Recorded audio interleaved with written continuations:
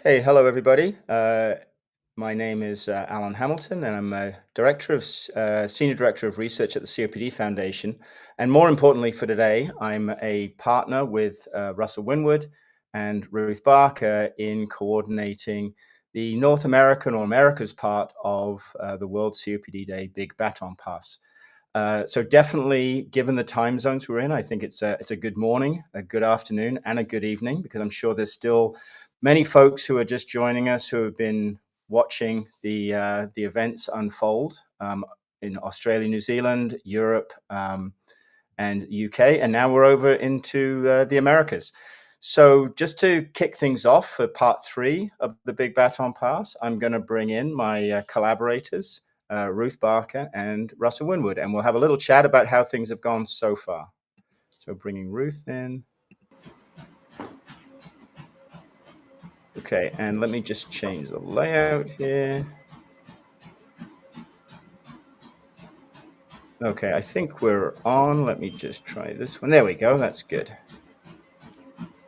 Okay, hi Russ. Hi Ruth. How are things? Hi, Alan. Hello. Yeah, good. Thank you. Nice to see you, Alan, after seeing you yesterday evening, my time, for the kickoff. Yeah, that's right. Yeah, and I think so. We're 2/3 of the way through. So I thought. So I think probably we've got some viewers who have been on the link 2, the UK Europe, and are probably switching over to link 3. But there's probably also a lot of people who are just joining from the Americas at the start of today in North America. It's 9 o'clock Eastern time for us over here. So maybe we can just start. Russ, maybe you can begin with how things have gone for part 1 of our journey over this 24 hours. Wow, it actually seems like a long time ago at the moment. So I kicked off 16 hours ago, and we started the day in New Zealand. And we also started our treadmill challenge. And while I'm talking to you, I'll just head over to our latest runner, who's on there now. So the treadmill has been going for 16 hours as well. I think we're around about 145,000 steps we've clocked up. So we've still got another 8 hours to go. So we'll be going all the way through your link, Alan. So we started the day with New Zealand hosting the Baton Pass. We had Sarah, Candy and Mersha do a stunning job, as they always do. They really get you in the mood for a good day. And then we had a number of different sites from Australia, including a hydrotherapy class, which was really well received. And then later on in the day, we were joined for the first time from Japan. So Japan was a new country this year, so we had a recorded session with them. And then we finished off with a message from Grace Ann, which was lovely to hear. And then we handed over that baton to Ruth. Yeah, and then I picked up the baton. We started off in Uganda with Dr. Patricia Alupo, and then we worked and wheeled our way across Europe and the UK. We had a little pit stop in Canada, and we've had a little bit of a taste at the end of the last link from Lisa Dow, who's based in Canada, who's going to be present and participating in your link as well. So we've sort of started to drift into getting a taster for what's to come. We've had talks and spoken about health literacy, and we've heard about the Speak Up for COPD campaign, and we've heard from the International Primary Care Respiratory Group, and we've heard lots from patients. We've heard lots about pulmonary rehab, different modalities to do exercise, and different ways we can get creative to be active. So dance, walking, sports. So lots of different conversations, lots of different hopefully ideas and reflections we can take away, either as a patient thinking, what can I do? How can I change what I'm doing? How can I make it more bespoke and specific for me, but also as a healthcare professional, how can we do the best by the people that we're serving day in, day out when we're caring for people with COPD. So I hope that's what the link brought, and it sort of gives a flavour for how much passion there is in, for wanting to do the best in COPD and for people with COPD.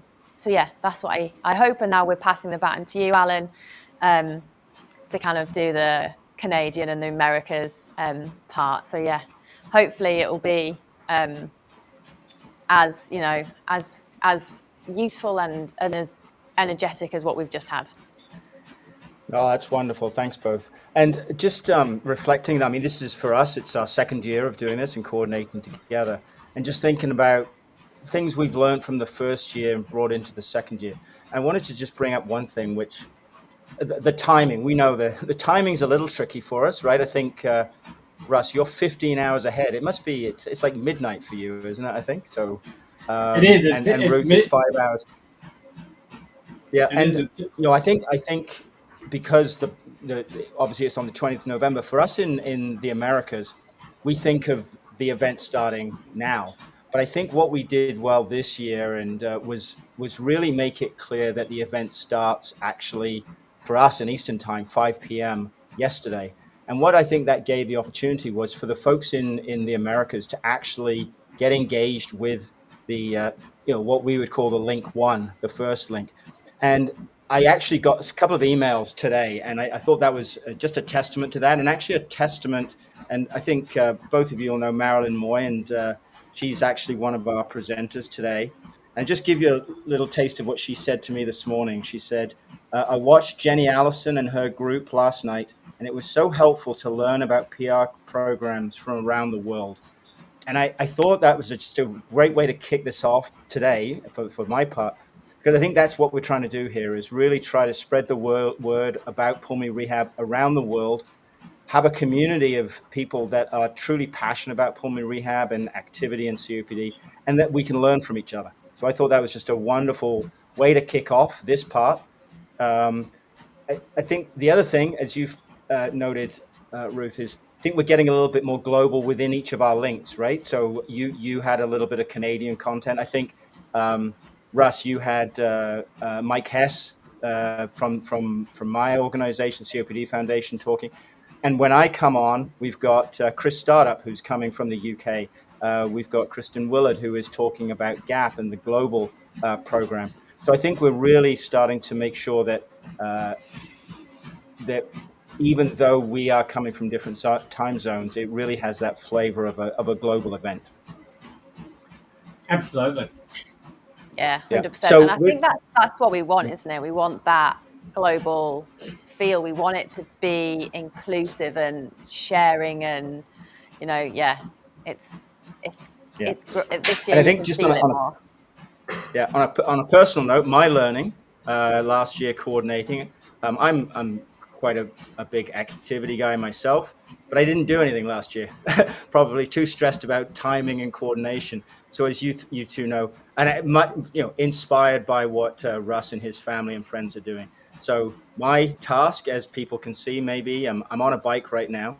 I won't be cycling all day, but I've actually. Hopefully I can show this. Let me make sure it comes up.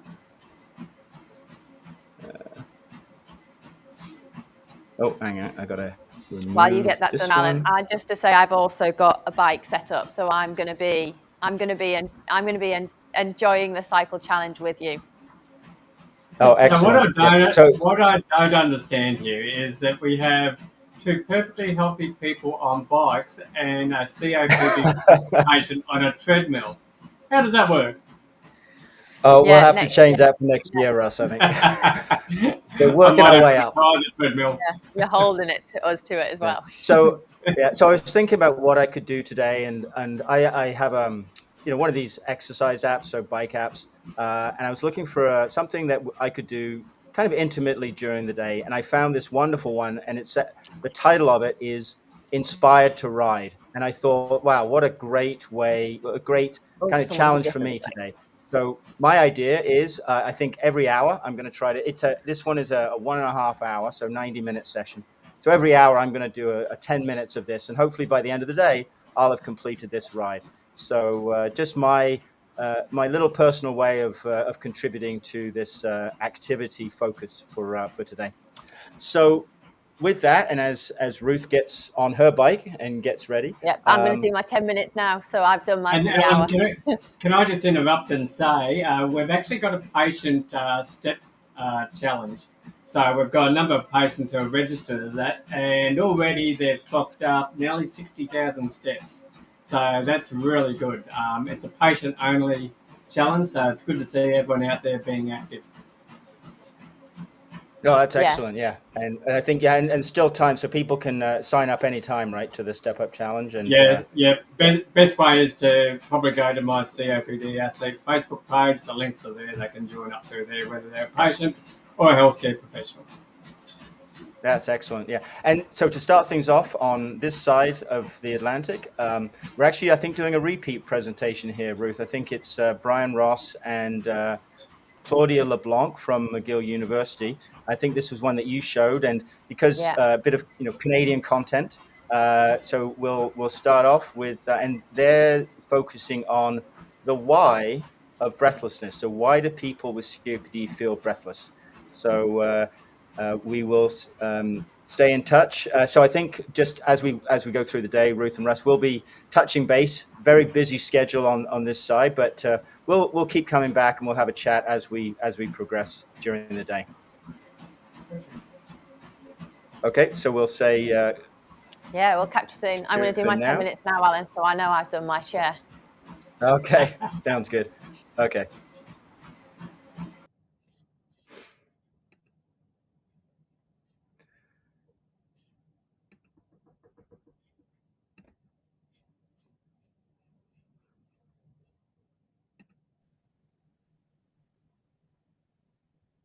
Hello, everybody, and thank you so much for letting us receive the baton for the big Baton Pass. We're so pleased to be part of World COPD Day. My name is Dr. Brian Ross. I'm a clinician scientist and a respirologist and an assistant professor at McGill in beautiful Montreal, Canada. And my name is Claudia LeBlanc. I'm a respirologist from Quebec City and currently a COPD and pulmonary rehab fellow in at McGill University in Montreal. And Dr. LeBlanc is going to be giving us an excellent presentation covering why patients with COPD feel so breathless, including a couple of very interesting interactive exercises. I'll just start by saying, bienvenue à Montréal, Canada. I moved here as an outsider and I now call Montreal home, and it's a beautiful place and we embrace bilingualism. So Dr. LeBlanc is going to be giving these presentation slides in English and then in French as kind of our unique contribution to the Baton Pass. You can see that we're out of the Montreal Chest Institute of the McGill University Health Center, and we're pleased to give this presentation today. So without further ado, I'll give it off to Dr. LeBlanc. Thank you, Dr. Ross. So to start, why are people living with COPD breathless? Here you can see a picture of someone breathing through a straw, because it's something it's often an analogy we will tell patients or people to try to understand how it is to breathe with COPD. So we will be creating this exercise later throughout the presentation, but just think about it at the beginning of this presentation. Et pour la partie en français, la photo de la femme qui respirait à travers la paille, c'est qu'on dit souvent aux patients ou aux gens de leur entourage que s'ils veulent vraiment comprendre c'est quoi respirer comme s'ils avaient une MPOC, c'est comme s'imaginer de respirer à travers une paille, mais on va faire cet exercice-là un petit peu plus tard dans la présentation. So what is COPD, chronic obstructive pulmonary disease? So there are two major aspects of COPD. The first one is the obstructive chronic bronchitis, where your inflamed, swelled bronchus are narrowed, and where you have a lot of sputum, a lot of gunk in these bronchus. There's also the other part, which is emphysema, where your lung alveoli, the alveoli is where the gas exchange occurs. These lung alveoli are destructed by the smoking, by the pollution, or anything else, so that the gas exchange are abnormal in COPD. Donc, c'est quoi la MPOC, la maladie pulmonaire obstructive chronique? Il y a deux aspects. Donc, le premier aspect, c'est vraiment l'aspect de la bronchite chronique obstructive, où les bronches inflammées, enflées, vont être rétrécies et remplies de mucus, de sécrétions épaisses qui sont difficiles à sortir. L'autre aspect, c'est l'emphysème. Je vous invite aussi à regarder un petit peu pour les pneumologues à l'écoute les scans. Mais l'emphysème, c'est vraiment quand les unités alvéolaires où ont lieu les échanges gazeux vont être détruites par le tabagisme, la pollution, autres expositions toxiques au niveau pulmonaire. Puis, les échanges gazeux vont se faire de façon anormale. Sorry for that. So the many reasons for breathlessness in patients with COPD. So the first reason on your left, when you look at the screen, is the fact that when the radius of the bronchus is decreased, there is a big impact on the resistance of the airway, because as you can see in the equation, the radius is up to 4 in this equation. So this is why a small impact on the bronchial radius will have a big impact on the airway resistance. You can also see that with the emphysema in A, you see what a normal bronchus look like. In B, you see that with emphysema, all the alveoli, the lung around is destructed, so the tethering is reduced. So the bronchus will be more malleable, and the effect of the emphysema, it will all the gunk in the bronchus. This is what would cause the increase in resistance, all of that. So for the second aspect, the big pump that helps you breathe is what we call the diaphragm. It's a muscle, and when you have COPD, because of the gas retention, this pump is less effective because it's more aplati, sorry, no English word came to my mind. Flattened, yeah. Flattened, yeah. Thank you, Dr. Ross.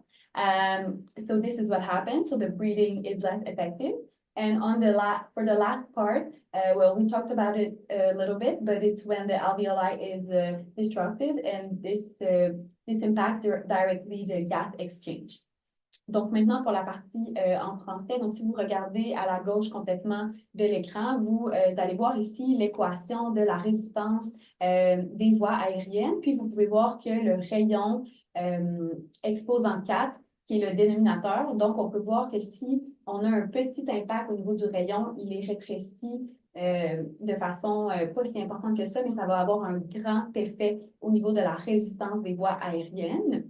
Sur le diaphragme, un peu plus en bas où vous voyez le ABC, on peut voir aussi qu'avec la destruction des alvéoles autour par l'emphysème, on a moins de soutien aux bronches. Donc, les bronches vont être de rayons rétrécis, mais ils vont être aussi plus molles. Donc, c'est tout ce qui va contribuer là, aux difficultés respiratoires. Le diaphragme du milieu, ça vous montre vraiment que la pompe principale qui aide à respirer, qu'on appelle le diaphragme, qui est vraiment le muscle principal de la respiration, quand on a une MPOC et qu'on a de la rétention gazeuse, eh bien, le diaphragme va être plus aplati, ce qui fait en sorte qu'il est dans une configuration moins favorable pour vraiment une respiration optimale. Ça contribue à l'essoufflement. Puis finalement, le dernier diagramme, là, à votre droite, on en a discuté un petit peu tantôt, mais c'est vraiment quand les alvéoles vont être détruites, donc les échanges gazeux vont se faire de façon moins efficace. Donc, ce processus moins optimal-là va également mener à de l'essoufflement. Very sorry about that. Okay, so now on this slide, what I would like you to do, Dr. Ross, and all the people attending this big Baton pass. So for the first exercise, I would like everyone to take a straw, if you have any around, and try to breathe through this straw. We have a few more for people in the room. Breathe to that straw and have really a feeling of what happens if you have COPD and restricted bronchus. So let's all do this.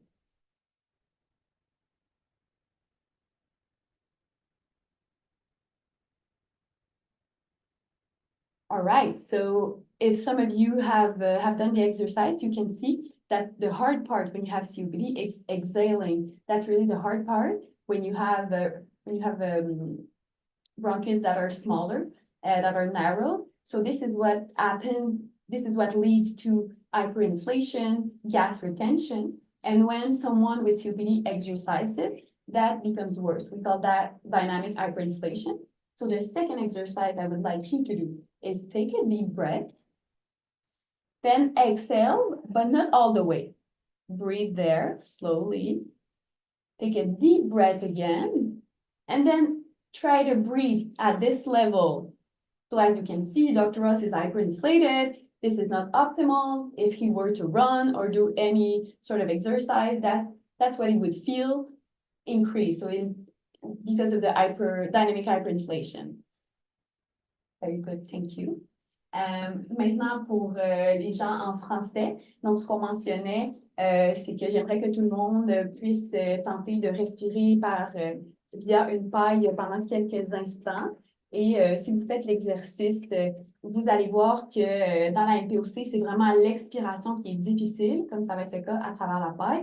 Donc, c'est ce qui mène vraiment à l'hyperinflation et à la rétention gazeuse. On n'est pas capable d'expirer toute l'air à chaque respiration.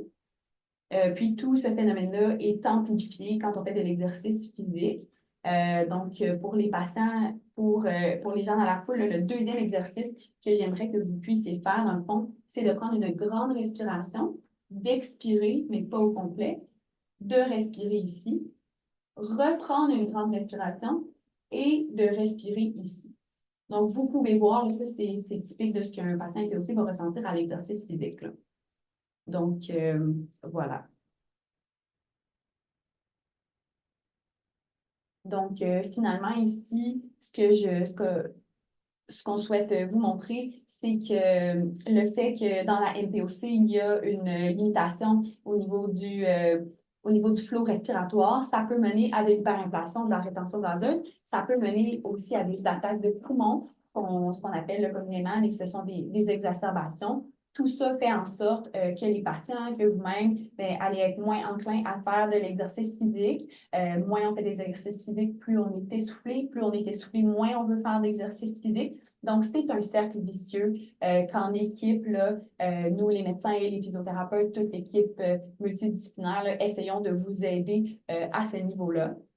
So what I was saying is that when you have airflow limitation, this leads to lung hyperinflation, as we've seen. It also leads to COPD exacerbation, so what we commonly call lung attacks. So all of that will lead to dyspnea. When you're out of breath, you don't want to do physical activity, so you're more sedentary.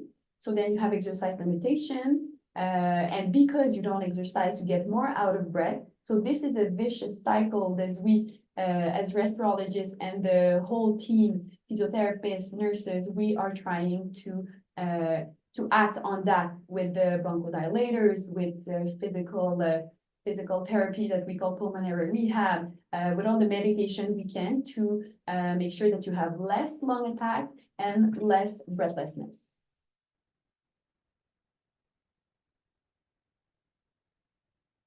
All right, so also what can lead to a lung attack, there are a lot of bacteria, virus infection, pollution, as we said, other exposition, and the more lung attacks you have, the more narrow your bronchus can get.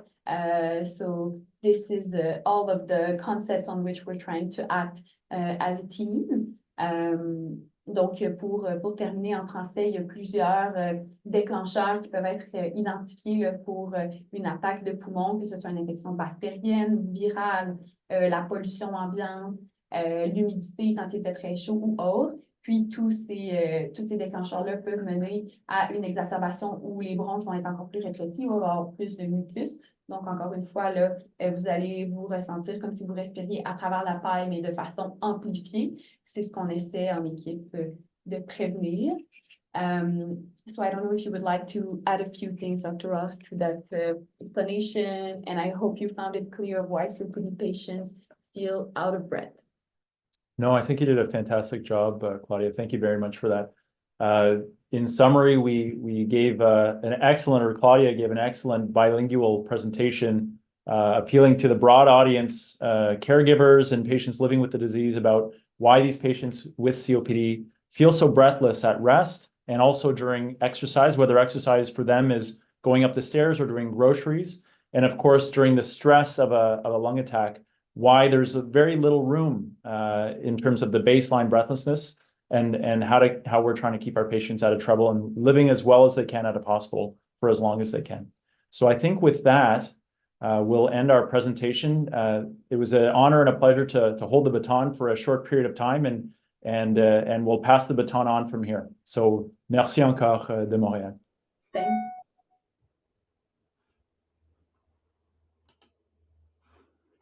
Well, that was a wonderful way to start the Americas portion, part 3 of the program.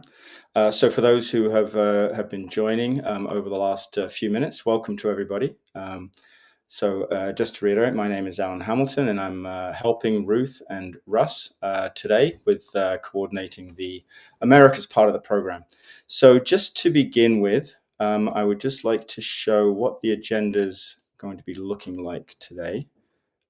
So I'll show these throughout the day. Let me just make sure I've got, now let me change that. Let's start with the morning session. So we've just heard from Brian Ross and Claudia LeBlanc.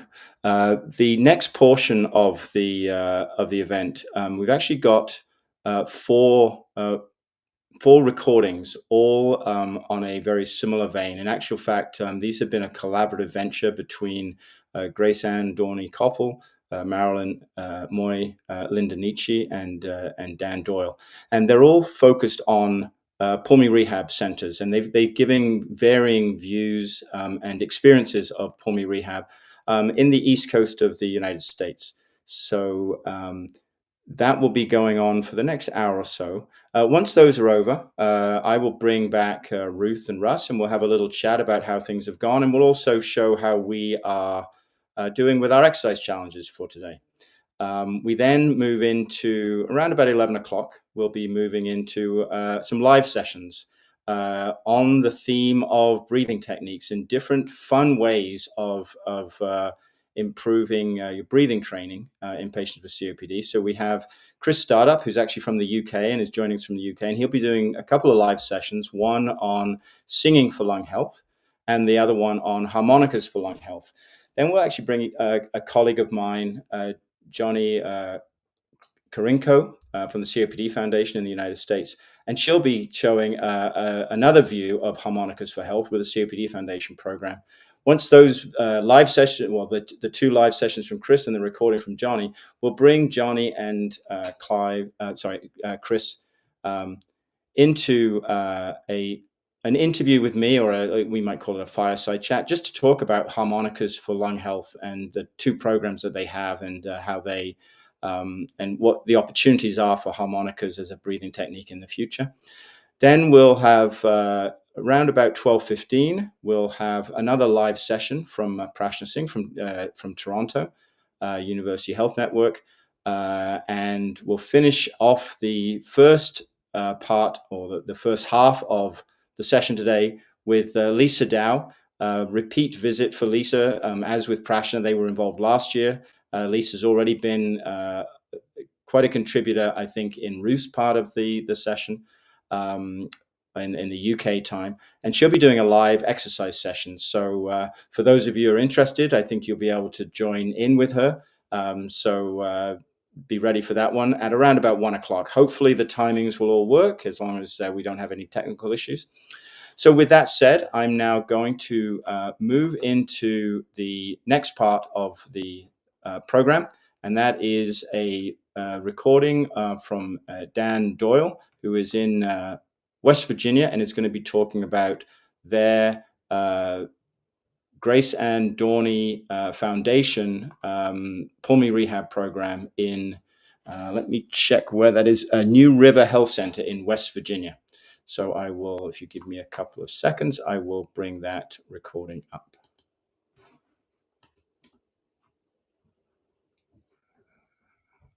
Make sure I find the right one.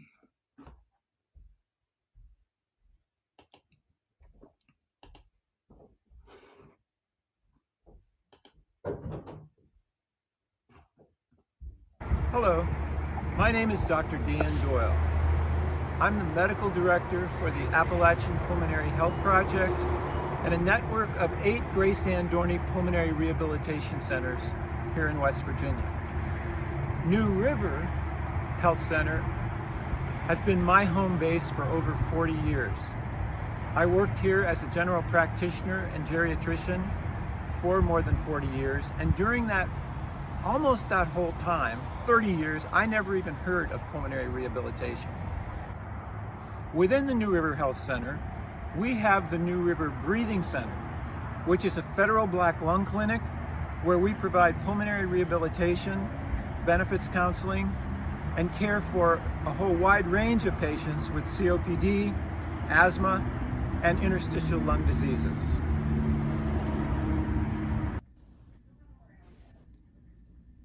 Our health center was actually started by the United Mine Workers Union in 1978. I had been practicing here for 35 years and had never referred a patient for pulmonary rehabilitation. Culpable ignorance. But I got educated and I became an advocate for pulmonary rehabilitation because I saw the benefits that it provided to our patients and our community. One of the great things about pulmonary rehabilitation is it gives patients back their hope that they can be active members in their family and in their community.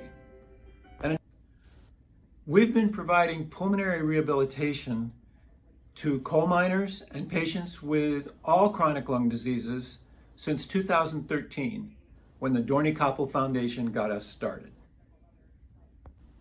Another thing that we really appreciate about pulmonary rehabilitation is that it gives patients back their hope that they can be active members of their family and their community. And we also see that they have a new social support group with the other pulmonary rehab patients that they are going through the program with. Here we are at the New River Breathing Center within New River Health Association. Since I retired in 2022, I've continued working as a volunteer with the Breathing Center as a board member and also doing program evaluation and outcomes research. Let's take a tour.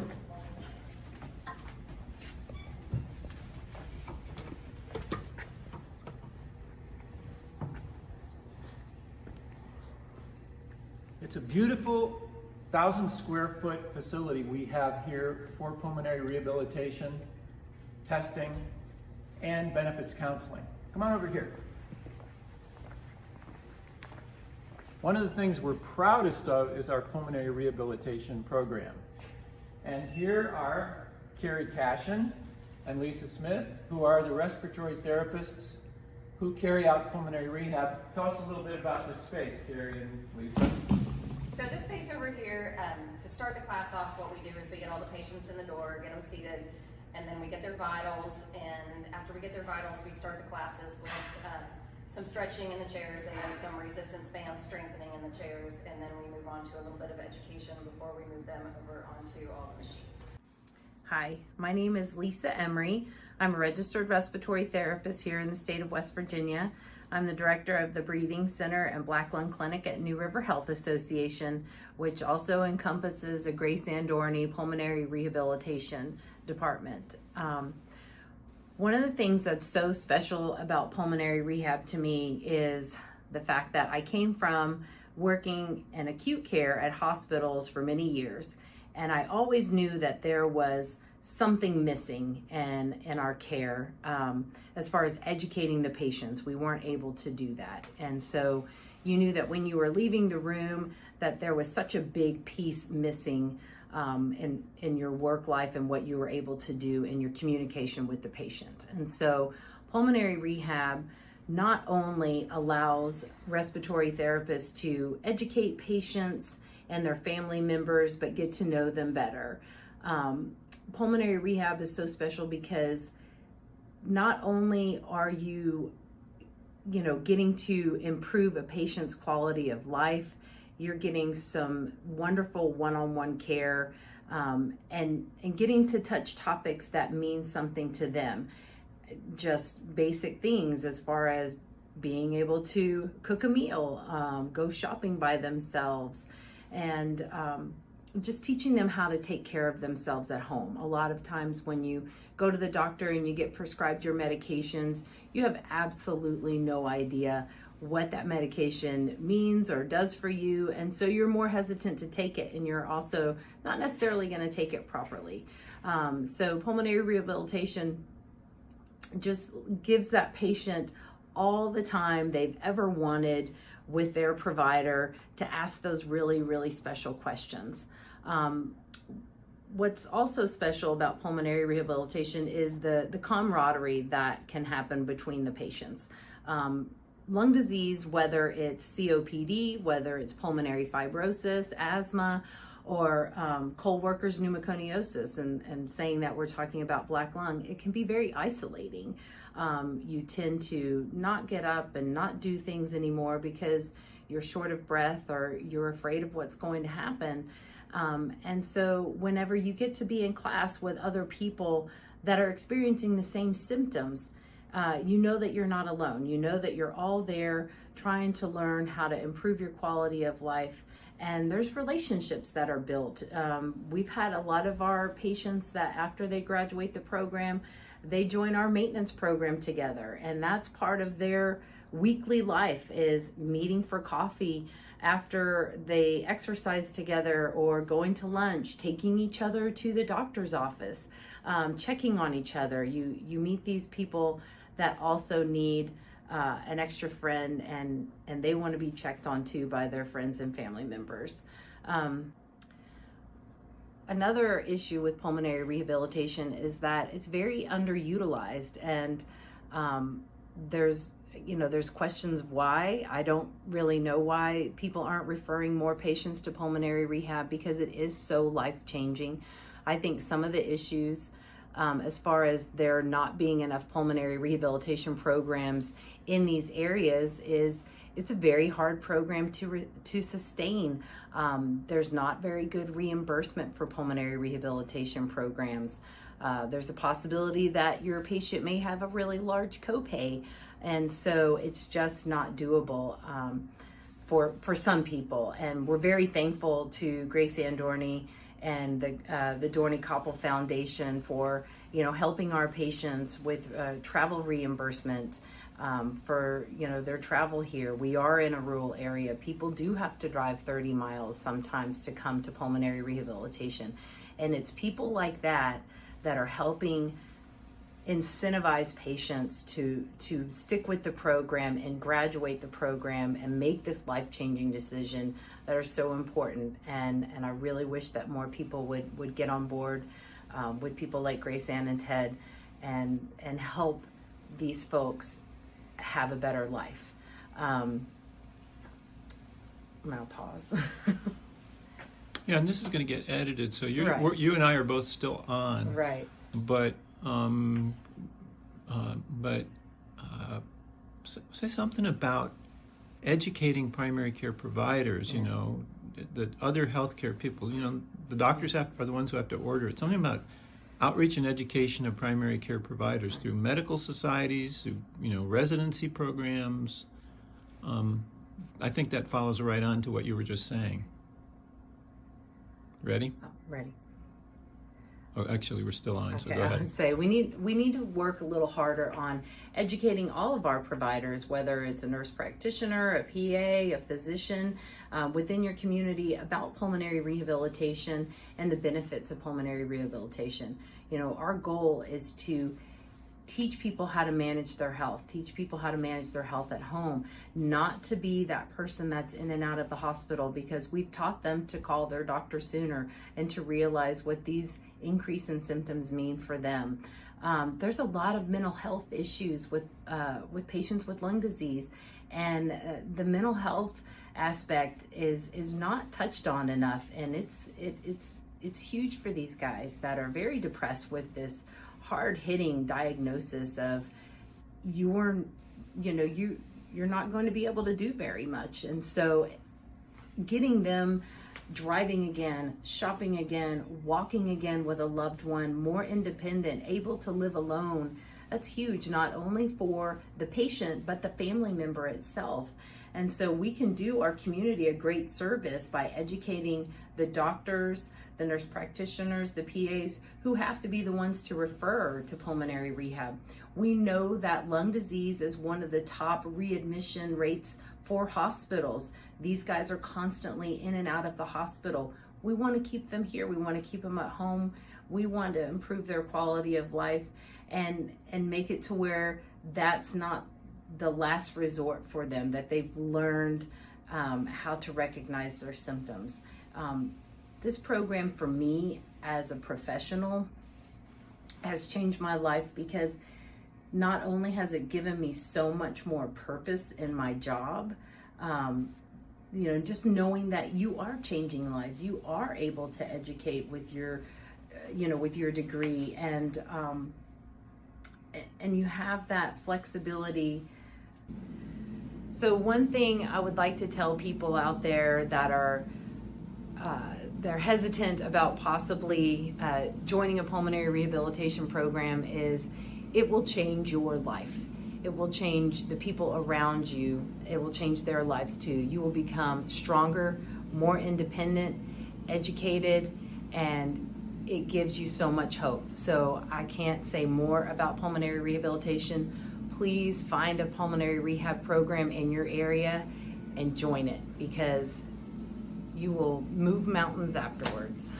Leaving the room after giving a breathing treatment, but being able to give you a message and teach you how to take care of yourself at home, how to give not only you hope, but your family hope.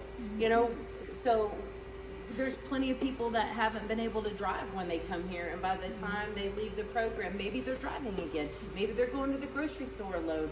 And so it's life-changing for patients, it's life-changing for their family members if you're giving the family members a break, because you've made their family member more confident and able to do things on their own, and it means a lot.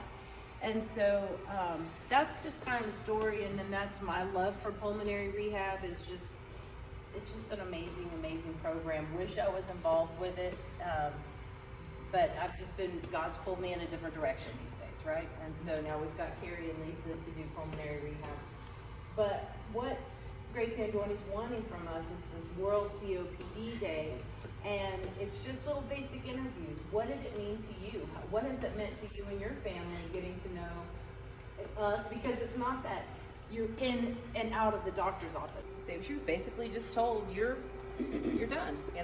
This is your life. This is what we have for you. And she reached out and sought out and found pulmonary rehabilitation, and it changed her life. It was life-changing for her. And she is a great example of how pulmonary rehab can extend your life. And so she's been this huge champion for pulmonary rehabilitation, and starting it in rural areas, because it's really only available in large cities, and very seldom do you find in these smaller cities, smaller areas, pulmonary rehab. So her and Ted, Ted Koppel, newscaster.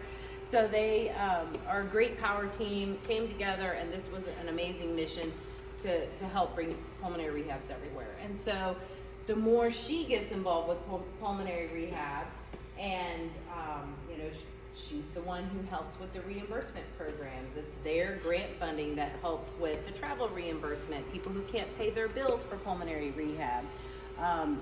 It's just something that's so strong and so near and dear to her heart, and changed her life. That this is their mission. And so she's involved with people, like Dr. Doyle was saying, all over the world, and wants to, because of her status, she's a great face to bring more recognition to pulmonary rehab, and to help, open up clinics and get better reimbursement.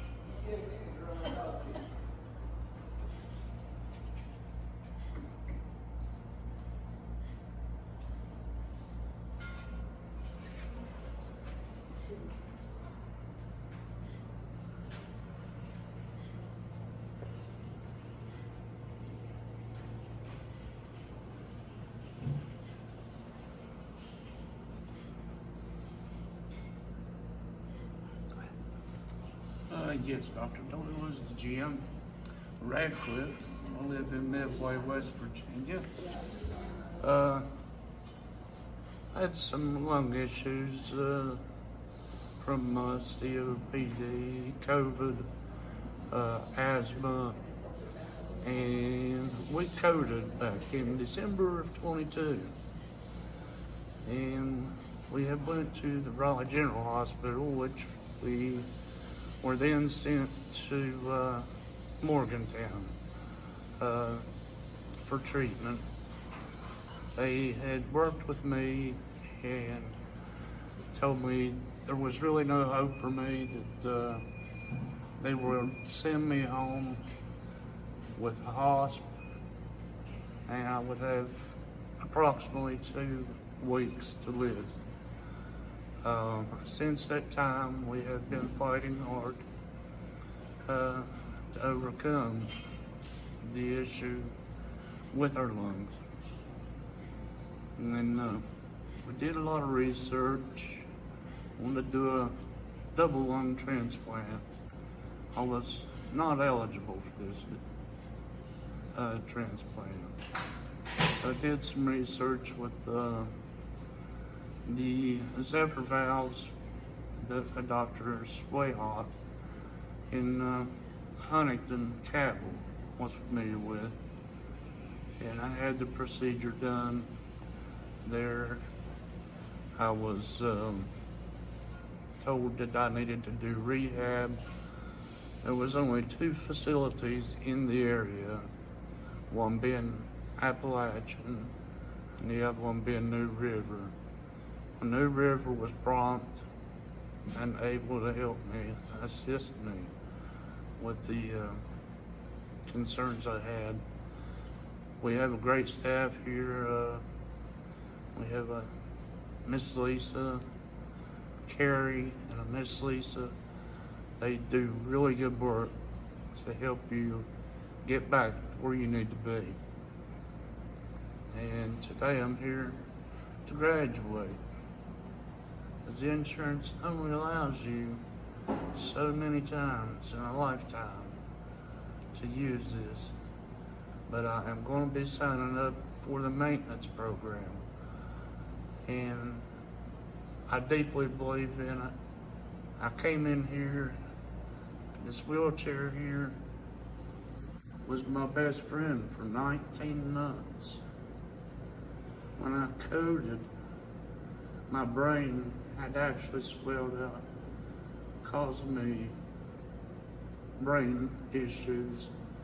Also, I could not walk, could not talk. And they told me that I would do none of that in Morgantown. And I could not take that for an answer. So today, I'm here for this to be known that you can't give up. People like this cared, and they will help you. So I appreciate everything New River Health Pulmonary Therapy has done for me. Dr. Doyle, you know, everybody here has been great. I would recommend it to anybody because it is a life changer. I do appreciate everything that's been done for me. My wife, she's been beside me. We've been married for over 45 years. Just had a anniversary, and actually 47 years. She didn't give up on me. I didn't give up. The good Lord didn't give up, and neither did a therapy place. To me, they are probably one of the greatest establishments that I have visited through my sickness. God knows that I needed them. They know what kind of condition I was in when I got here. and they know what kind of condition I'm leaving out of here in. I'm not graduating for my looks. I'm graduating because I can now walk and do things that they said that I would not do from Morgantown Hospital. I do appreciate everything that they've done for me. They've helped me out with some traveling expenses that I couldn't afford because when I lost my job during this whole thing, I worked one day. I took a vacation day right before Christmas in 2022. The next day, I coded and had to be taken to the hospital. The battle's been on ever since. But it appears to me that it's getting easier from people like this that care. And I'm sure they can care for you. It's been a wonderful experience to bring James here. Not only have they helped him in health, but they've helped him also in the mental health department. James was depressed from all the news of your health, regarding his health, that he wasn't going to move forward. But these people here made sure he moved forward. They have worked with him continuously, and we couldn't ask for much more, not ourselves. We're so excited what James has achieved, that James will be, Lord willing, will be doing the maintenance program here to continue on with his health. We'd like to see him continue walking and hopefully running. We had that much hope that Grace Ann Dorney can do that here. So I'm pretty emotional, to be honest. It is such an honor that we can even come to the place. And these people, they have open arms. I mean, they help you, and if you got a need, they'll take and ask, can we help you in any which ways, financially, or can we help your insurance, or call or do something that we know, that they know we're facing. So I'd like to say how much we're thankful for that, and for Mr. Doyle himself. Couldn't ask for anything better, but I'm going to turn it back over to my husband. I got a little emotional with James's testimony, and it's really hard for me to even speak for the greatness, the stuff that he's achieved through this program. Thank you very much, Mr. Ratcliffe. Is there anything else you'd like to add? Yes, I would like to give great thanks to Grace and Dorney, also the pulmonary therapy team at New River Health. They are the greatest. And I thank you, and I thank the good Lord. Well, so, Mr. Ratcliffe, would you mind introducing us to the respiratory therapy team here? No, sir, I'd be more than glad to. This would be Mrs. Carrie Cashin. Started out with this young lady, and she has done so much for us. And she hasn't quit trying since we arrived. I hate to depart today, but I'll be back. Anybody else? Yes, and we have Mrs. Lisa Irwin. She's one of the team leaders here, and she's great. I tried to pick at her a little bit while she was here. I think the world of her. She does a great job. I tell you, they got an awesome team. They are, really awesome. I would recommend them to anybody. Okay. Is that everybody? Grace and Dorney should be happy to work. I agree. And yes, we have Miss Lisa Smith here. She's one of the therapists, and she's a good worker. I mean, she just exercised me really hard, I tell you. No, she doesn't real good for us. And I want to just, Lisa, would you say a word or two? How'd you wind up here? I have wanted to come to New River Health for over 2 years now. I have bugged Lisa to death because I love this program. I think this is a great program for anybody to come to who has a breathing problem. But anyway, I kept after Lisa, telling her that I wanted to be a part of this team. And finally, it came available, and I came and interviewed, and here I am today. And I can't say enough good things about it. I love it. And you're a respiratory therapist? Yes, I'm a respiratory therapist. What? I've been a respiratory therapist for over 20 years. Okay, hi. My name is Sandra Montgomery, and I live in Oak Hill, West Virginia, and I have COPD. And I started this program probably 2 years ago, I believe, and actually didn't know it existed until my doctor recommended it. And so I've been coming here ever since. I went through pulmonary rehab, and then now I'm in the maintenance program, and I come here twice a week, and I exercise and you know, and I feel better. And before this program started, I couldn't probably walk into this building from the parking lot without being severely out of breath. But now I don't have any problem like that. I still have a little problem walking up a lot of steps, but it's nothing like it used to be.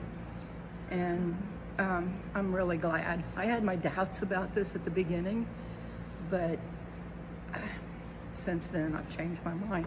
All the people that work here are wonderful and are very helpful and are just the nicest people ever. And I hope that whoever sees this will, you know, agree with me that, you know, a program like this is very, very, very beneficial. Did you say Sandra Montgomery? Sandra. Miss Montgomery, would you be surprised to hear that less than 5% of Medicare people with COPD in the country get pulmonary rehab? No, I wouldn't really be surprised. No, you know, I guess I don't have it. My condition isn't as bad as a lot of patients here, but you get the same treatment. Everybody gets the same treatment, and yeah, it's a really good program, and yeah, people really need to know more about this, and the word needs to get out. You said you had your doubts in the beginning, Yeah. and you've changed. And what do you think we can do to reach more people who need it but have their doubts? Well, word of mouth, really, you know, but more TV ads, you know. I have seen a couple of ads about this clinic, and maybe you know, it's more specific for Medicare people. I'm not really sure. I'm not a marketing person, so. What kind of person are you? What is your expertise? Well, I'm a retiree, so I don't have an expertise anymore. Retired from what? Oh, administration. So I really wasn't a whole big active person to begin with, but, you know. But yeah, I am glad I came here. I really am. Like I said, I did have my doubts that I would improve, but I have. Well, we're really glad you're here, and thank you for taking this time to share You're that welcome. experience. You're very welcome. Now, back to work. My name is Ricky Colson. I live in Coal City, West Virginia. I worked in the coal mines 37 and a half years and ended up with black lung. That's why I'm at the rehab center. I had my doubts at first, but I have come to find out that it's taught me ways to breathe when I couldn't breathe. And we exercise at our own pace, and it help keep you what you got. You won't get it back, or it hasn't me, but it'll help you keep what you do have. And I do recommend it greatly. I've seen a lot of good people, and one thing about it, when you're in a place like this, you see people that has the same problems as you, and you're not always as bad off as you think you are when you look at others. And the people are great. They treat us great. They really care about us. I'm getting a little short-winded now, but I just can't say enough good stuff about them.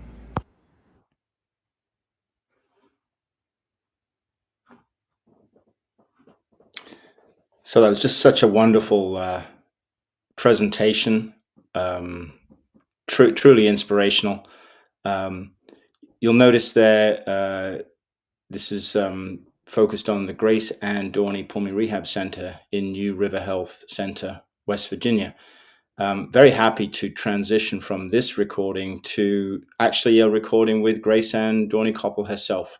So the next video, so we moved from West Virginia to Baltimore and Johns Hopkins Pulmonary Rehab Center with an introduction from Grace Ann herself. So I will, if you give me one moment, I will switch over the videos.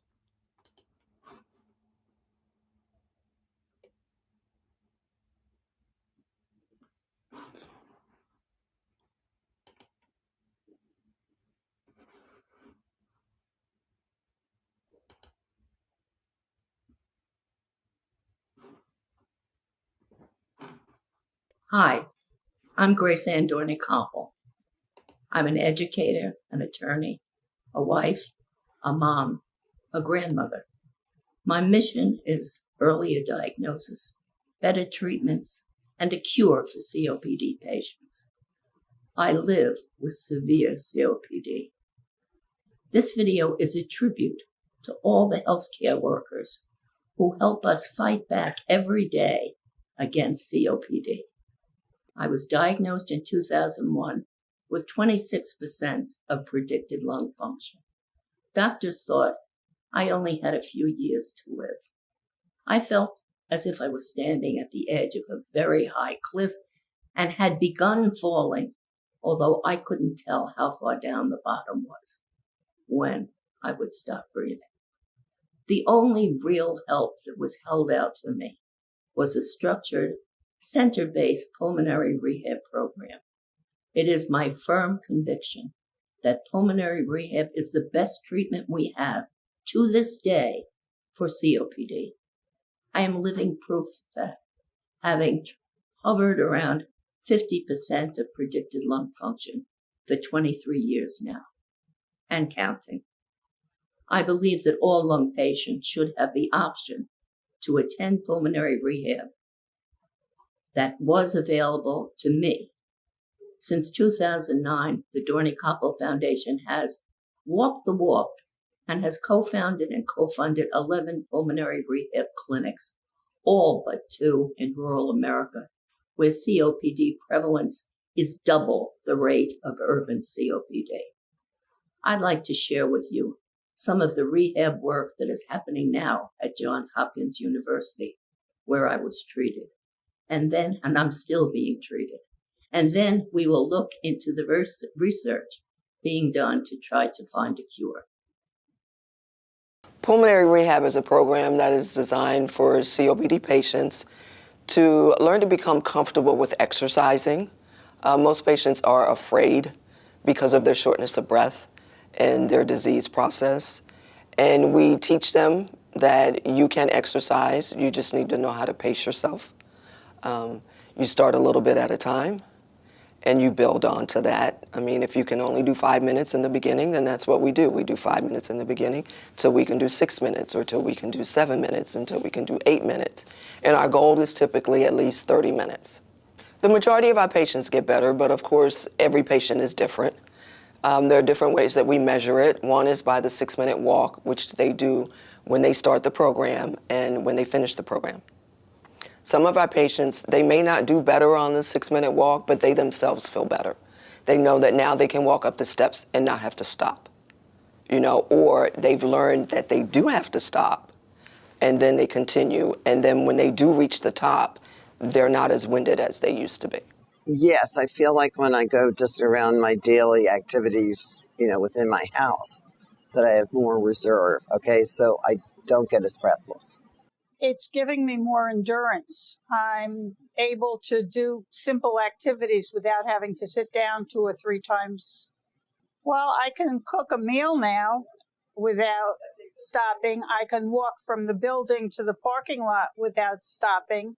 And I haven't been doing therapy for that long. So it's really been a dramatic change. So it's very helpful to our patients. We provide education for learning how to breathe, because none of us, even those without COPD, we don't breathe correctly. So we teach our patients how to breathe.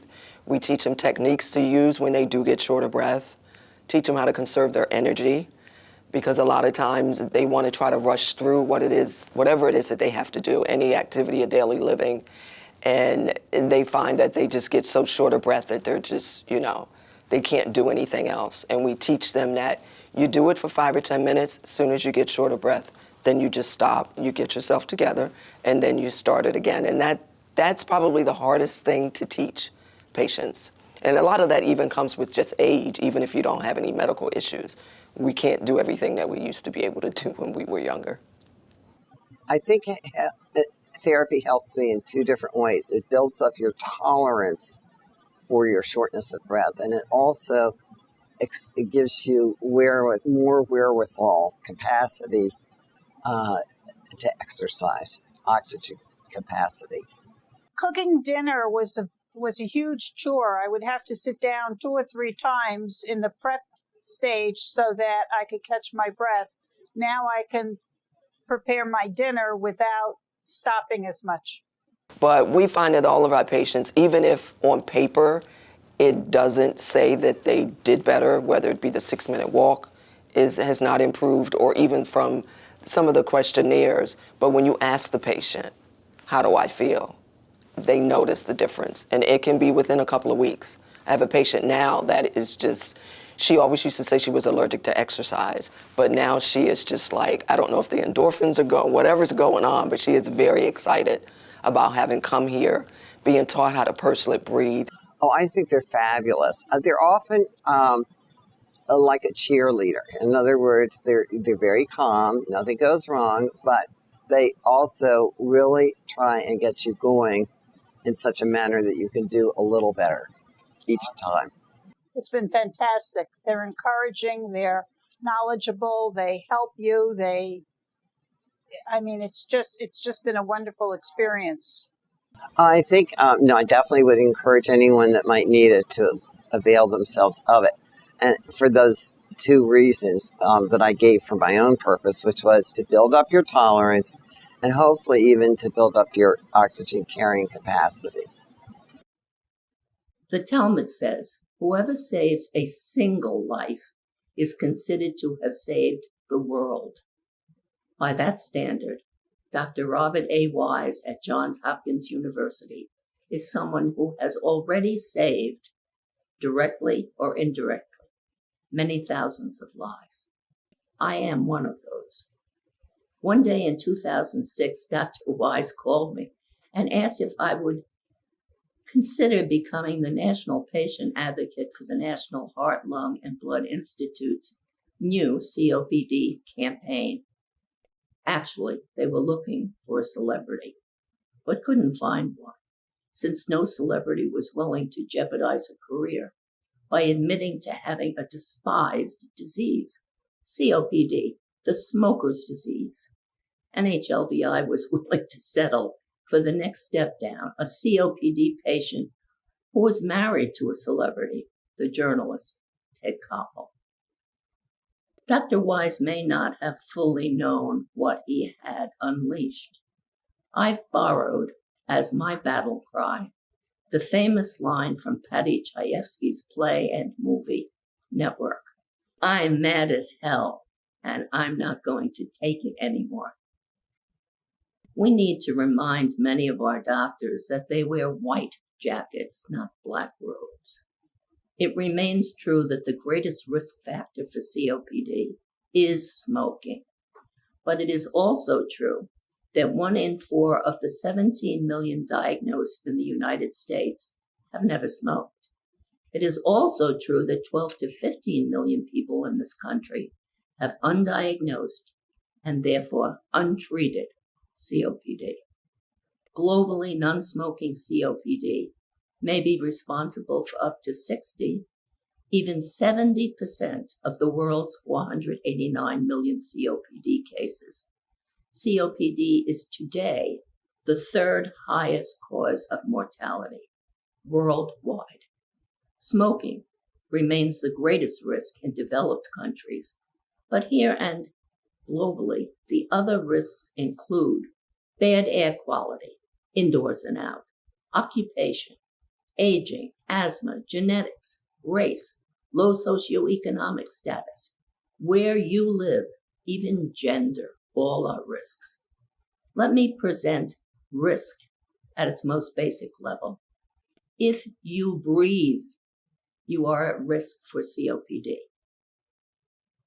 But there is hope. And one doctor, my doctor, Robert Wise, is someone who has spent his whole life researching and making progress on COPD. Our foundation has proudly endowed a professorship in his name dedicated to COPD research, clinical care, and pulmonary rehabilitation. Here is Dr. Wise in conversation with my husband, Ted. It must be difficult to work in a field, and I'm talking specifically now about dealing with COPD, where there is no cure. Now, you have been quoted, and you never struck me as being that daring a fellow. But you've been quoted as saying you think that within 10 years there may be a cure. Well, we're actually working on that now. Well, I hope There so. are a few things that we need to do before we can cure COPD, but I'm absolutely convinced that it's possible. We know, for example, that in certain mammals, mice, certain types of hamsters, that emphysema, which you can create by exposing them to cigarette smoke, can be reversed. That all of the molecular machinery to grow new lung is there. And we also know that in certain circumstances that can occur in humans. So all we have to do, and I say it's all we have to do, though it's a big job, is figure out how we can unleash those mechanisms to grow lung back in patients who have had it destroyed with emphysema. I was going to say, what you're saying is wonderful news for the hamster population. Have you seen any evidence of that in humans? Any ability to regenerate? We have to establish mechanisms for analyzing this. This is our big problem, because when the lung grows back, it's going to take months or years to see that effect. It's not something that occurs in a week or 2 weeks. So what we need and what we're looking at developing now are what we call biomarkers or intermediate endpoints that we can see evidence of the lung growing that we can assess within weeks of testing certain molecular drugs. One of the things that's important is what you and Grace Ann have done so wonderfully, and that's to develop and promote pulmonary rehab. Fine. As you know, that's something that only about 2% of the COPD population gets to experience. Look, the only reason I'm interrupting you is I get that and I appreciate that, but I'm talking about what can be done. I think that it's important that we keep our advocacy programs going, that we keep COPD on the forefront of diseases, and not only in the United States, but around the world. This is something that's often neglected, and that is that COPD is a global problem. There are over 300 million people in the world who have COPD, and the majority of them have never been smokers, but they're exposed to particulate matter. They burn biomass fuel. They have Cooking, tuberculosis. exactly. Yeah. They have dusty occupations in mining and kiln workers. So this is something where we need to make an impact. It doesn't have to be expensive. Not at all. The care. Not at all. It can be as simple as installing a stovepipe in a smoky oven in a cooking hut in Nepal. It can be as simple as giving vitamin A supplements to pregnant women who are vitamin A deficient, whose children may have impaired lung function when they're 5 or 6 years old and are prone to develop lung diseases, including COPD. So there's a lot that people can do to improve COPD on the global stage. Even in those people who don't have access to pulmonary rehabilitation in a center like you and Grace Ann have set up, they can work on self-directed exercise programs or nowadays virtual pulmonary rehabilitation programs that can help them with getting the exercise that is a central part, but not the only part, of pulmonary rehabilitation. What's the message? What do you want to leave people with? We're talking about hope. We're talking about progress. We're talking about patients related to the hope and the progress. What else? Well, what I wanted to make sure that people understood is that there is a lot that we can do to benefit patients with COPD in terms of their functional capacity, in terms of their quality of life, also to prevent these flares that can be so disruptive. One of the things people don't often recognize about COPD is that there are good days and there are bad days. And not knowing if next week or next month you're going to have a good day or a bad day, if you're going to be having a flare, an exacerbation, we call it, that disrupts your whole life. You don't know whether to go to your, the wedding of a cousin. You don't know whether to travel on a vacation because you can't guarantee that you're going to have good days or bad days. So if we can even those out, we've done a lot for patients with COPD. Absolutely, with proper maintenance medication, an understanding of how someone's COPD is manifesting. We can do a lot for people. Now, the thing that I want to get across, though, is that that's not enough. It's not enough to just say, we want to slow the progression of the disease or halt the disease. We want actually to have a situation where we can reverse the disease. This is an important concept, okay? And that's where the challenges are. And as we discussed, those are not only scientific, medical, and research challenges, they also are challenges related to regulation and regulatory oversight of research. I actually love what I do.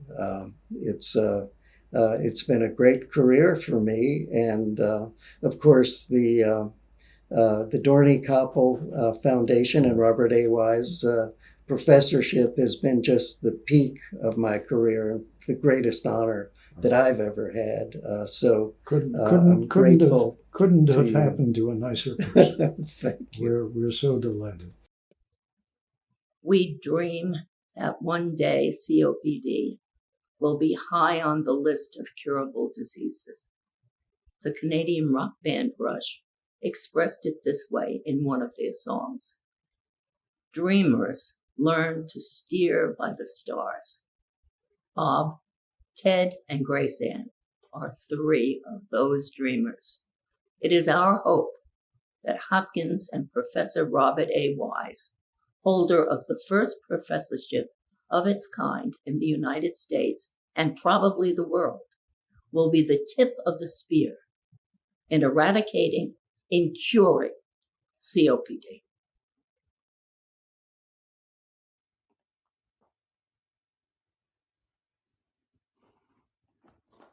So another wonderful presentation. Thanks to Grace Ann and Ted, and to Bob Wise for a very inspiring and informative presentation. We're going to keep on with the theme of pulmonary rehab, and we're actually going to move into the Veterans Health Administration in the United States. We've got a couple of video recordings. The first one, we're actually going to move up to Boston, and we're going to hear from Marilyn Moy and her group at their pulmonary rehab program. So if you just give me 1 second, and I will switch over to that video. Okay, hopefully I've got the right one. Yes, here we go. So enjoy this. This video is it's about just over 15 minutes long.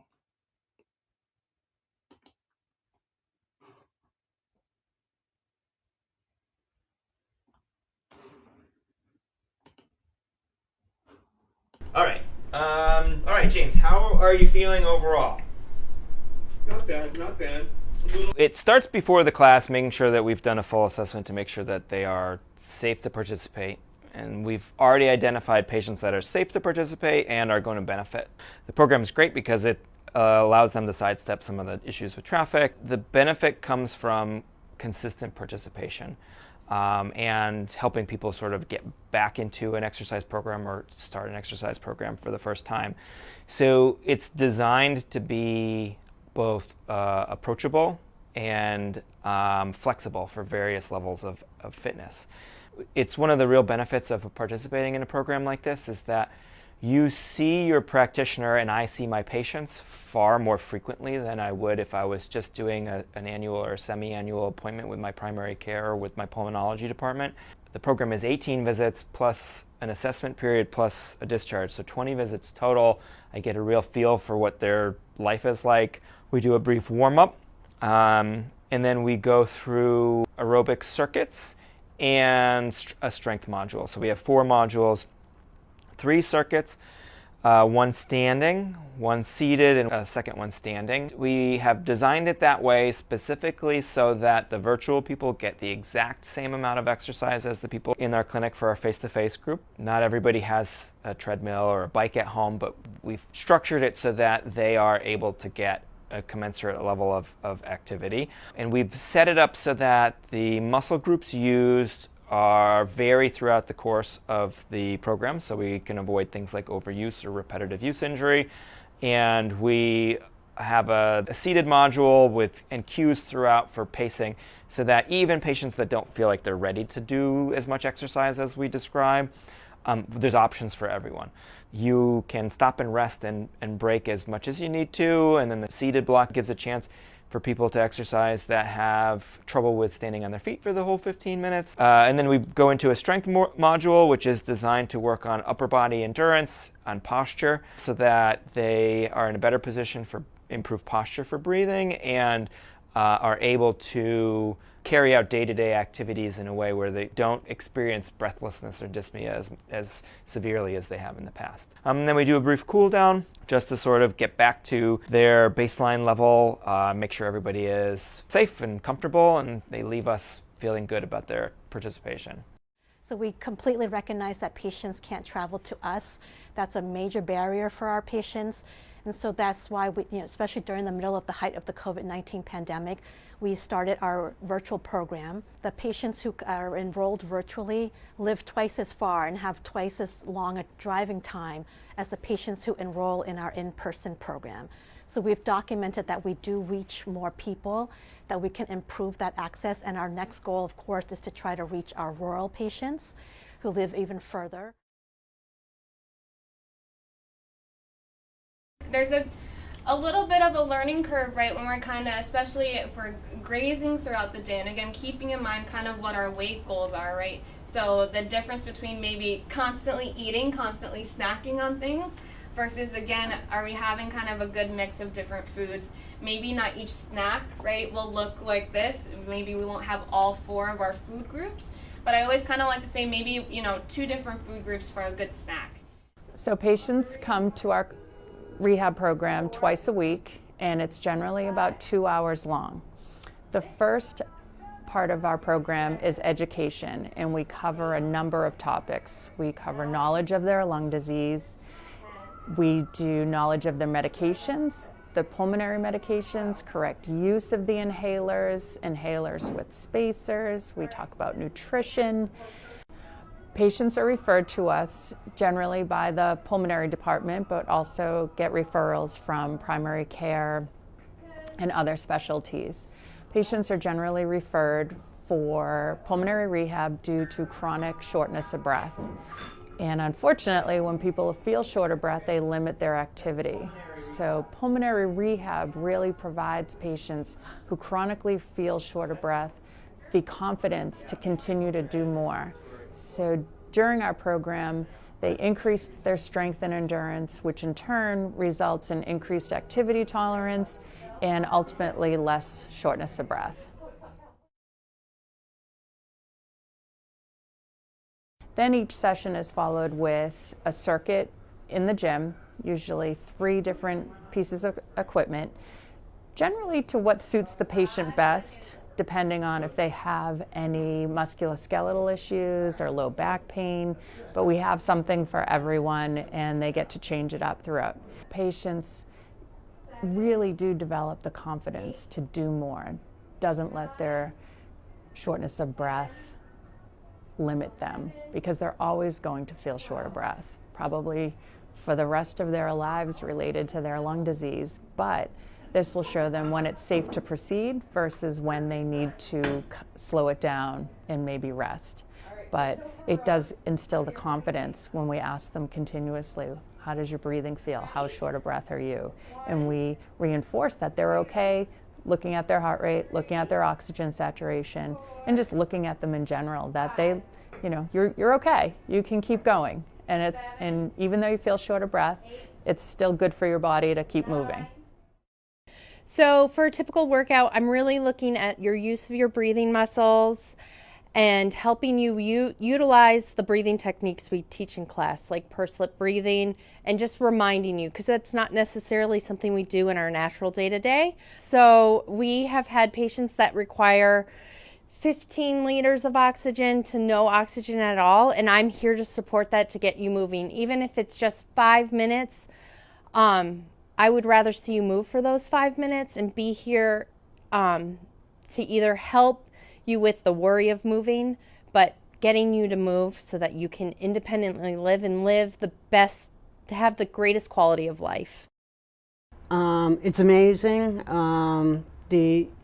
You have a nurse practitioner, a respiratory therapist, and physical therapist, and they're right on you. They're checking everything. So to me, it's such a great motivator to push myself to know that I can go further. I just finished, or I just had a major surgery, and that's why I've come back. I was about 2 months in the hospital, so I was pretty weak. So these guys are really helping me out. I'm pushing, like I said, I'm pushing myself, so I'm pushing my lungs and my diaphragm so that when I'm at home walking, I can walk further, I can walk faster, and my dog truly appreciates it. It's brought my quality of life up to, let's say, an 8 or a 9. Actually, it's so amazing because, by the time I finish, I have confidence in myself that, I can go up and down the stairs without any problems. I can do dishes without any problems. I can go shopping without any problems. These guys are lifesavers. And if I must say, prior to my surgery, I went through the program, and for being in the hospital for 2 months on my back and not to have a lung problem is pretty amazing. And that's, I swear to God, it's these guys here that they carried me through. They weren't at the hospital with me, but they carried me through the whole ordeal. It's pretty amazing. when I went and I did the FEV test, they were like, usually people don't get better at this, Denise, but you got better with your volume. So that to me says a whole lot. And yeah, and usually my blood pressure, goes lower, which is great. You get a great workout, and yeah, it's just amazing. I can't say enough about the program. If I could say one thing to a veteran about this program is just do it. The motivation with the other participants and the providers really are amazing. The classes, you learn a lot of stuff in the classes. I can't say enough about it. And they're not paying me, so this is for real. This is good. There are what we call essential components of pulmonary rehabilitation. And these include the exercise prescription, the initial evaluation, the exit evaluation to measure outcomes, the personalized exercise prescription where we progress patients. So this isn't just static. We see patients once when they come in and then we keep them there. We give them a prescription. We increase the dosage of their exercise every single time that we can, and we increase their endurance over the course of the program. And it's in a safe, supervised environment, and this is more than what patients can do on their own. They feel so much more confident, safer that they're being supervised, their vitals are assessed, they know they can do it even if they're really short of breath where they would have stopped at home. They are pushed further here knowing that they're safe. And so we're able to make great strides in terms of what they're able to do, even though we're not improving their lung function. So I say, pulmonary rehabilitation helps our patients with chronic lung disease do more with the lung function that they have. We know that patients who have been admitted to the hospital for an acute exacerbation, so a worsening of their COPD, for example, as an example of chronic lung disease, that those patients who are enrolled in a pulmonary rehabilitation program actually live longer than patients who don't enroll. So we know it has an impact, an association in terms of impacting survival, but certainly we know that it improves health-related quality of life. And again, these are measured in terms of the questionnaires, but also in the clinic when we hear anecdotes of how patients are able to play with their grandchildren, take that walk with their pet. Those all show us that they're improving their exercise abilities as well as their health-related quality of life. This place has done so much for me. I couldn't walk very good. I couldn't do much of anything, just sat around and watched TV all day long. Once I went through this program, I'm doing so much more, I'm so much happier, The staff is fantastic. I don't know where they got them, but everybody you talk to in this building, or even not just up here, thinks they're amazing. They're professional, they know what they're doing, and they make you feel good. It's not just all hustle and bustle here. You get to laugh, you get to listen to music, and most of all, you get to talk to them, and they're always looking out for you. I have COPD, I got diabetes, and plenty of other things you haven't got time. And she said, there's a program that might help you. And she said, if you want me to look into it for you. And what she did, and then I came here for the interview, and it was perfect.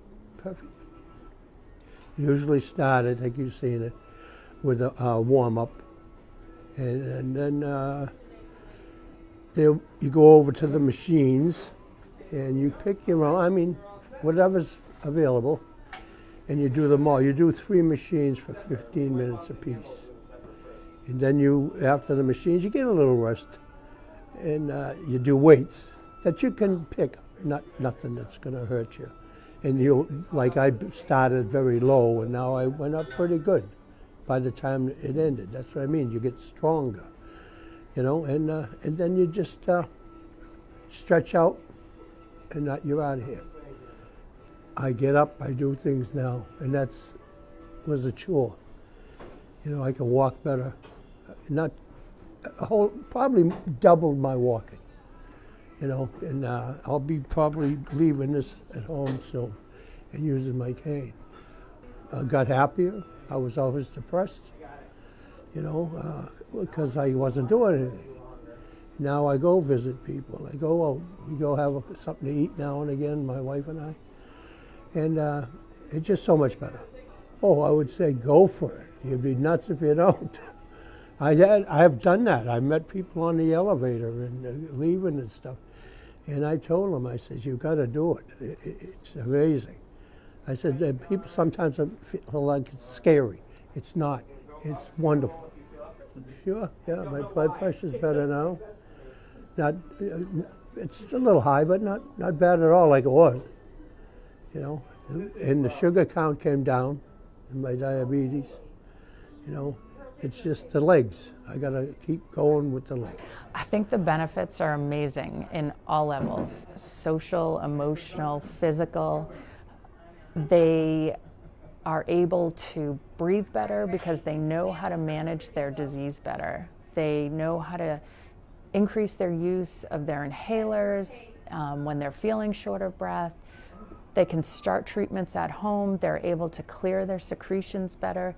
It's just an overall better management of their disease, and it keeps them out of the hospital. And it's been a great program because they all form friendships. When we're waiting in the morning, we talk. It's really a camaraderie, and the veterans consistently say, I thought I was the only one who felt this way. And it's really nice for them to be around other veterans that feel the same way they do, and that it gives them a more positive outlook on where their disease is going to take them. They feel more positive about their health. Patients who are interested can talk to their provider, any provider, and they can generate a referral. Then I do a chart review. There's a couple of things that they need to have to qualify. They need to have had pulmonary function tests or a pulmonary diagnosis. They need to be able to exercise fairly independently. It doesn't matter if they're at a low level, but at least, you know, if they can even just get out of a chair on their own, then we're happy to work from there. Wherever they are, we'll meet them there.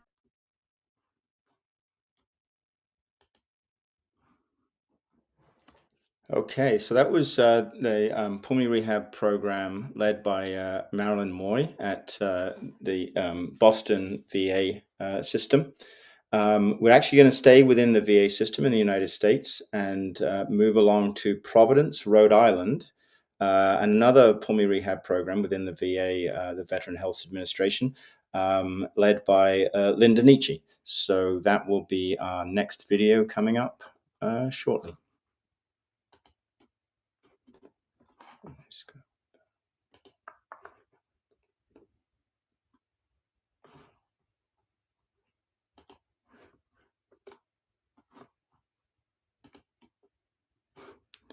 And here we go.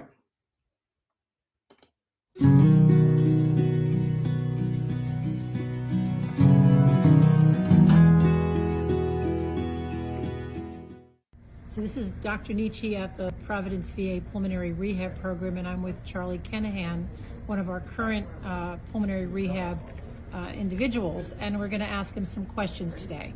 So Charlie, tell me about your lung disease. I was diagnosed a short 4.5 months ago with pulmonary fibrosis. I was having breathing issues. I was cutting my lawn, and it's a very small lawn, and I had to stop 5 times. And the next day I tried to play pickleball. I'm an avid pickleball player, and I couldn't last 1 minute, so I went to the ER at the Providence VA. They did a CAT scan and recommended I see a pulmonologist. And what did they tell you had besides the pulmonary fibrosis? Anything else? They told me I have emphysema and COPD from years of smoking, but that pulmonary fibrosis was probably caused by some type of environmental factor. How did you find out about the pulmonary rehab program? I was referred to a pulmonologist at the Providence VA who referred me to pulmonary rehab. Can you give me your impressions of the program so far? It's an absolutely wonderful program. Dr. Nietzsche and her staff are amazing. As much as I enjoy the exercise portion of the program, I enjoy more the educational aspect of the program, which we have an hour of education every week, from nutrition to coping skills to various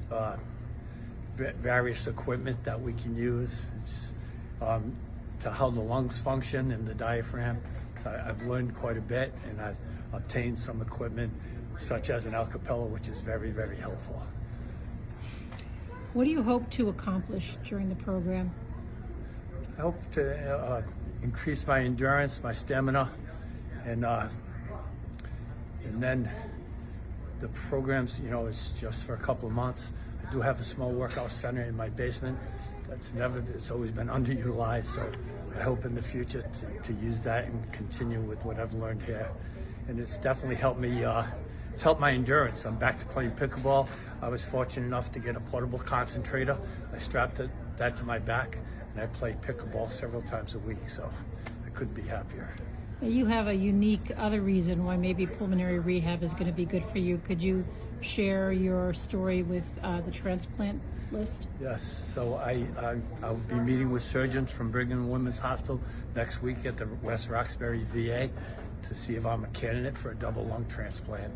So I'm very excited. A week from yesterday, I'll be meeting those surgeons, and then a week from next Wednesday will be my birthday, so my 68th birthday. And I have 5 beautiful grandchildren. One of them was born on my birthday, so she'll be celebrating her first birthday this year. And I hope to live long enough to watch them grow up. Is there anything you might like to share with individuals like yourself that might be seeing the interview and contemplating entering pulmonary rehab? Well, you have to do it. There's so much to learn here. There's so much positive, and you're going to meet folks here, patients with similar diagnoses, and you can trade stories, and it's just a wonderful program. I can't say enough about it, so I highly recommend it.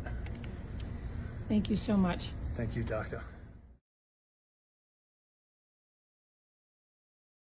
So we're here at the Providence VA in the pulmonary rehab program, talking to Mr. Horn, who's one of our current enrollees in pulmonary rehab at the Providence VA. So Mr. Horn, tell me about your lung disease. It's something that came on after I had open heart surgery.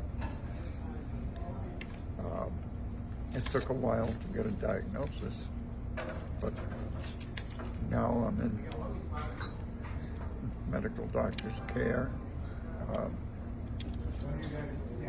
and in the pulmonary program. What's the label of your diagnosis? Do you know? Just pulmonary hypertension. Now, how did you find out about the pulmonary rehab program?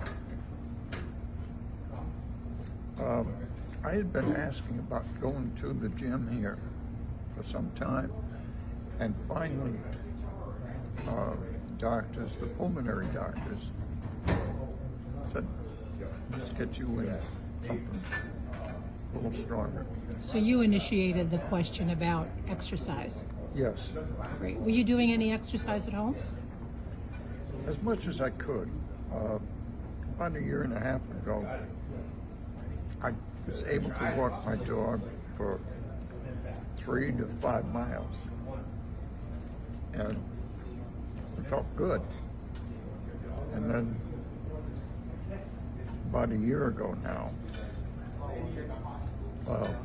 my breathing started to get shorter and shorter. I just started asking a lot of questions.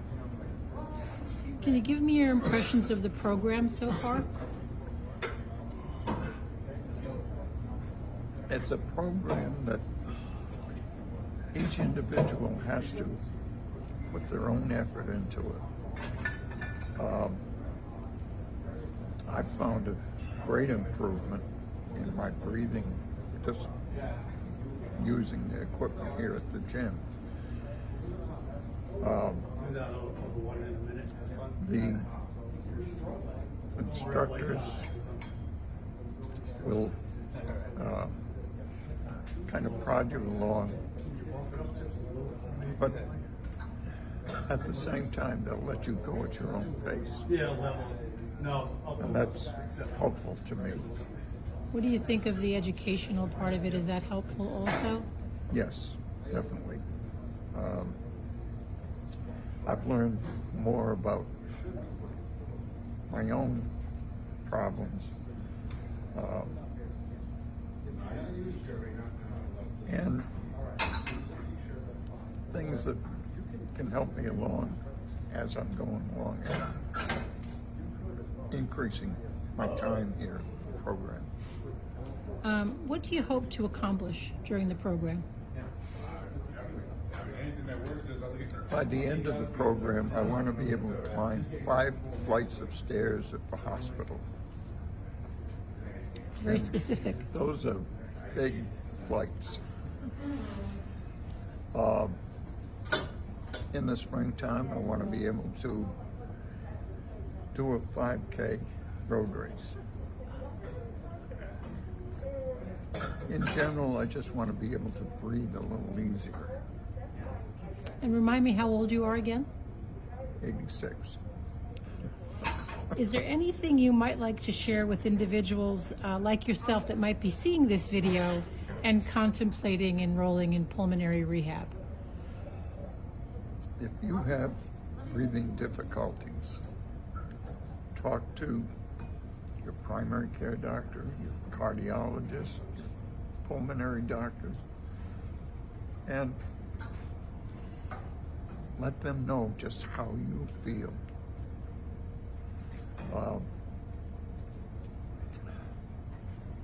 Then it's up to them to make the determinations. But the program itself, I think, is fabulous. You mentioned to me about the medication you're on for your pulmonary hypertension and how that compares to your work in pulmonary rehab. Would you mind maybe share that with us? Yeah. I've been on Tyvaso for, I guess, about 3 months now. And at first it seemed to start helping me to improve. And maybe it's a combination of the program and Tyvaso that I'm starting to be able to breathe easier. So they may be working together. Maybe. All right. Anything else you want to share with us? I don't think so. I appreciate your time. Thank you very much.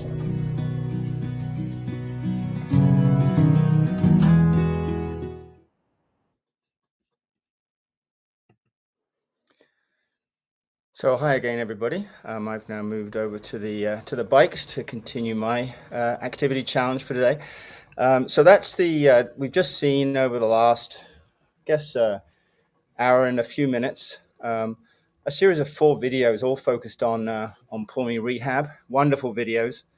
I often hear that pulmonary rehab needs a marketing department. I think the collaborators on those videos have done a wonderful job in promoting the value of pulmonary rehab.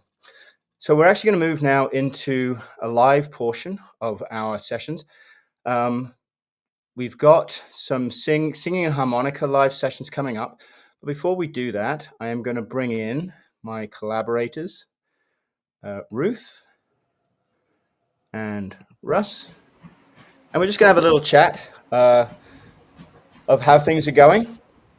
Now, maybe since Ruth, you're on your bike, I'm on my bike.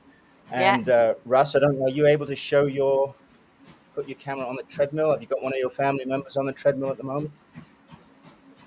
I have. I'll just bring them in right now. There we go. There we go. Is he still doing his half marathon, Ross? Yeah, he's got about 12 minutes to go, and then I'll be taking over for another couple of hours stint. We've actually gone past 160,000 steps, so well on our way to our 200,000 step goal. I think we're well and truly surpassed that. We're definitely going to make that in the next 6 hours. Well, with me on the treadmill, I would suspect in the next couple of hours. Yeah, maybe not. He'll cover some distance. Yeah. Yeah, and Ruth, what's your plans on the bike today? I think you're kind of almost interval training for you. I think today, I'm isn't it? doing some, well, I'm not doing it with very much resistance. I've been testing the bike out at max resistance and it takes quite a lot to make it spin. So I'm just easy spinning for a 10-minute block every hour or so to add to the activity tally for the day. Don't think I'm doing as much as you, Alan. I think you're doing a bit more than me. Well, yeah. Well, I've got a video showing. So I'm on so those who weren't here at the beginning, I'm on a training app, and the one that I've chosen is called Inspire to Ride, and I guess I'm virtually riding across America, little by little. So I don't think I'll be doing a whole lot, but the video that I'm watching is a group of cyclists. It's going across America, and during the day, I'm hoping to, in kind of 10-minute increments, go through so that by the end of the day, I've completed the 1.5 hour session. Yeah. So maybe just looking at what we've seen on the agenda so far in the Americas. So we just had 4 wonderful videos of the benefits of pulmonary rehab. And what struck me about those videos, I think, Russ, was how appropriate they are for what the Big Baton Pass is all about. Really promoting the idea of benefits of physical activity and staying active and being involved in formal pulmonary rehab programs. I thought also they were really good examples of how we want to keep this as a grassroots type of event. Really, the videos with a lot of patient testimonials, a lot of hearing from patients themselves and the benefits they get. Maybe you can speak to that, Russ, in terms of how that fits in with we're trying to achieve with the Big Baton Pass. Yeah, I think it's setting a great example, Alan. Obviously with the COPD Baton Pass, we want to highlight the importance of activity, going through pulmonary rehab programs, learning how to incorporate exercise as part of your life, and not just a once every now and again thing that you do, but it's something that you do on a regular basis. We know that exercise is important, but we also know that consistency is the key. So, patients need to get exercising, but they need to build it in their lifestyle. They need to be doing it on a regular basis. And we know that, the rewards are plentiful. You can leave a better quality of life, and you can achieve those goals that you want to achieve, and, whatever they are. I think it's important that the patients have goals that they set, and whether that's just, being more active with family members, with grandchildren, or whether it's, they want to do a park run or whatever it is, it doesn't matter. Set the goals, and that will make you get up and exercise on a regular basis and have a better quality of life. So I think we're seeing a lot of examples of that today, both in the Australia-New Zealand site, in Ruth's site, and in your site. We're seeing a lot of patients in embracing that mentality, and it's wonderful to see.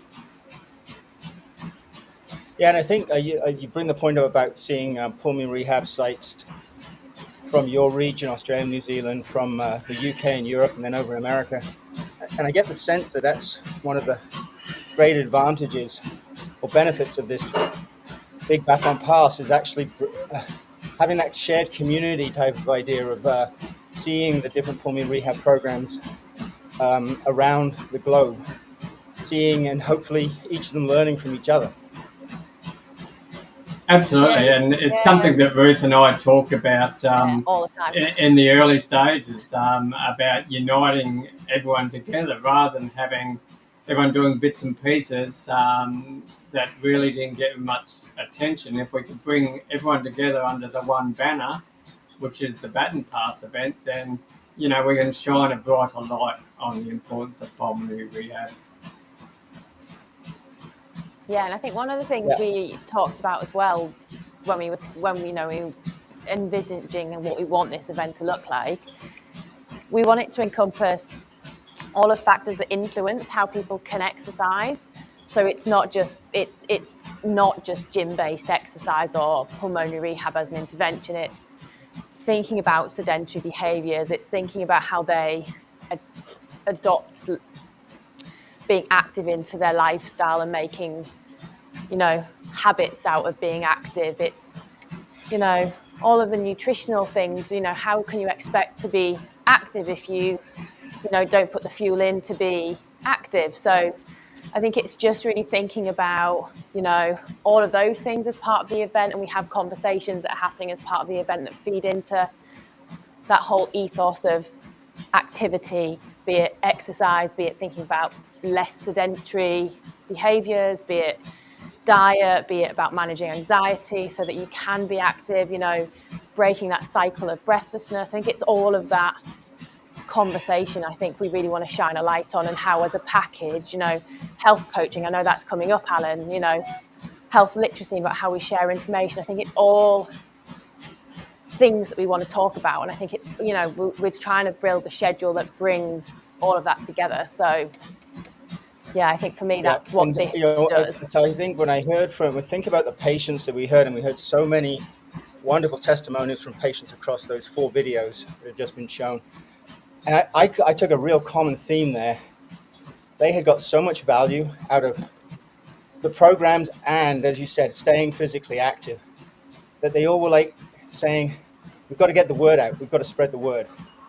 And I think that hopefully through what we're doing last year and this year, and hopefully in years to come, we are having a contribution to make in spreading that word about the value of physical activity and the benefits that can be gained from either a formal pulmonary rehab program, a virtual program, or, as you said, just staying physically active on the quality of life of patients with COPD. Yeah, it's a good message, and one that we need to keep spreading. And I like the fact that we're also bringing healthcare professional and patients together under the one banner, because I think the patient voice is a strong voice, and working together with healthcare professionals will achieve far better outcomes than working apart. Yeah, 100%. Absolutely. And I have the pleasure of working for a patient organization, the COPD Foundation. And it's such an important mission of ours to bring the patient voice in terms of research, in terms of advocacy.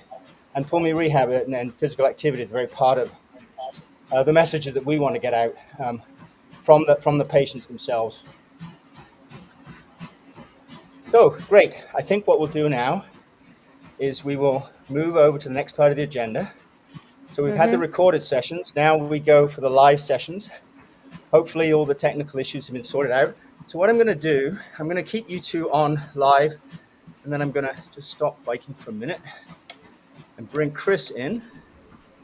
Hello. And hey, Chris.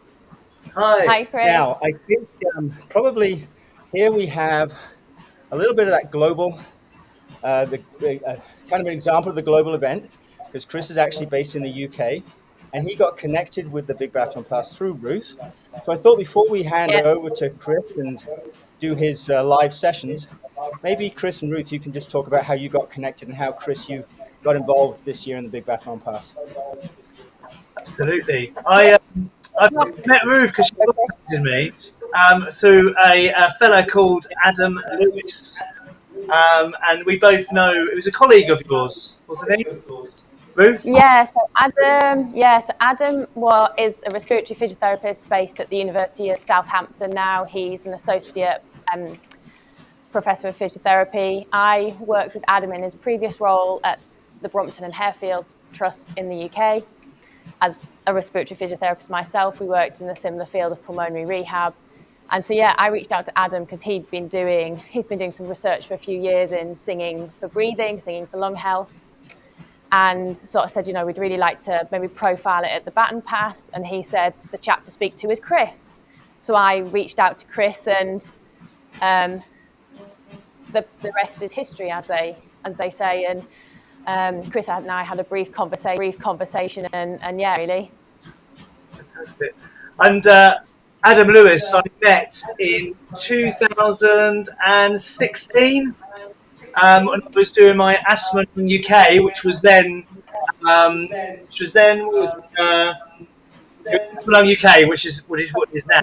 And I met him on a course that I was becoming a leader, a singing for lung health practitioner. Got it out there. So that's a part of me and how I add it. Yeah. And now, so Chris, maybe you can tee us up with what's coming up next. So this is where we're getting into the live segment.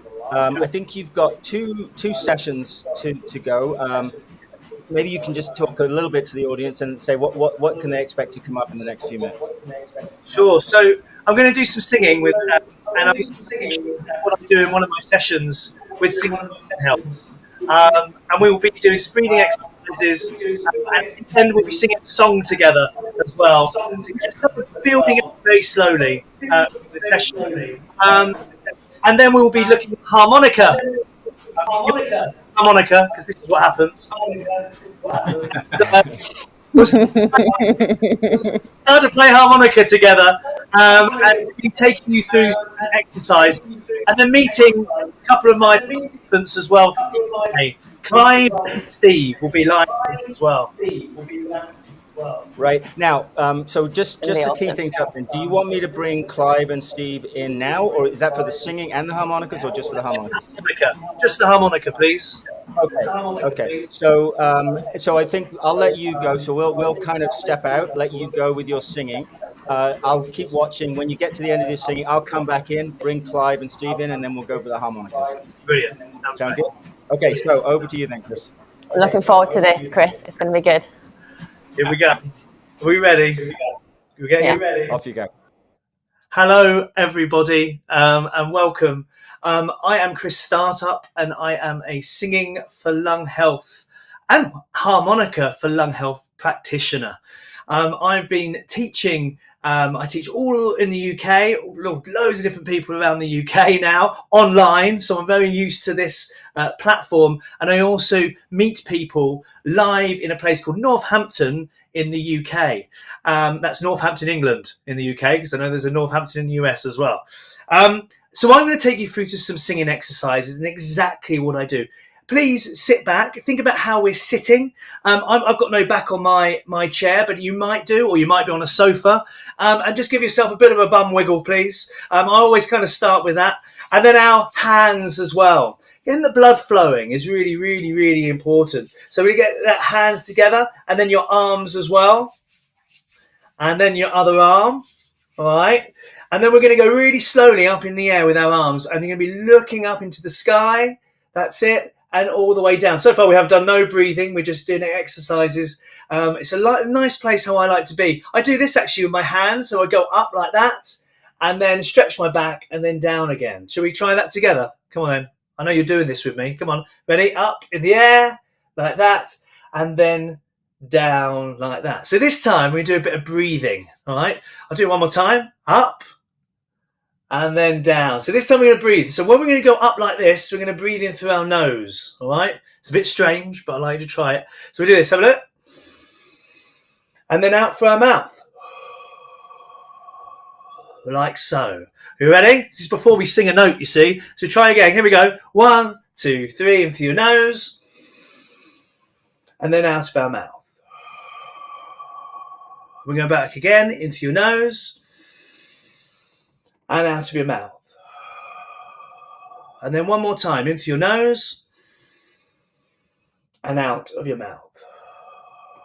Good. And just give yourself a bit of a shuffle. If you find any of these exercises difficult, just stop. Please just stop.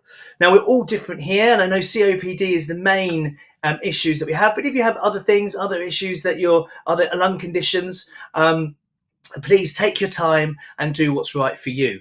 So what we're going to do, I'm going to sing a note for you. I know, this is why we're here. We're going to do some singing. I'm going to give you a note. And here's my guitar. And this is a whole chord here. This is a C major chord, ladies and gentlemen. C major. And all I like to do is an R. R. Or a R. If you're a higher voice, okay? So after 4. All right, ready? Here we go. 1, 2, 3, 4. Okay? again. Ready? Oh, 1, 2, 3, 4. Great. Okay. That round again. 2, 3, 4. And then last time. Are you ready? 1, 2, 3, 4. Now the thing is, when you're singing like that, you're opening your mouth, opening your jaw, and singing from your bellies. Well, you should be singing from your bellies. Taking a breath in and ah. Can we just try that without the guitar? 1, 2, 3, 4. Ah. Yeah, you probably started to sing then. Let's just say it. 1, 2, 3, 4. Ah. Now, my job as a singing for lung health practitioner is to try and extend the breath. Okay, so you probably found that quite difficult to sing a note and then hold it. But let me try this with you. Let's try some numbers. Yeah, I can feel the crowd going crazy here. Numbers? Are you kidding me? This might also affect your brain a little bit because you've got to think. And this is what we do. If you can use your hands like this for me, we're going to go 1 to 5. Okay, so we just try it. 1, 2, 3, 4, 5. All right, but there's a trick because the numbers aren't in that order. Yes, of course it's not, because you're dealing with me here. So we do this 1, and then we go 1, 2, 1. Then we go 1, 2, 3, 2, 1. Then 1, 2, 3, 4, 3, 2, 1. Then 1, 2, 3, 4, 5, 4, 3, 2, 1. Did you take a breath in the right place? Did you know where to take a breath? Let's do it again. Let's just say it together, okay? Before we sing. Have a listen. 1, then take a breath. 1, 2, 1. Take a breath. 1, 2, 3, 2, 1. Take a breath. 1, 2, 3, 4, 3, 2, 1. Take a breath. 1, 2, 3, 4, 5, 4, 3, 2, 1. And then relax. Take a breath in through your nose and out of your mouth. Always find that calms you down. How did you get on? Are you thinking about it? You're probably even writing it down as we speak. 1, 1, 2, 1. 1, 2, 3, 2, 1. 1, 2, 3, 4, 3, 2, 1. Then a 1, 2, 3, 4, 5, 4, 3, 2, 1. And you're noticing every time we're not taking a breath in between. We're extending our out breath as we're going along. And I tell you what, this is a really good thing to start practicing at home. Could you get to 4? Maybe you struggled at 5. Maybe you even struggled at 3. And guys, that's okay if that happens. So taking your time and see how we do it. Oh, here's the music. How did he do that? So, I'm going to go from the beginning and we're going to practice it first times. And then you're going to try and go in with me. So I'll do this. 1, 1, 2, 1. 1, 2, 3, 2, 1. 1, 2, 3, 4, 3, 2, 1. 1, 2, 3, 4, 5, 4, 3, 2, 1. Well, I'll do my normal voice. What's he doing? 1. Well, nice and low. Here we go. 2, 3, yeah. 1, 1, 2, 1. 1, 2, 3, 2, 1. 1, 2, 3, 4, 3, 2, 1. 1, 2, 3, 4, 5, 4, 3, 2, 1. Come on, all together, get used to it. 2, 3, yeah. 1, 1, 2, 1. 1, 2, 3, 2, 1. 1, 2, 3, 4, 3, 2, 1. 1, 2, 3, 4, 5, 4, 3, 2, 1. We've got your hands up in the air. And then we do this. Now this is what I normally do, really quickly, because we haven't got long here together. I'd like you to try and do this. miss out 3. Yeah? So you don't say 3. Yeah? I know. You don't say 3 and you don't skip to 4. I'll show you what I mean. And it goes like this. 1, 1, 2, 1. 1, 2, 2, 1. 1, 2, 4. 2, 1. 1, 2, 4, 5, 4. 2, 1. I know, it gets advanced. Shall we do it again? 1, 2, 3, and 1, 1, 2, 1. 1, 2, 2, 1.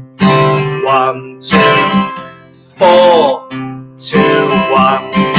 1, 2, 4, 5, 4. 2, 1. Now you probably just given up. Don't give up. See if you can do it with me. But this time on 3, I'd like you to clap. I can feel you all going crazy on the other side of this video. Here we go. Are you ready? Here we go. 2, 3, and 1, 1, 2, 1. 1, 2, 2, 1. 1, 2, 4. 2, 1. 1, 2, 4, 5, 4. 2, 1. You know, it's hard, isn't it? Even thinking about your breathing, let them know what happens next. So let's try this together. Let's try it with me while I'm clapping at the same time. And I like to do a finale after each exercise that we do together. And let's try it with our hands all the way up to 5, clapping on that 3. Are you ready? Shall we try it together? Come on. You might surprise yourself. 2, 3, 4. 1, 1, 2, 1. 1, 2, 2, 1. 1, 2, 4, 2, 1. That's the hard bit. 1, 2, 4, 5, 4, 2, 1. Ta-da! Well done, everyone. Give yourself a round of applause for being brilliant. That is one of the exercises I love using. Why? Because we're taking a breath after each section. 1, taking a breath. 1, 2, 1. On the out breath. 1, 2, 3, 2, 1. And breath. 1, 2, 3, 4, 3, 2, 1. And if you can do it. 1, 2, 3, 4, 5, 4, 3, 2, 1. Hard, isn't it? Hard to get probably all the way and all the way back again. But I tell you what, in my experience, especially with COPD, if you practice and you practice every day, try and get up to the 5 and back down again, gradually building it up, you'll be able to do that. And you'll be able to extend your out breath. And remember, what we're trying to do is extend it each time. Let's do a song. I know. Let's do a proper song together. I've got 2 songs in mind. I was going to do My Bonnie Lies Over the Ocean, because it's a great one to look at. Shall we have a go at it? Come on then. Come with me. Oh, we're already there. Here we go. G. It's a G major, everyone, just in case you wanted to play along at home as well.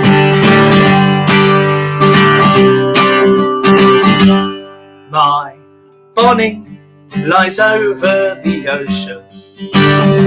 My Bonnie lies over the sea. My Bonnie lies over the ocean. So bring back my Bonnie to me. All together. Bring back, oh bring back, oh bring back my Bonnie to me, to me. All together. Bring back, oh bring back, oh bring back my Bonnie to me. Now everyone out there thinking I can't sing, you can just say it, yeah? Even if you just say the words, it's fine. Shall we do it together? So say the words, go on. My Bonnie lies over the ocean. My Bonnie lies over the sea. My Bonnie lies over the ocean. So bring back my Bonnie to me. Bring back, oh bring back, oh bring back my Bonnie to me, to me.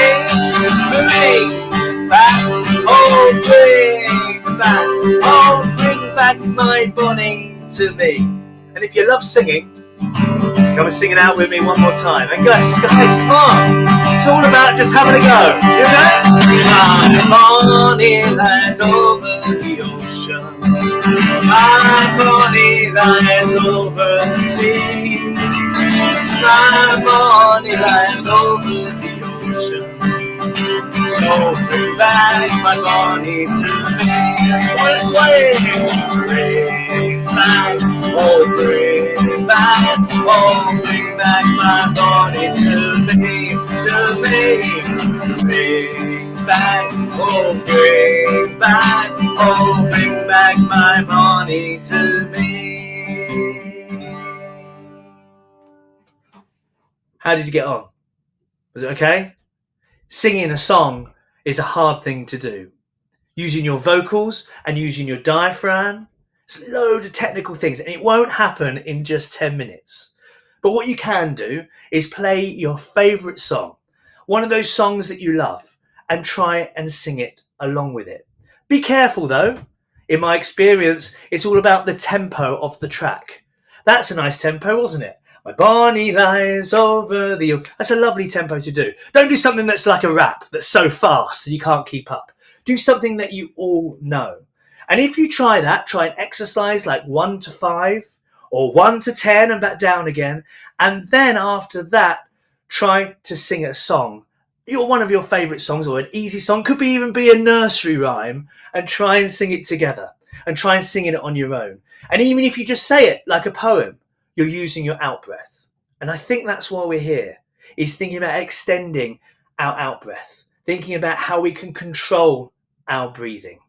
I'm going to do one more song in a second, but first of all, I just want you to do one more thing for me. You know that exercise we did going up and down?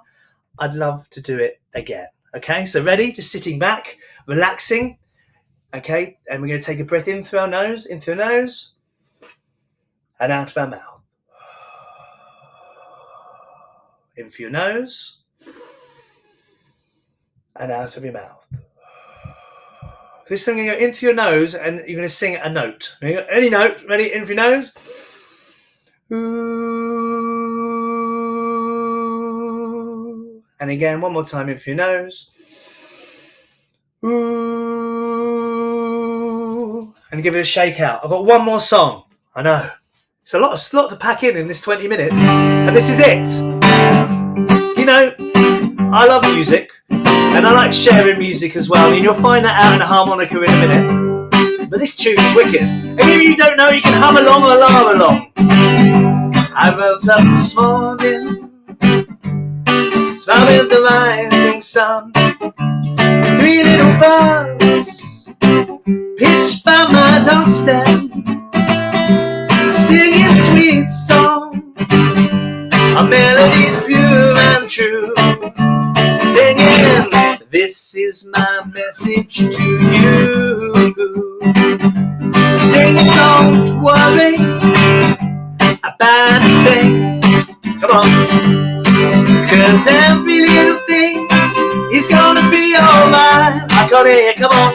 Oh, singing, don't worry about a thing. 'Cause every little thing is gonna be alright. 'Cause I rose up this morning, I smile with the rising sun. Let's repeat. 3 little birds, all your own, pitched by my doorstep, singing sweet song. A melody's pure and true, singing, this is my message to you. Singing, don't worry about a thing. 'Cause every little thing is gonna be alright. All together, come on. Oh, sing, don't worry about a thing. 'Cause every little thing is gonna be alright.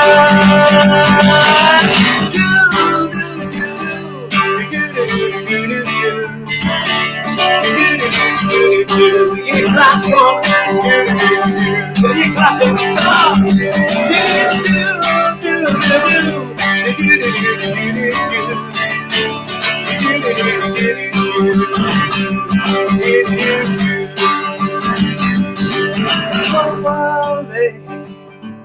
bad thing. 'Cause every little thing is gonna be alright. Stay, don't worry, a bad thing. 'Cause every little thing gonna go, it's gonna be alright. Your hands up in the air. Come on, let's go.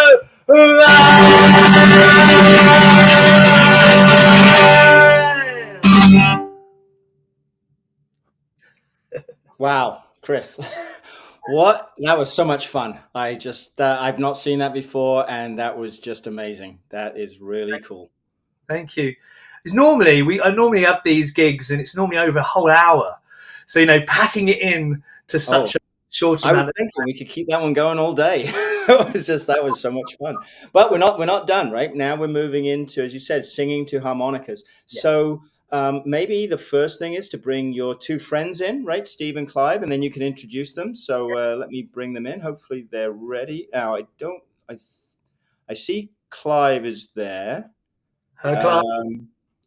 I'm not sure if Steve is. I'm going to bring Steve in, but he's got a black background, so he might not be in, Chris. But we'll Absolutely fine. Hello, Clive. Hi, Chris. Lovely to see you. So I just want to introduce Alan. This is Clive, and I'm sure Steve is listening at the moment. And we have a Friday session together, don't we? We do, yeah. And it's we first met on Asthma Lung UK, and I did this 6-week course with the harmonica, and you joined us. How long have you been with us now for? I was thinking about this earlier. I think it might be 2 years now. 2 years. Yeah, I think it may well be. Yeah, certainly getting on that way. Yeah. And we do a lot of things, don't we, together on a Friday? It's about 33 of us that come all across the UK because of this platform, like Vimeo and Zoom. There are other platforms available, and we basically learn the blues, don't we? We learn songs. We do. We touch on everything, don't we? We do country. We do the blues. Yeah. We do a little bit of pop music. Yeah. We do techniques, which is very important, I think. Yeah. We do quite a lot of focus on techniques. But for me, I mean, I did no music at all in my life. So I come to retirement, I then develop an illness. And the illness actually presents an opportunity in its own way to actually start delving into music. And it's been a real eye-opener for me personally in that respect, is that I've actually got myself in a position where I can record stuff. I'll even allow my family to listen to it, which is a really big step to do that. It's great. It's a great achievement. And it's exploiting an opportunity, I think is probably what I would say. Wow, that's great. Well, nice to meet you. A real opportunity. Yeah, nice to meet you, Clive. Nice to hear some English accents. I live in Canada now, but I'm originally from England, and so nice to hear some English accents. So I think the way that we're going to work, then I'm going to step out, and then Chris, you're going to go through your harmonicas for about 20 minutes. Just so the audience is aware that once that's done, then we're going to have another harmonicas recorded session from some of my colleagues in the COPD Foundation. That's over this side of the Atlantic. Once that's going to go on for about 17 minutes. Then, Chris, you and Johnny, one of my colleagues, Johnny, are going to come in for a chat.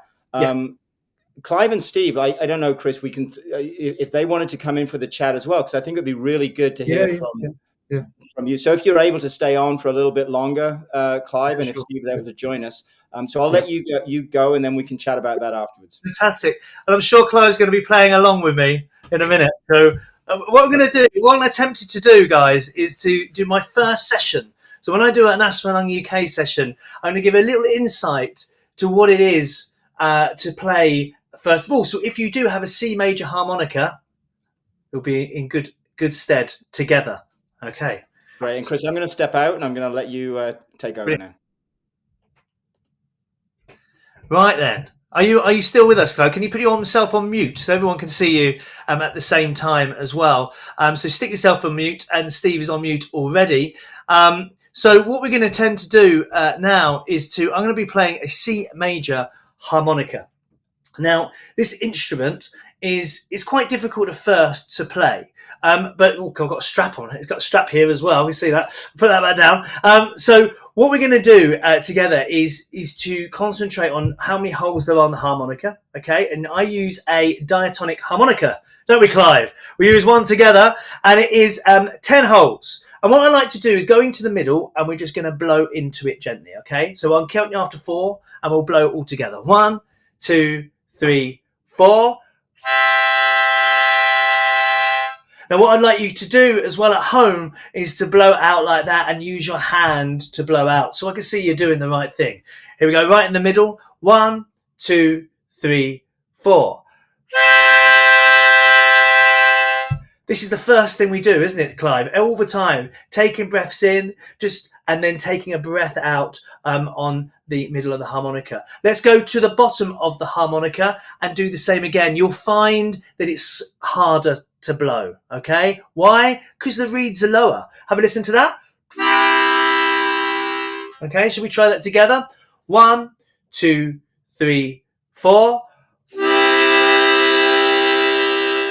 Great. Oh, I know what you're thinking. Well, there's no music at all, but hey, if you've got a shaky thing at home, this is what I say, go and get your shaky things. Clive's used to this. Look, he's got a shaky thing. And Steve's probably got one as well. And we shake it together like that, okay? And at the same time, this is where it gets a bit silly. At the same time, trying to blow into your harmonica in the middle. Here we go. 1, 2, 3, 4. And again. 1, 2, 3, 4. The bottom of the harmonica, we're going to do exactly the same thing again. 1, 2, 3, 4. And last time. 1, 2, 3, 4.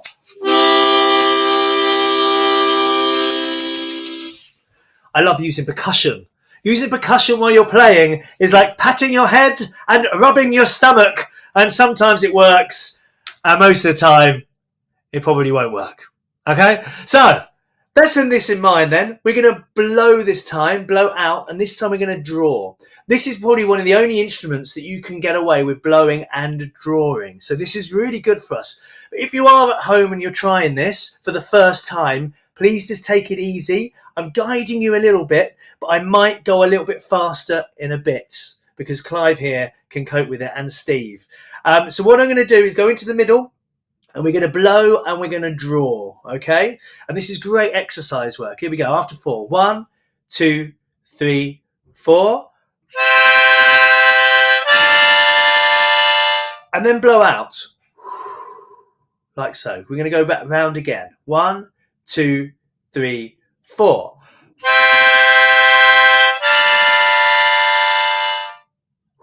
Try and use your hand as well to guide you at the same time, just to remind everybody. 1, 2, 3, 4. And then finally, 1, 2, 3, 4. Excellent, and then take a breath out. We are now going to do this. We're going to go to the bottom of the harmonica. So you've been in the middle, now we're going to the bottom. We're going to do exactly the same thing again. Isn't this great exercise work? Just blowing and taking a draw. So right at the bottom, how can I count you in? 1, 2, 3, 4. Then out. 1, 2, 3, 4.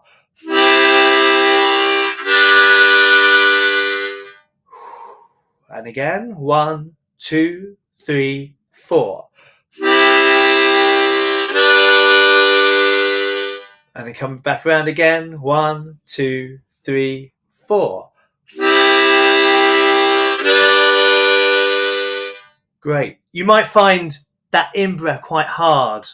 Clive, did you ever give me a thumbs up? Did you ever find that quite difficult, that in-breath? Was the in-breath quite difficult at first? It is, isn't it? But gradually, as we build onto it, we get better as we're going along, I promise you. So this comes to, well, I want to play the harmonica and I'm not too sure how to do it. And there's a couple of things. It's playing a song together, yeah, where you go,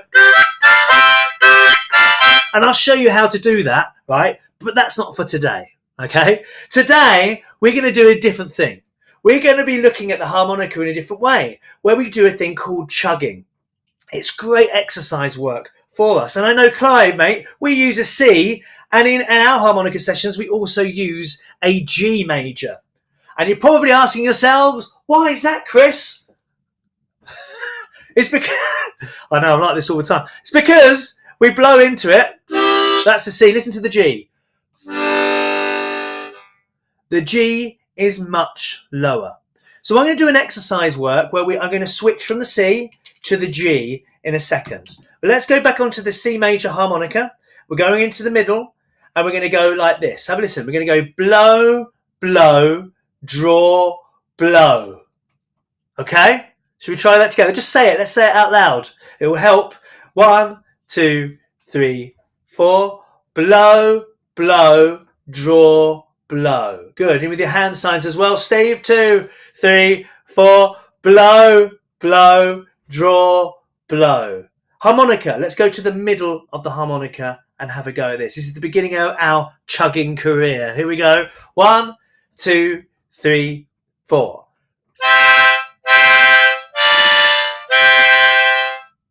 And again, back round again. 1, 2, 3, 4.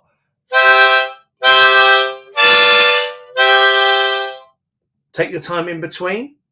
And we go back around again. 2, 3, 4.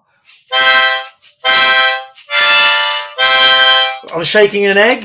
Are you? 2, 3, 4. Good. And one more time in the middle.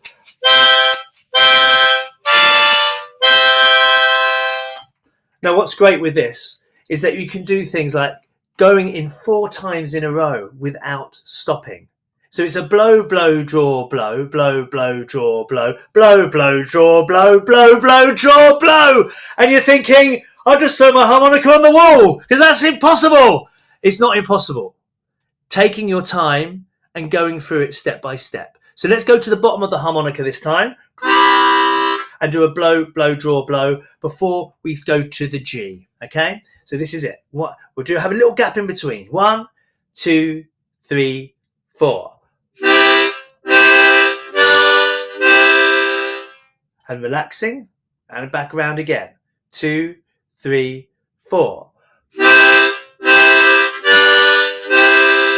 Blow, blow, draw, blow. And again. 2, 3, 4. Good. And one more time. 2, 3, 4. We're going to take that same idea and let's go to our G major. If you've got them, obviously, you'll be sitting at home going, haven't you even got a harmonica? And if you haven't, let's just say it. Blow, blow, draw, blow. So say it with me. But we're going to have our G major this time. And we're going into the middle first of all. Don't go straight to the bottom. Why? Because it's quite hard work to go straight to the lower reed first of all. So let's go into the middle and do the same thing again. 2, 3, 4. Can you hear the difference? Do it again. 2, 3, 4. And then one more time. 2, 3, 4. So we go to the lower reed then and try it. I'm going to tell you, this is a warning. If you have to, please stop. Okay? Don't do it. Just sit back and relax. You promised me that, Clive, just in case it's too much, mate. He's used to this, isn't he? Right, here we go from the bottom. 2, 3, 4. Hear that? 1, 2, 3, 4. 1, 2, 3, 4. And then one more time. 2, 3, 4.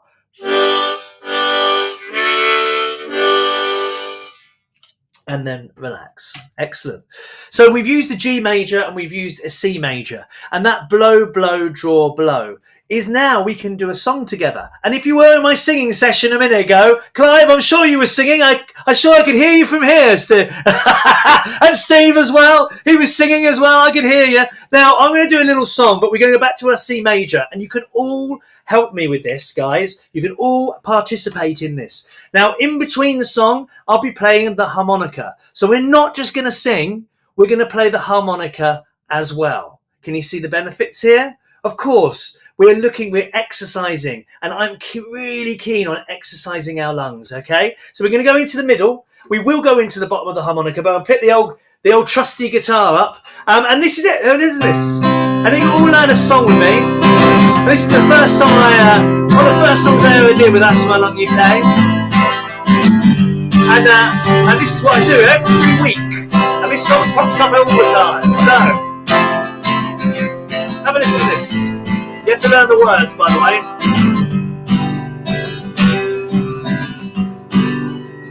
I'm on the road again. I'm on the road again. I'm on the road again. Just me and my friends. I'm on the road again. I'm on the road again. I can't hear you. I'm on the road again.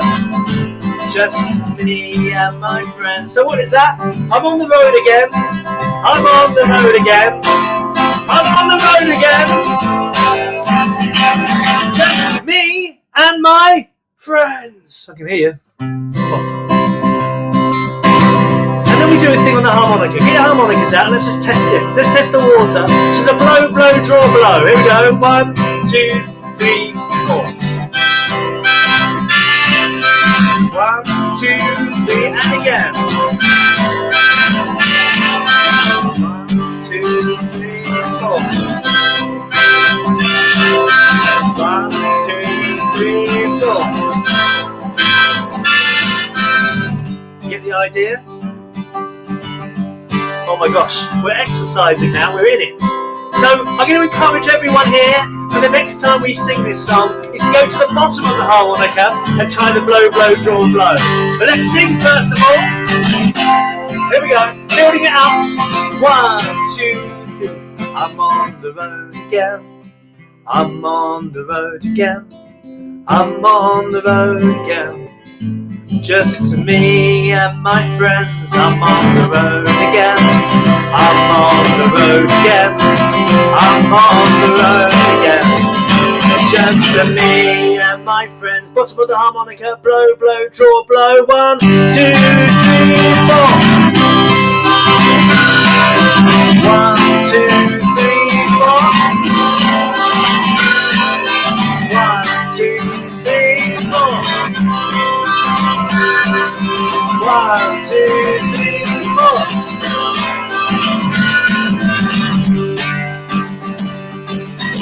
And just pause for a minute.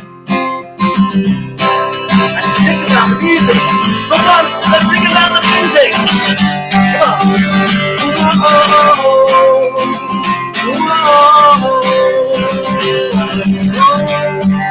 Okay.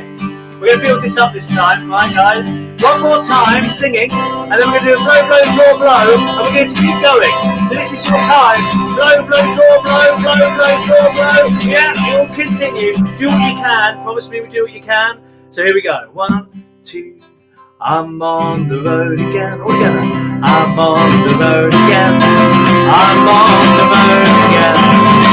Just me and my friends. I'm on the road again.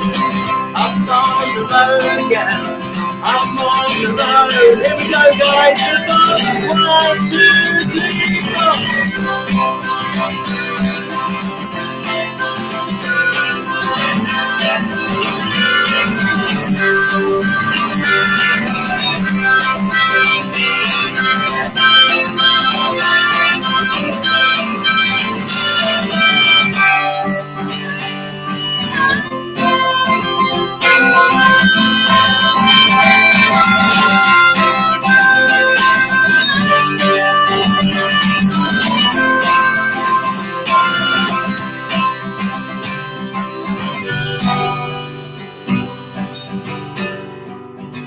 How you feeling out there?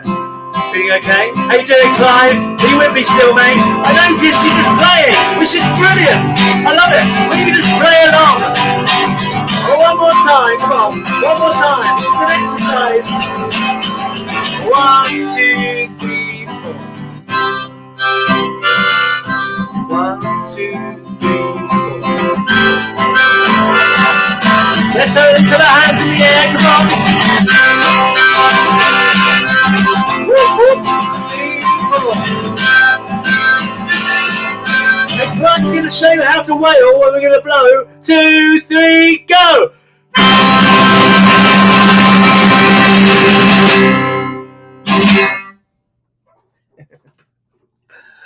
Wow, that was amazing. So much fun. Maybe, yeah, Clive, if you want to come off mute for a minute. Yeah, there we go. Was that fun, Clive? It always is. Yeah, my only sadness is that I don't give it enough practice in between the sessions. That's what I need to do more of, definitely. And Chris would agree with that, I think. Boy, this is a revelation to me, though. They both are singing and the harmonicas. It's just amazing. And Chris, you do such a great job, and just your enthusiasm for this is just outstanding. Now, as we know, we're going to keep with the theme, and I think what I'm going to do is we got a video, but I'm going to bring Johnny in. So if Johnny's ready, I'll bring her in. Okay. Now, hopefully, I think we're having some technical issues, but Johnny, can you hear us, and can we hear you? No, we don't think we can hear you, Johnny, unfortunately. Do you maybe? Can you hear me now? Perfect. That's great. Yeah. Okay, great. So I think just maybe, Johnny, if you can just introduce yourself to the audience, and just just introduce what the video is that we've got coming up now. Sure. So my name is Johnny Karinko. I'm a respiratory therapist and educator at the COPD Foundation. And the video that you guys are about to watch is one of my Harmonica for Health virtual play along sessions. So a group of people who like to play the harmonica, not necessarily because they love the joyful noise that it produces, but because it is really good for your lung health, and you're exercising that diaphragm and our other breathing muscles. And it's also a really good sense of community on the call. So a very shortened version of one of the groups that we have about once a month. It's usually the last Thursday of every month. No, that's great. Thanks, Johnny. And so I think the order of business now is we're going to I'll remove all you, I'll bring the video on, but then we're all going to come back, and Clive, if you can come back as well, I think that'd be great, because it'd really be great to hear your views on how valuable this has been for you. And I think, just comparing what you're doing in the UK and what's going on in the US. So I think the video is about 17 minutes long. So we'll get to about the top of the hour, and then we'll just have after that, I'll bring you all back in, and we'll have a 15-minute chat about everything about harmonicas and singing for health. Great. Okay. So I'm going to remove you all and then start the video.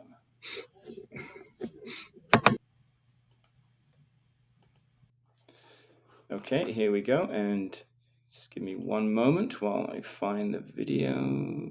There it is. Okay, and here we go.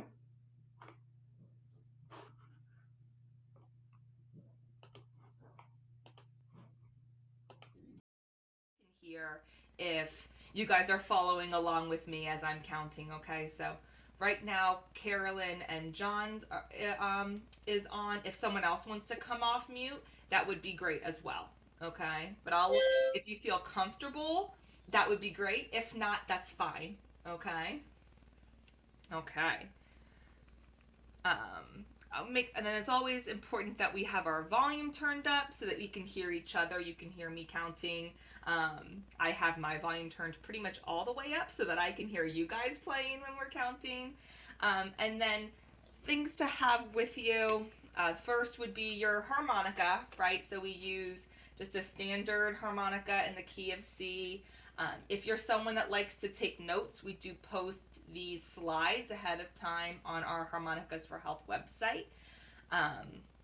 Water, so we give you guys little breathing breaks so that you can make sure that you're staying well hydrated. Some people find that having some lip balm or chapstick helps you kind of stay where you want to be on the harmonica.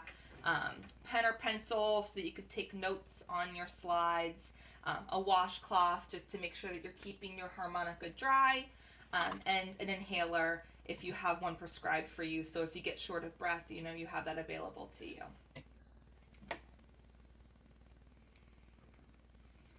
So if you are wondering how you get a hold of those slides, you go to our COPD Foundation website. If you go under Learn More and click Harmonicas for Health and scroll all the way to the bottom, you'll see our Play Along archives.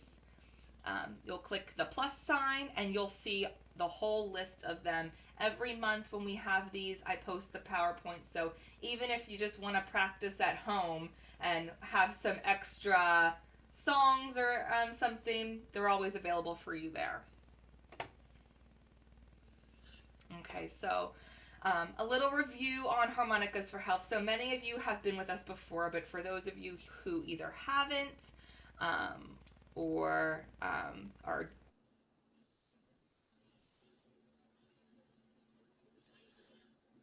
Uh-oh, somebody froze. people with COPD and other breathing conditions, it can be used either alone, using our tools that we have available to you, or in a group setting. So we love being able to have that community here in a group. And Lena can tell you that sometimes you have in-person groups, right, where you play harmonica together. Absolutely. And it's something that everyone can enjoy and you can work toward it as a class. So there are many physical benefits to harmonica playing for people with COPD.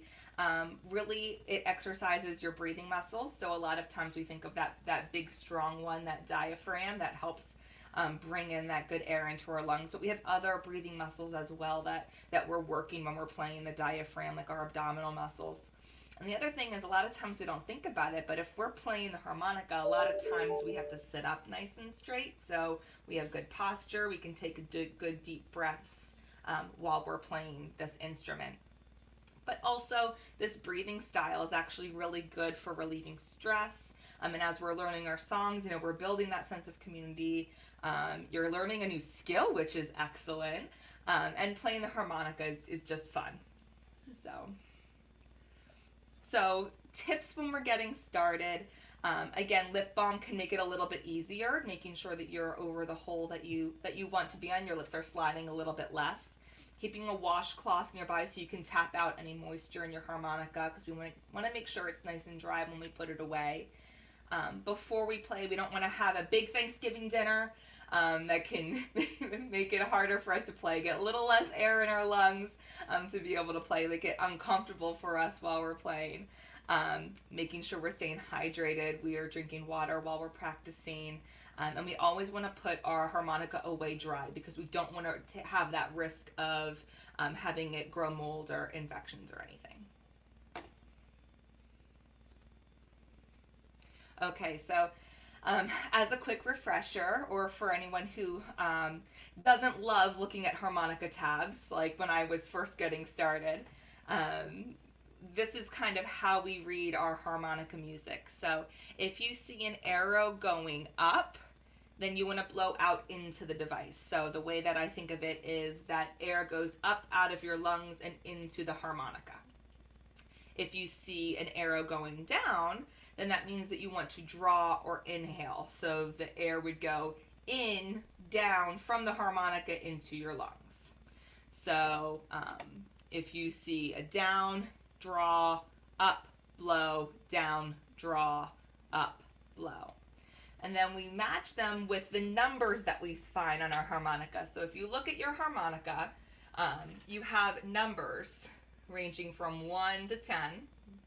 So you'll match the number that you see on the tab.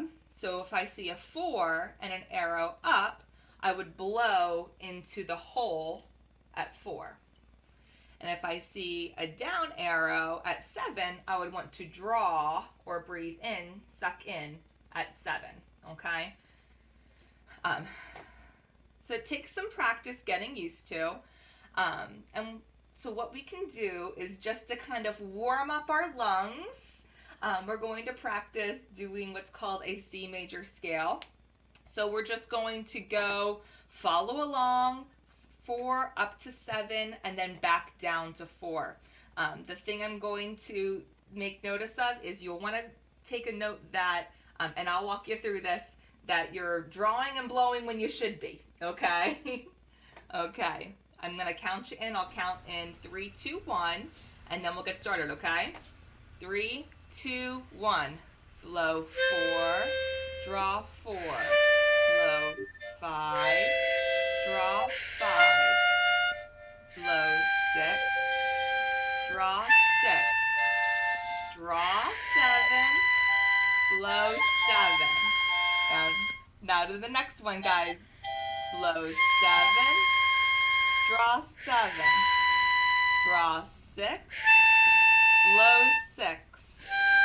Draw 5, blow 5. Draw 4, blow 4. It's a nice little warm-up, okay? And practice reading that harmonica music.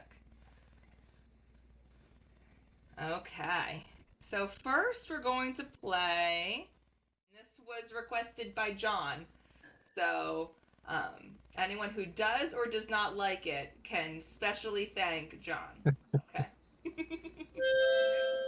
Okay.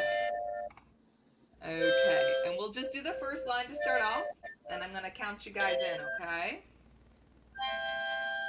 3, 2, 1. 4, 4, 5, 6, 6, 6, 6, 5, 4, 4, 5, 5, 4, 4, 4.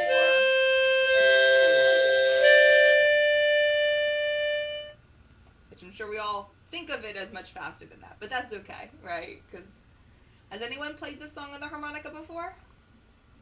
No? Yeah. Yeah. Okay, let's add the second line if that's okay. Is that okay? Yeah? Okay. 3, 2, 1. 4, 5, 6, 6,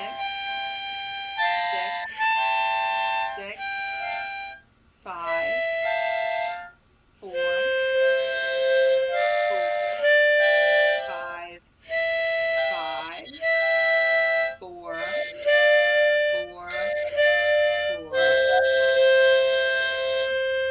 4, 4, 4, 5, 6, 6, 6, 6, 5, 4, 4, 5, 5,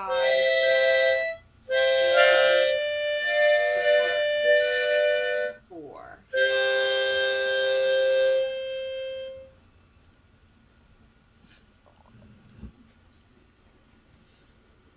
Okay, let's add the third.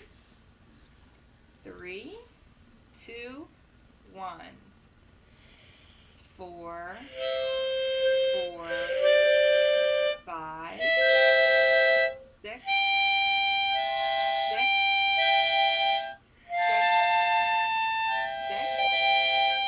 5, 4, 4,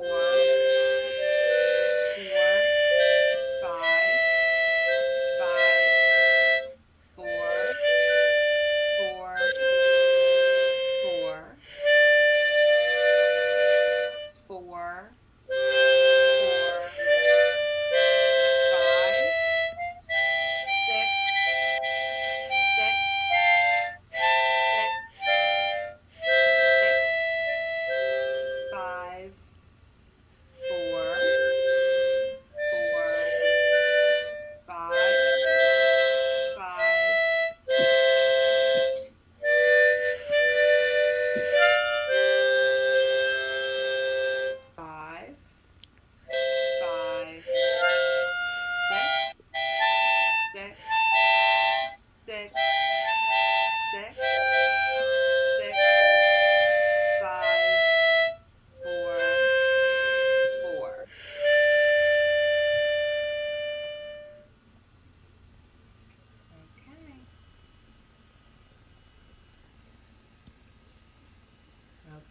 add the fourth line, so we'll sing it all the way through. Oh, not sing it.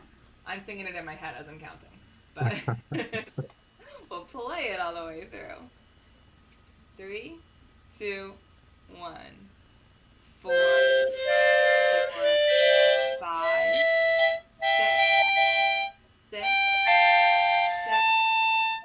6, 5, 4, 4, 5, 5, 4, 4, 4,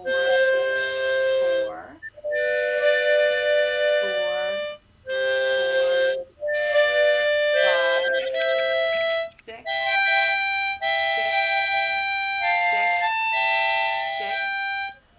5, 4, 4,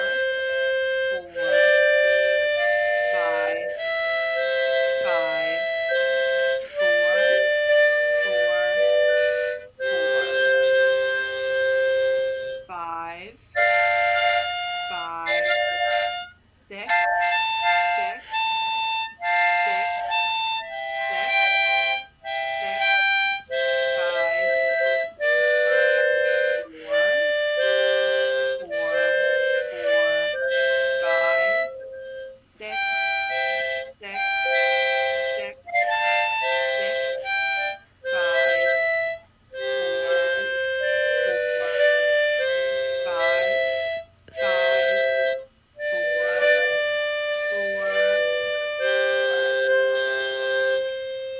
That was a really good one, guys.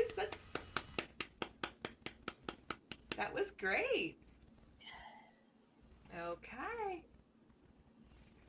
Are we ready to go to the next song, or do you guys want to play one more time through? Let's go one more time. One more time through. Let's do it. That's a fun one. Okay. 3, 2, 1. 4, 4, 5,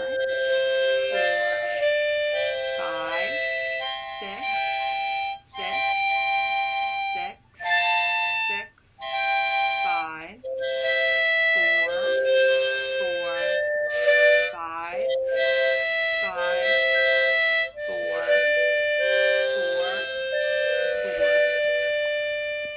4, 6, 6, 5, 4,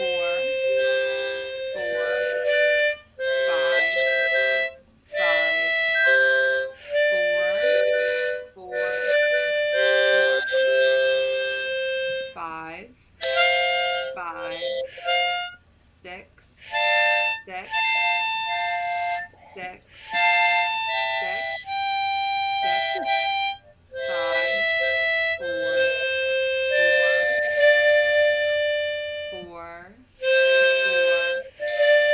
5, 6, 6,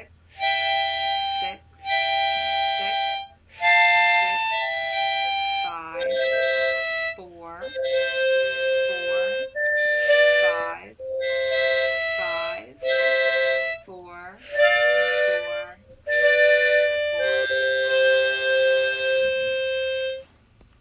Excellent job.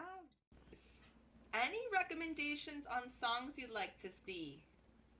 Or play, I should say. You're muted, John.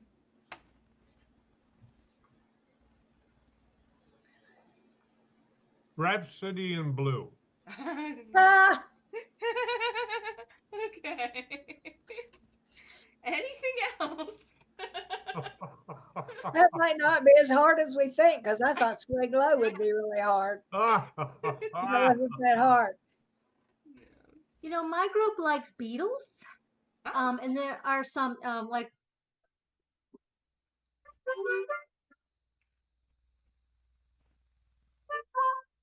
Kind of easy, you know. You go up and down kind of slowly, skipping just one hole at a time.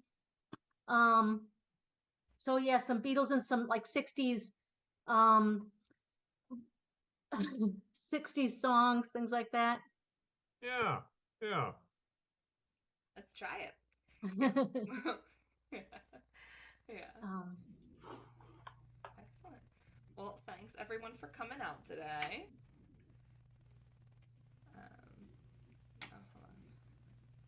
Okay. Well, thank you very much.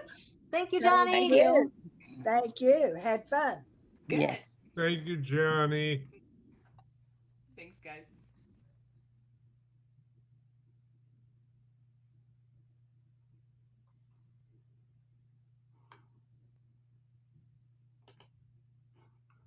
Okay, well, hopefully everybody's enjoyed the last, I guess, been going for about an hour or so with some singing and some harmonicas.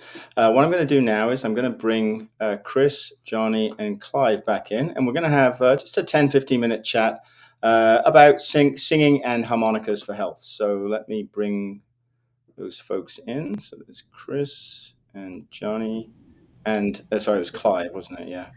And Chris, I don't think Steve is on, right? No. No, I don't think so. Fine. No. Okay. So just really a chat about, I mean, how all this starts. I think it's also for me about spreading the word. I mean, just to kind of a little bit of background for the audience. So if you'd said to me a few years ago before I joined the COPD Foundation about 3 years ago, before that, I'd heard, I have some knowledge of pulmonary rehab. So I knew about pursed-lip breathing. I knew about breathing techniques and diaphragmatic breathing. I'd not heard of harmonicas, use of harmonicas in patients with COPD. Then I come to the COPD Foundation. I hear about this wonderful program, Harmonicas for Health. And didn't know there was anything else. I thought this was kind of a unique thing that the COPD Foundation has done. And then we get we get the scheduling going for the Big Baton Pass. And Ruth tells me that there's a gentleman from the UK who's going to be doing a harmonicas for lung health. And I'm like, oh my goodness. So I thought it'd be great for us to come together, talk about harmonicas and the value of harmonicas, talk about maybe a bit about your background, how you got started. I think also, Chris, I'd like to also understand how you bring in singing out harmonicas. What are they complementary? Are they, is it just the choice of the patients, what they want to do? So maybe we could just start off, maybe Johnny, how did you get involved, and how did the foundation, how did the Harmonicas for Health program get started? Yeah, so the Harmonicas for Health I misspoke. The Harmonicas for Health program got started because we have a few fabulous respiratory therapists who were passionate about finding a fun way to get people to perform their pursed-lip breathing and, exercise their breathing muscles.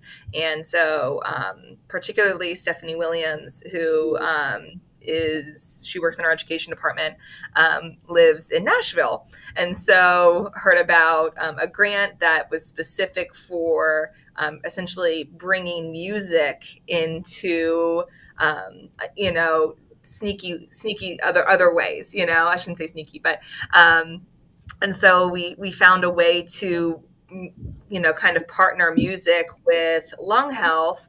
And that's kind of how the magic started, was in kind of the city of country music, is where our first group started. And that group is actually still going today, which is kind of magical, because that group still has that community. And it's funny that you said that you kind of found the foundation first and then found the Harmonicas for Health program. It was actually the opposite for me.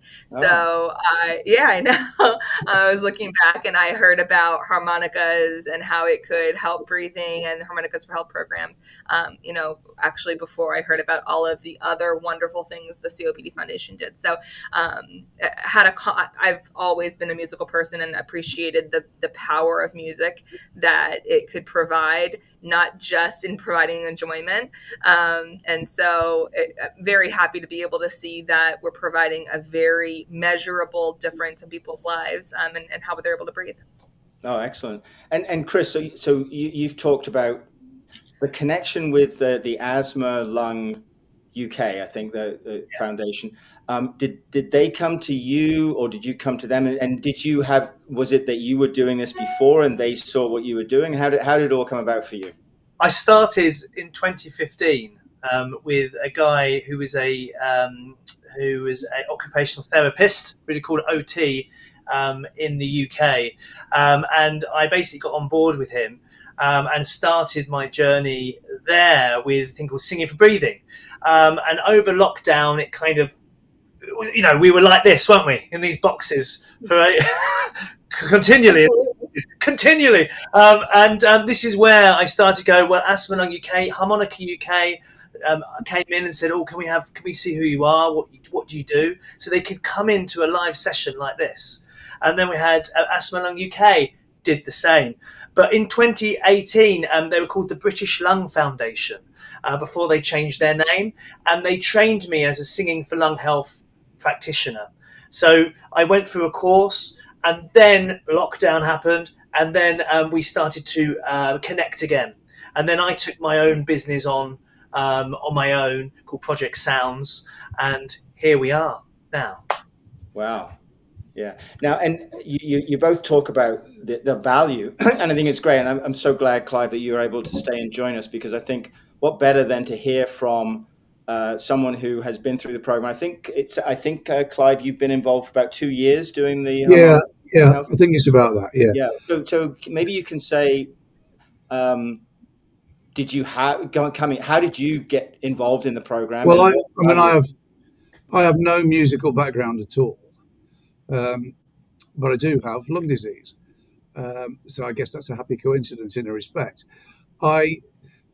The sad and simple truth is that there are plenty of customers for people like Chris to help. And he did a really good sales pitch to a patient group that I was attending one day, and he just captured my imagination on that occasion. And he did a little, I think was it Chris, 6 weeks primary course, and I just felt, I wouldn't say I fell in love, but I found it quite intriguing. And then I go every week now and have done for 2 years. And I won't class myself as a musician yet, but I do class myself as somebody who enjoys making music now. And I think what I've done is I've turned what was a really nasty thing into a real opportunity for myself.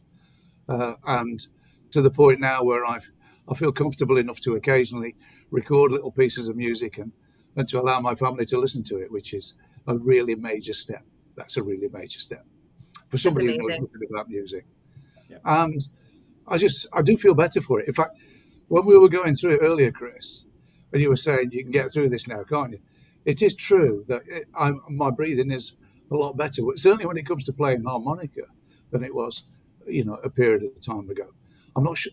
I don't know whether it generally is, but that's a matter for the people who observe my progress at the hospital. But yeah, it's wonderful, and it's really good for my psyche. That's the big benefit. The really big benefit is the positive nature of it. Yeah. Yeah, and I think the thing that you all bring that I've noticed so much is the fun aspect. And having done a little bit of reading around pursed lip breathing and diaphragmatic breathing, I wouldn't say that they're particularly fun. and it does seem that this really brings that fun aspect. Is that something that you really notice from the participants, just how much fun they get from this? Yeah, I think at Chris's classes there can be 25, 28 people, I think sometimes. So you've got a Zoom screen with all of these people on it. So you can't hear them, thankfully, because it would drive us all crazy, I think. But you can see how much they're enjoying it. Absolutely, yeah. And I think, John, I think you said in a chat we had a couple of days ago about it is playing the harmonica for learning a breathing technique, and maybe you can expand on that a little bit. So it's not just about playing the harmonica; it's the means to an end to help them with their breathing. And how does that translate into helping them in their breathing in their everyday life? Yeah, so we'll have some newer participants who will be kind of concerned. You've never played before, and they might be a little intimidated starting off that the song that they're learning isn't necessarily going to sound perfect. And we always want to say our goal is not to first start off playing a perfect song, right? Our goal is to have fun and create this joyful noise, right? So our goal is the breathing. It's to exercise the lungs and to be able to facilitate mucus clearance, to be able to exercise that diaphragm.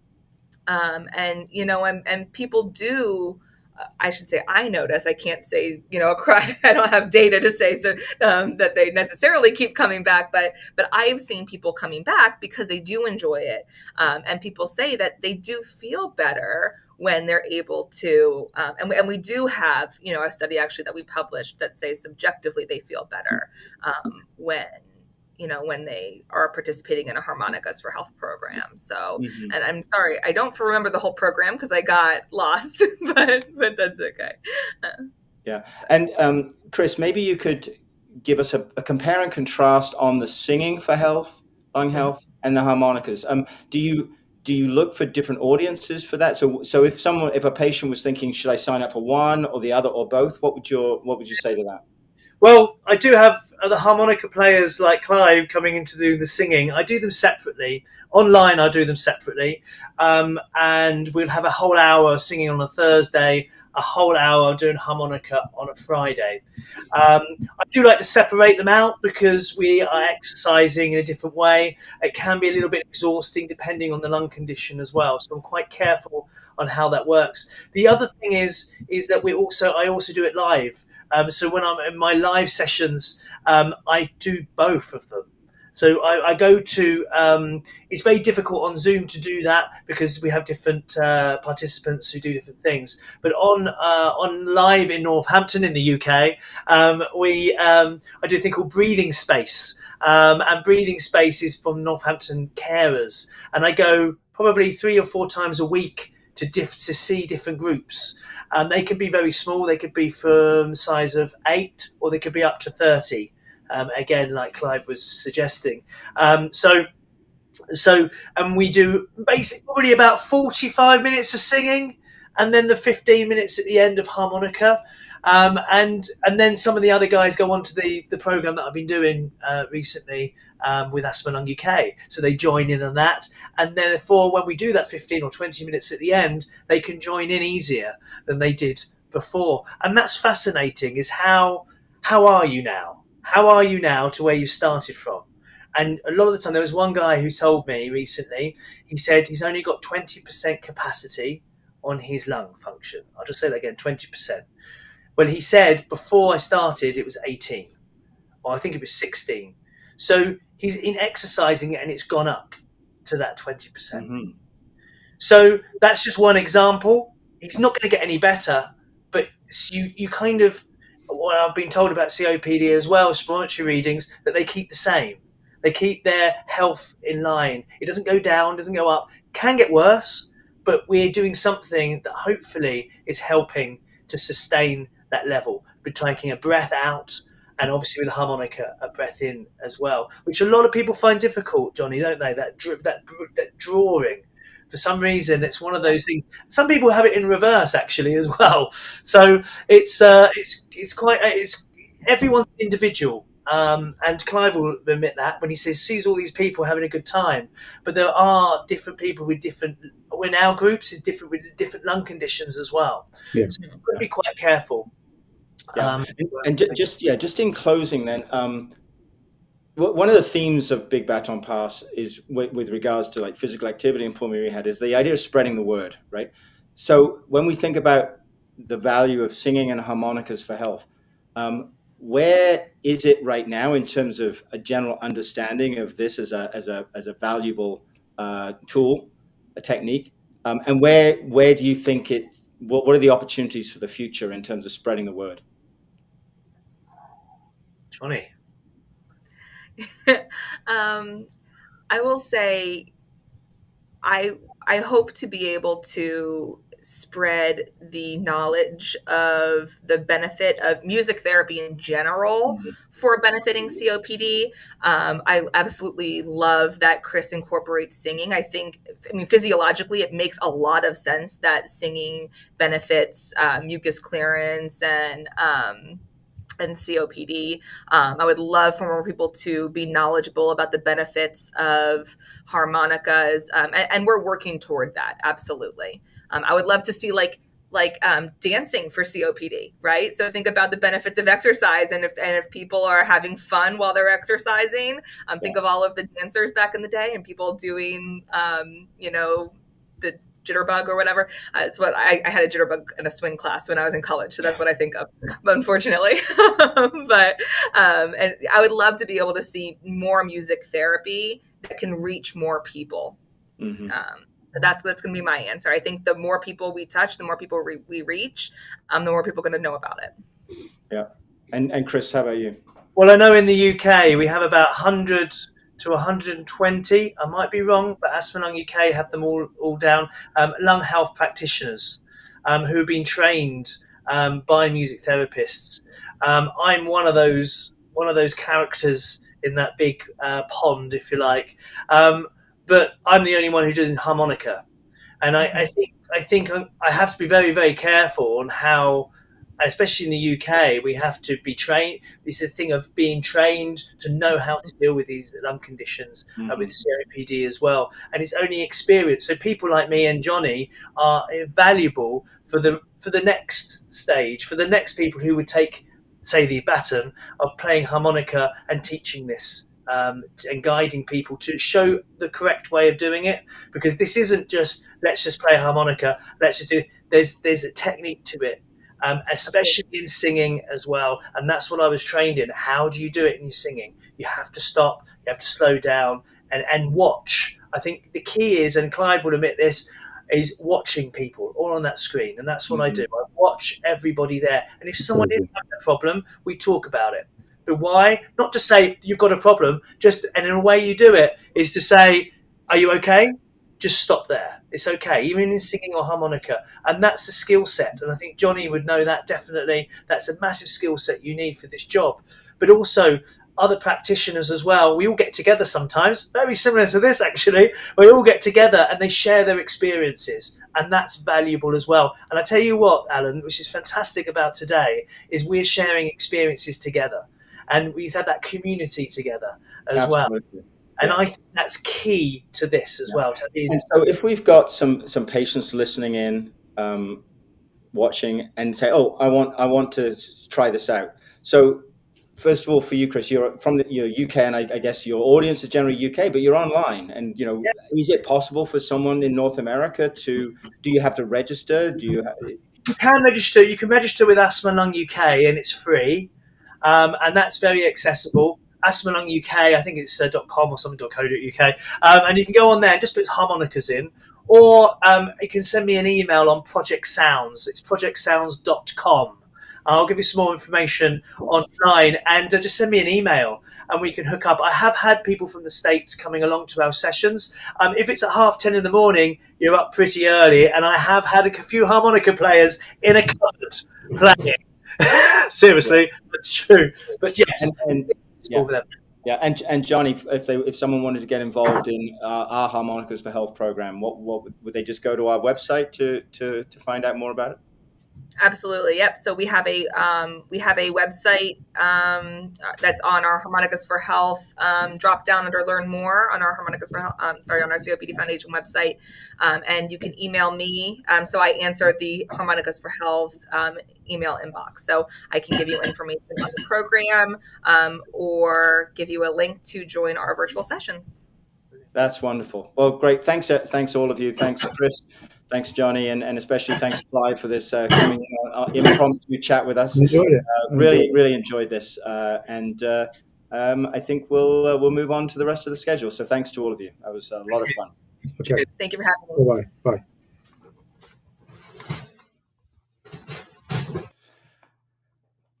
Okay, so we're now going to, I hope, move into another live session, although I am just looking and not sure if next. So just I'm going to actually show what's on the agenda. So let me bring up the slides. I think hopefully I've got the right one here. So the next part of the agenda, I know it's a little small, but we're at the 12:15 mark, and so we will be coming over to Prashna Singh in Toronto at the University Health Network. And I'm just going to check. And so that's going to be a live 45-minute session. So I'm just going to check, though, to see whether or not Prashna is online. It doesn't look like it. So Ruth, maybe I can bring you in and we can try to figure out what to do here. Are you there, Ruth? Oh, it looks like she's coming on. Looks like it's our first technical issue of the day. Well, you can't go through a whole 8 hours of live event without having one or two technical issues. Let me bring you in, Ruth. Okay. Yep, you're now on live, Ruth. Hopefully. And are you unmuted there? There we go. Hello. Hi, Ruth. So, unfortunately, Hello. it looks like Prashna is not on yet. Is that right? I think she's just popped in, but do you want to have a quick, should we catch up on that harmonica session while Prashna gets herself ready and sorted, and then we can bring her in a minute? Or do you Yeah, want to sure. bring That Prashna sounds in good. now? Yeah. I'm Yeah. easy. Yeah. Yeah. So that was so good. I did some practice runs with Chris so that he could have a go of what this, the software was going to be like ready for the day. And after I came off every session with Chris, I was always like so full of energy. So yeah, so good. And it was really good having that chat with them,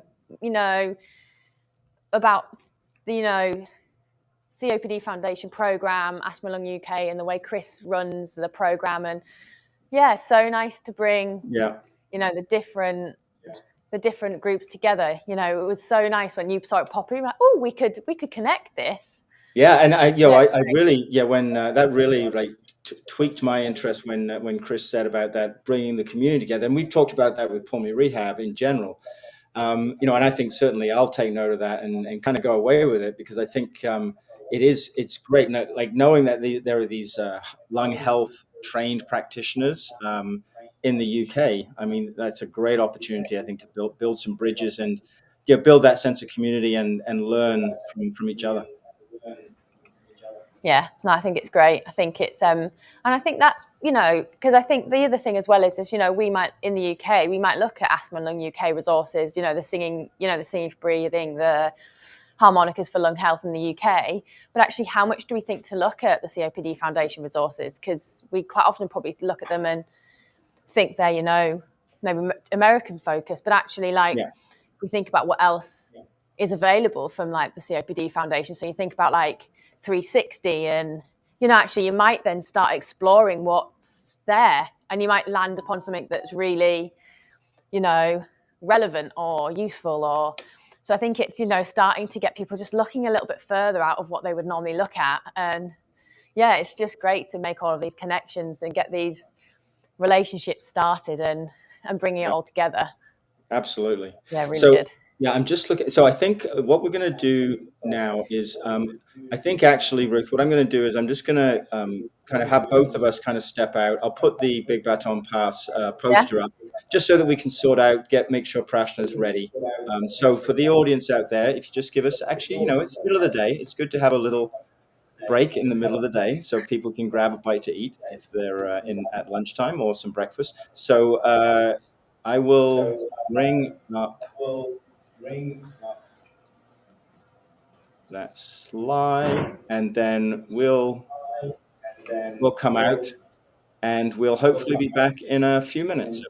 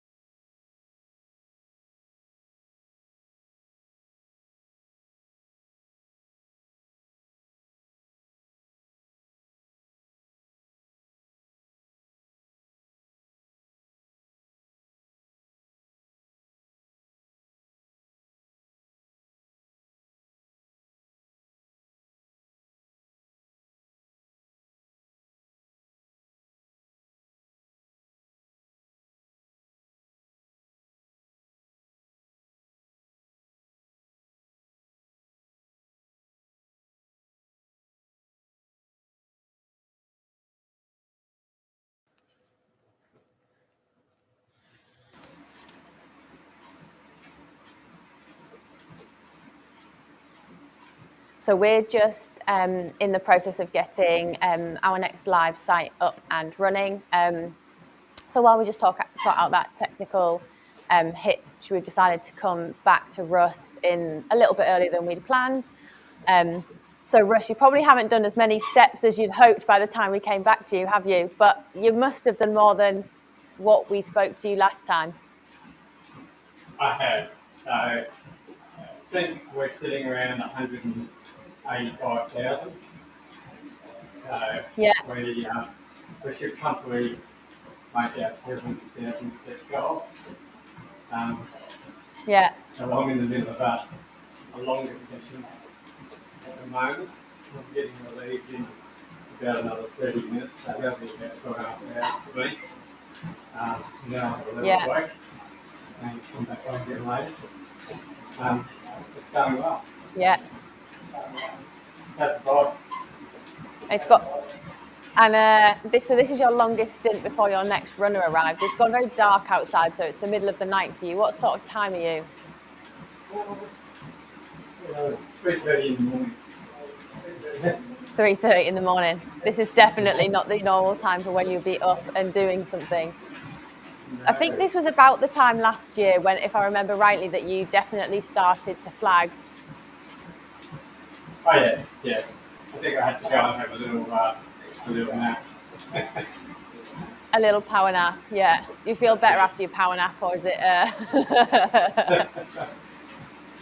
Well, I had a little one before I hopped on here, so I can't complain. Yeah. So you will have been watching the, I guess the bits that we've been seeing about the singing and the harmonicas.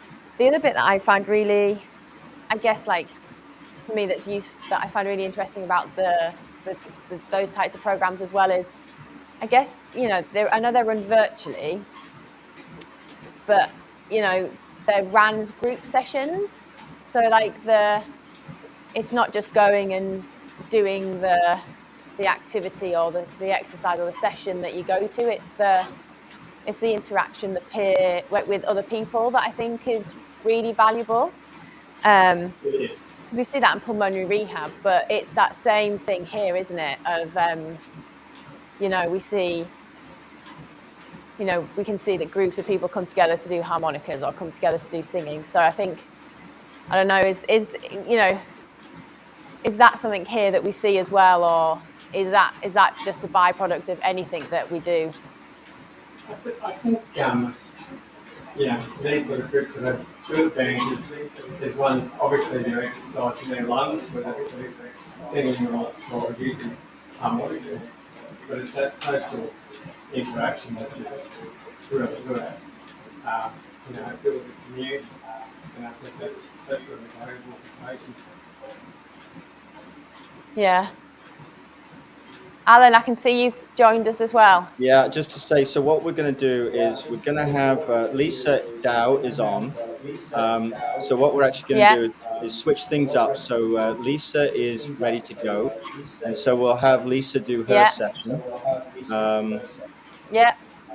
And then I'll try to phone Prashna and find out what's going on. Okay?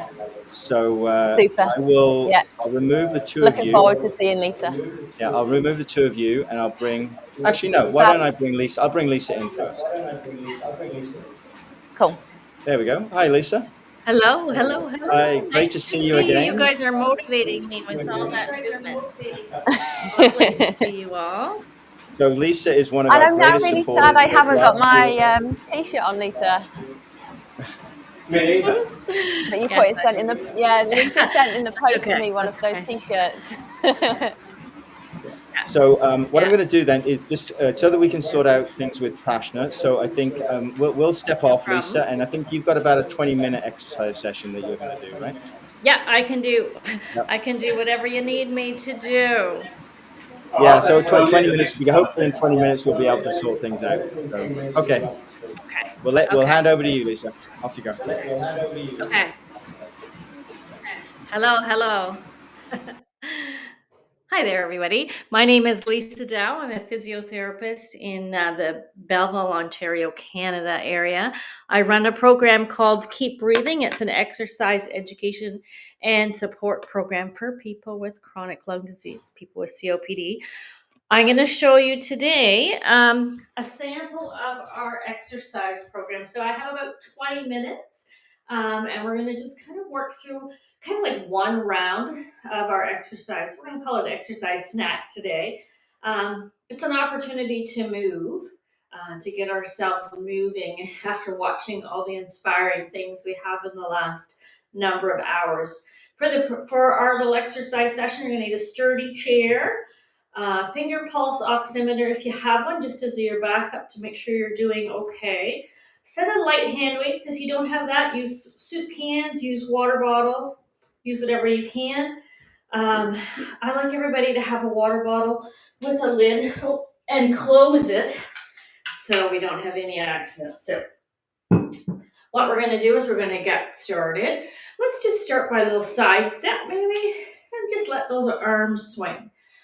As you're warming up, you're going to think about your breathing. In through the nose, out through the mouth. Try to think about blowing out for longer than breathing in. Let's roll one shoulder back and the other shoulder. One shoulder. So thinking about opening up that chest, other shoulder.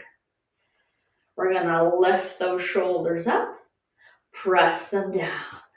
Lift up, press down. Take a big breath in. You're going to tuck your chin in, press your hands down, tuck it all under, blow out. Then relax, come on up, take a big breath in. Blow out as you press down. Remember to get all those muscles that are attached to your rib cage warmed up as well as those big leg muscles. We're going to bring our hands up to chest level. You'll take a big breath in. You're going to blow out and turn your hand like you're serving a plate of cookies to somebody behind you.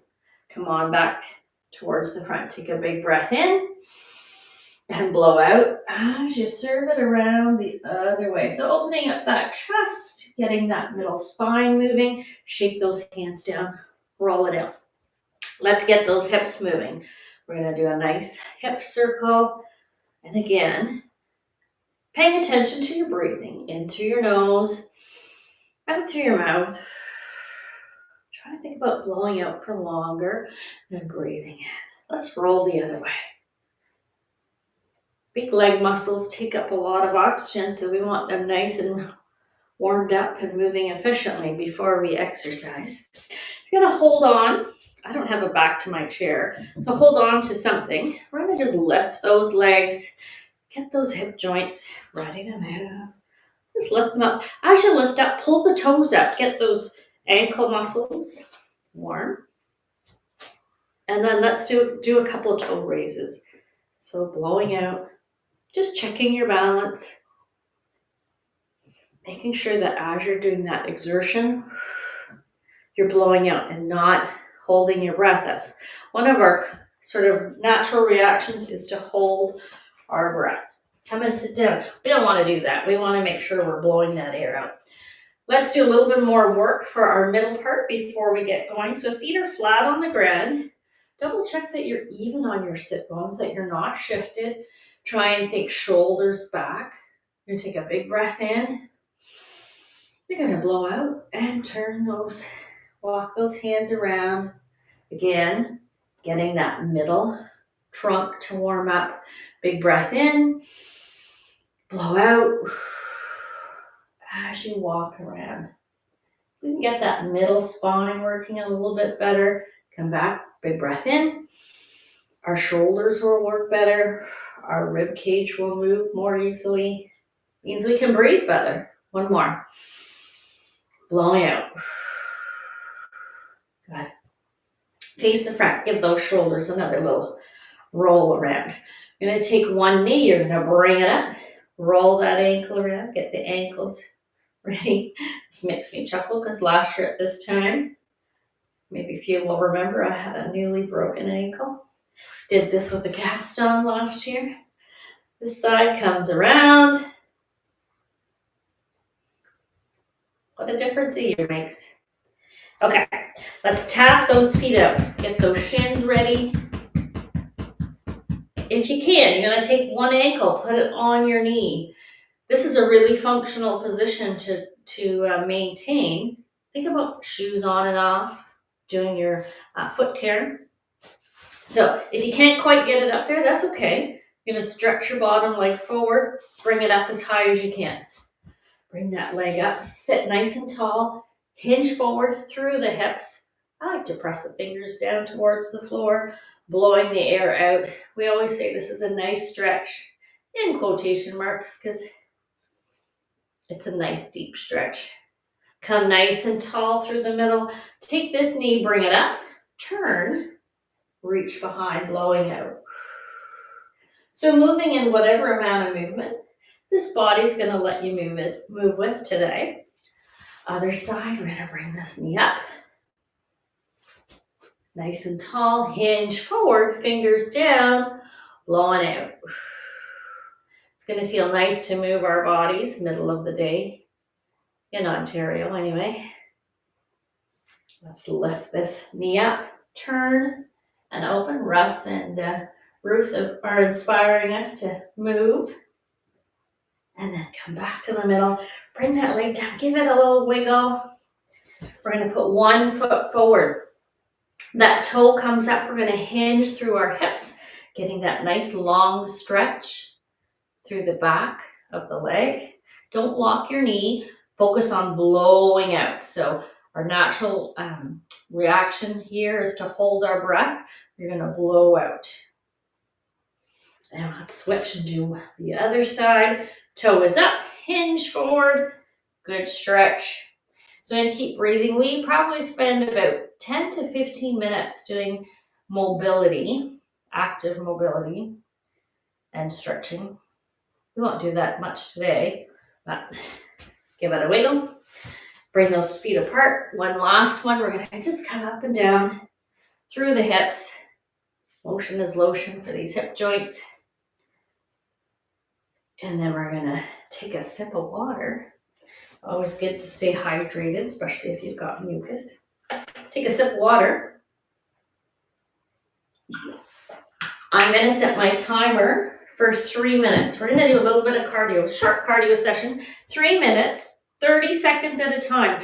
You're going to move however you're able right now, okay? So 30 seconds at a time, focusing on controlling your breathing. So imagine 3 minutes. Imagine you're walking from your car to your doctor's office. That's what we're thinking about. Thinking about controlling your breathing to do that activity. Here we go. 3 minutes, 30 seconds at a time. We can do it. Here we go. We're marching. So you're going to march on the spot. Use your space. If you're able to move around in your space, you can feel free to move around. As you're marching, you're going to make sure those heels are touching the ground. You're not staying on your toes. Your shoulders, trying to keep them relaxed. So not up at your ears. Get them down. Helps if you push your elbows back. That helps to get that rib cage moving. You're going to think about your breathing. In through your nose, out through your mouth. Okay, here's our change. Little change. You're going to push your heel forward. Press your hands out. If you find it's too much, leave the arms out. If you need to, just do your arms. Whatever works. In through the nose, out through your mouth. There's our first minute. Back to our march. Check yourself again. Heels are coming right down. Open through the chest. Shoulders are relaxed. Elbows are coming back. Thinking in through your nose, out through your mouth. Trying to blow out for longer than breathing in to try and get that trapped air out. Coming to our next change, we're going to do half a jumping jack. If you want, you can do 2 big arms. If that doesn't work for you, do 1 at a time. If that doesn't work, just do the legs. or just do arms. Or you can easily adapt this to sitting. In through your nose, blowing out that air. Back to your march. Heels are down. Nice and tall, relaxed shoulders. Blowing that air out. Normally we would have music playing. I wasn't sure if what Vimeo would allow us to play, so you could have music playing in your background. Blow that air out. We got one more interval to do. We're going to take our toe, tap it back. This works your balance a little bit. If you're able, you're going to press forward. Press forward. Blowing out. If you need to, one arm. If you need to, no arms. If you need to, just arms. Again, whatever you're going to. The goal is to move, whatever that looks like for you. 3, 2. Activity completed. And there you are. That's our 3 minutes. We've made it from the car to the doctor's office. If you have a finger monitor, you might put it on now to check it. Check your numbers, make sure you're in the right zone, or you might use your breathlessness scale, see how you're doing, or you might use the talk test. Can you say a full sentence? All right. Take a sip of water. Again, stay hydrated. We're going to move on and do some arm strengthening. Really important to have good, strong arms. They attach to our chest wall, right? They act as breathing muscles when we need them to. But there are carrying muscles. We're hauling things around. First thing we're going to do is bicep curls. Standard, right? Elbows are tucked in. But before you start, just check. Feet flat, even on our sit bones. Shoulders back, elbows tucked in. You're going to blow out as you curl. As you curl up, you're going to control the movement as you straighten your arms. Half the work is on the way down. Here we go. Curl it up, blow out. Curl it up, blow out. That's 2. 3. If you found this too heavy, 4. You could use one weight in 2 hands. 5. Or use your soup cans. 6. But you want it to be a challenge, right? 7. If it's not a challenge, you won't strengthen those muscles. Let's do 2 more. I'm terrible at counting. In the Keep Breathing program, we have counters. Good. You're going to just let those arms hang for a sec. Open up those shoulder joints, wrists, and elbow joints. We're going to move on. We're going to do another type of a bicep curl, but we're going to make it work our shoulders at the same time. So elbows are going to be tucked in. We're going to bring those hands out. And from this rotated, you're going to rotate through your shoulder. We're going to do the next set from there. If you find that too hard, do our standard, or you can do a hammer curl, whatever works for you. Again, check your posture. Again, focus on your breathing. So we're at 90, you're turning out. Here we go. 1, control. Blow out. Control. We got 3. 4. 5. 6. 7. 8. Almost there. 9. Those last couple should be hard. 10. If they're not hard, you need heavier weights. If it's too hard, you can't get there, then maybe try lighter weights. Let those hands just hang again. Open up those shoulders, wrists, and elbows. Next one. We're going to take the front of the weight and we're going to place it on the front of our shoulder. Okay. From here, with our elbows bent, we're going to bring our elbows up and down. We call this one the chicken wing. So feet are flat, nice and tall. Here we go. We got 10. 1. Blowing out. 2, 3, 4,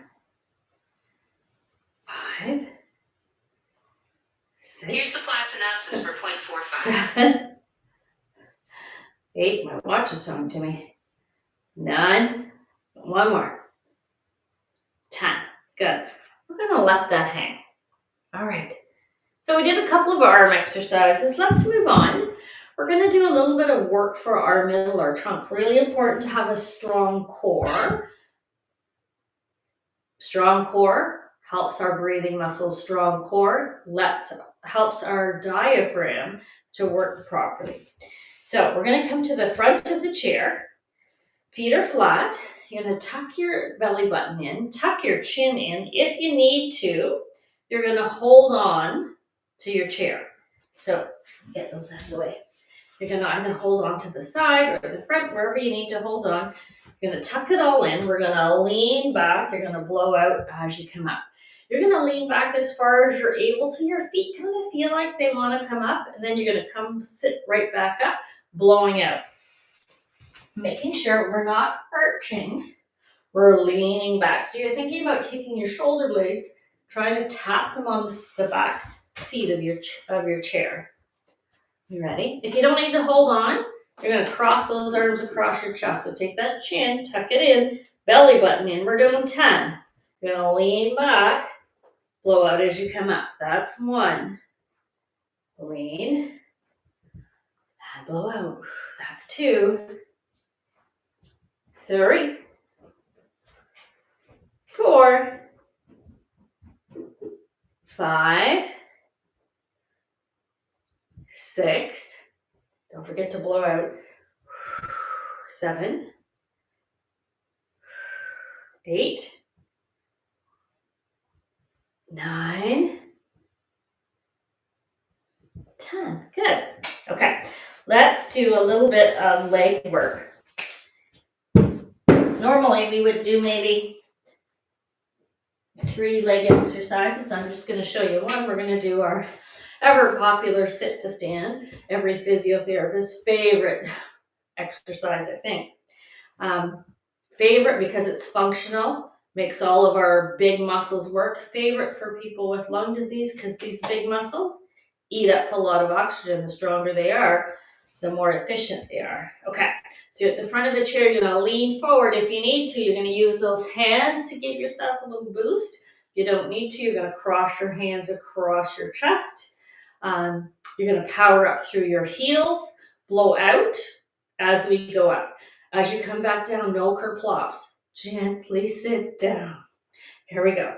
Power up, squeeze that bottom, stick it out, gently sit. Come on up, blow out. Gently sit. So pay attention, weight through your heels. Knees are forward, not pointing in. Blow out.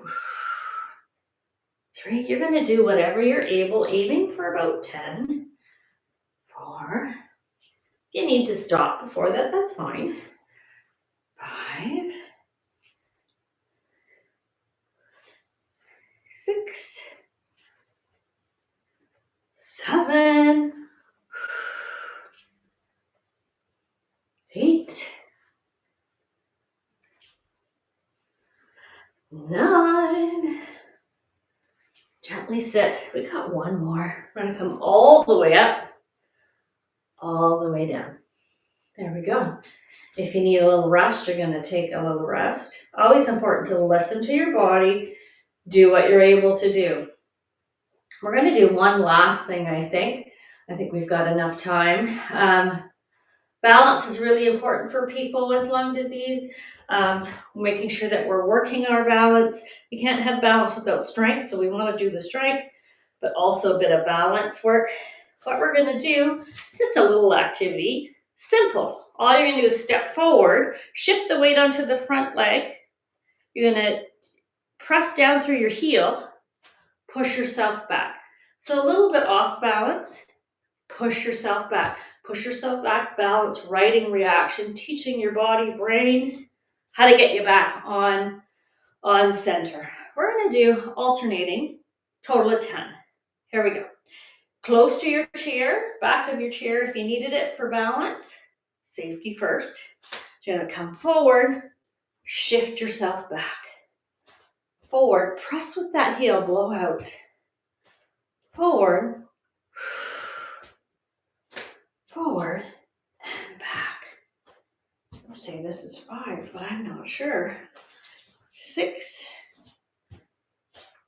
7, 8, 9, and there's 10. Wiggle that out. You can also do a little bit of standing on one foot. I always get my people, when you're brushing your teeth, see if you can brush with one on one foot. Can't quite do one foot. This is the ankle that I broke. Good test for me. Put your toes down, right? Make your brain work, body work, balance same time. So there you go. So important when you're doing your exercise to focus on doing what you can today, on the day that you got, with what you've got, depending on how you feel today, making sure that you look after strength, balance, mobility, little cardio, and then make sure you're safe, following, using your finger monitor, using your exertional scales. Hope we had a little bit of a workout. That's great. Thanks a lot, Lisa. I really appreciate that. And thanks for being very accommodating on the timing. That's okay. And we have you coming up later, not live, but we have a recorded session of you and your Keep Breathing group. And I think it's actually one of the last ones of the day. So we'll look forward to seeing you again in a few hours. Awesome. Yeah, so important to be part of a group if you can be, right? Yeah. And I'm actually going to head, so we're going to actually head just down the road from Belleville. So you're in Belleville, Ontario. We're going to head, and actually, I think you know Prashna very well, and Prashna and her group. I do. In Toronto are going to come in. So thanks a lot, Lisa, and we'll see you on the recording later on. All right. See ya. Bye. And right now, I'm going to bring in Prashna. There we go. Hi, everybody there. And now, I think before you get started, I think I'm going to show the land acknowledgement, right? So if you just give me a moment, I'll bring that up.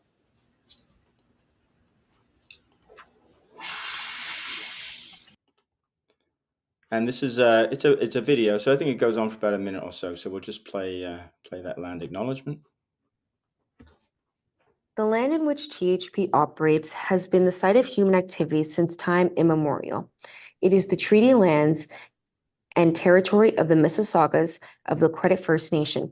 It is also the traditional territory of the Huron-Wendat, Wyandot nations, and the Haudenosaunee Confederacy. The land and lakes in this region continue to be home to many First Nations, Inuit, and Métis communities from across Turtle Island, which is currently known as North America. They continue to mobilize, live, and care for these lands and its inhabitants. People across Turtle Island have been confronted by the legacies of white supremacy. This includes the legacy of genocide, which Indigenous folks have known all along, and whose demands for action were ignored. It is also on this land that we're confronted by the legacies and current realities of anti-Black racism and slavery, the legacies of anti-Asian racism and indentured labor, the legacies of anti-Semitism and Islamophobia, the legacies of erasing sexual and gender diversity, the legacies of promoting ableism, sizeism, and ageism, and the legacies of religious violence. As settlers on these precious lands, it is our responsibility and duty to reflect on the roles we participate in, to stand in solidarity with the Indigenous communities, to rise up against racism and all forms of oppression, and lastly, to support the journey towards truth and reconciliation. It is our honor and privilege to live and work on these lands and to honor its original caretakers. Okay, so I'm now going to hand over to Prashna Singh and her group and the Trillium Universal Health Network. So over to you, Prashna. Oh, hi everyone. Good afternoon and welcome to Trillium Health Partners in Mississauga, Toronto. My name is Prashna Singh and I'm a physiotherapist, also a certified respiratory educator with a passion with working with individuals with chronic lung disease. Today, we are so excited to be part of the Baton Pass. We will be exploring the journey of COPD through the voices of our patients and exploring themes of diagnosis, self-management, activity limitations, as well as access, advocacy, and awareness. We are so happy that you have joined us today. Thank you. Hi everyone, my name is Zara. I'm the respiratory therapist and a certified respiratory educator in the pulmonary rehab program. Hi, I'm Talon. I'm a physiotherapy student at the University of Toronto, and I'm doing a 6-week placement here in pulmonary rehab. Hello, good afternoon, everyone. My name is Sakshi Sharma. I'm a registered physiotherapist. I'm working here as a part-time physiotherapist. Hi, my name is Travis. I'm also a student from the University of Toronto in physiotherapy, and I previously did a placement in the pulmonary rehab sector here. Hello, my name is Sabrina, and I'm a respiratory therapist, certified respiratory educator in the pulmonary rehab program. And lastly, I'm Nadja. I'm an occupational therapist assistant and physiotherapist assistant working in pulmonary rehab at Trillium Health Partners. All right, thank you. We'll move on to the patient interviews next.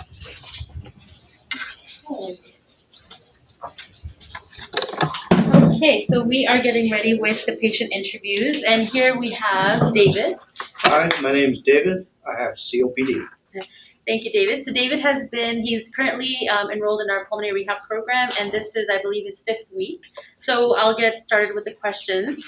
David, when were you diagnosed with COPD? I think it was 2014 or 2015. Okay, so about 10 years ago? About that. Okay, and how did the diagnosis come about?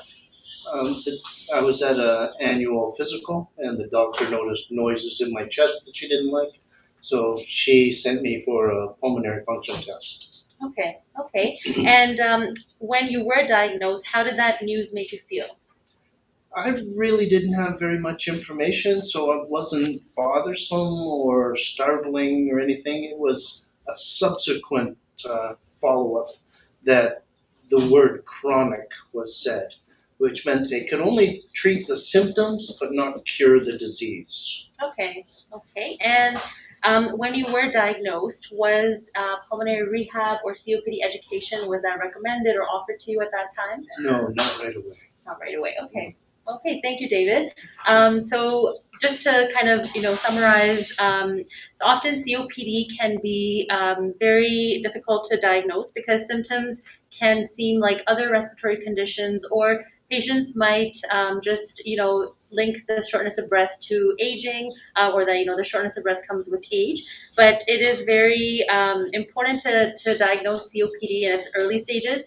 Most people don't get diagnosed until the disease has progressed. So it's very important for healthcare professionals to, order spirometry, especially if during the history the patient has had exposure to the toxins or that they might have inhaled, especially cigarette smoke. So it's very important to, get that early diagnosis. And even if the patient has no respiratory symptoms, if the patient has a smoking history with no symptoms, just for the screening of COPD, the doctor or the physician can order the spirometry and then just kind of do a regular follow-up from there. Even though COPD is very prevalent, the awareness of COPD is still very low. And early diagnosis, the detection can prevent the progression of the disease. We can help the patients to manage their symptoms and manage the disease so that it doesn't progress, and we can also manage the exacerbations. So if the patients have any exacerbations in the future, they can be closely followed, and that can improve the trajectory of the COPD journey for the patient. And then we talked about how David felt after he was diagnosed. Patients can feel, sometimes they can feel very anxious, very confused if not enough information is given about the diagnosis. And patients can also feel, very depressed because the word chronic, the doctor will let them know that it's not something that can be cured. It'll be something that'll last for their whole life. So the patients can become very anxious and confused as well. So it's very important for the healthcare professionals to refer patients to COPD education or pulmonary rehab as soon as they're diagnosed, so that once they can find out more about the condition, especially if they have been prescribed puffers. We can, help patient navigate through how to use the puffers, why they need those puffers specifically, and then the patient's compliance with using the inhalers. It really makes a big difference with that as well. Excuse me. And then the last thing about when pulmonary rehab or COPD education is recommended to the patients, I have some statistics here. Only 3 to 16% of COPD patients are referred to pulmonary rehab. And of those who are referred, only 2% actually participate in the program. So that percentage is extremely low. Pulmonary rehab actually, it empowers patients to take control of their chronic condition and to manage their symptoms. So it is, it's an evidence-based non-pharmacological treatment or therapy that really improves the patient's quality of life. And the patient themselves, they have to live with that COPD. So it's very important to let the patient know of how they can manage the disease as well as possible, because they are the ones who have to kind of manage their symptoms, do their day-to-day activities, so that they're not limited in doing those activities. And they can also, it can help with their symptoms of anxiety, depression. They just feel better, and then they can live longer as well. So thank you, David. You're welcome. And we'll move on to the next patient. Thank you, Zara. So now we have our next patient, Miss Loretta. Can you tell about yourself? Hi, my name is Lori. I have COPD. I guess you want a little history? A little bit, yeah. Okay. I was diagnosed in November 2020.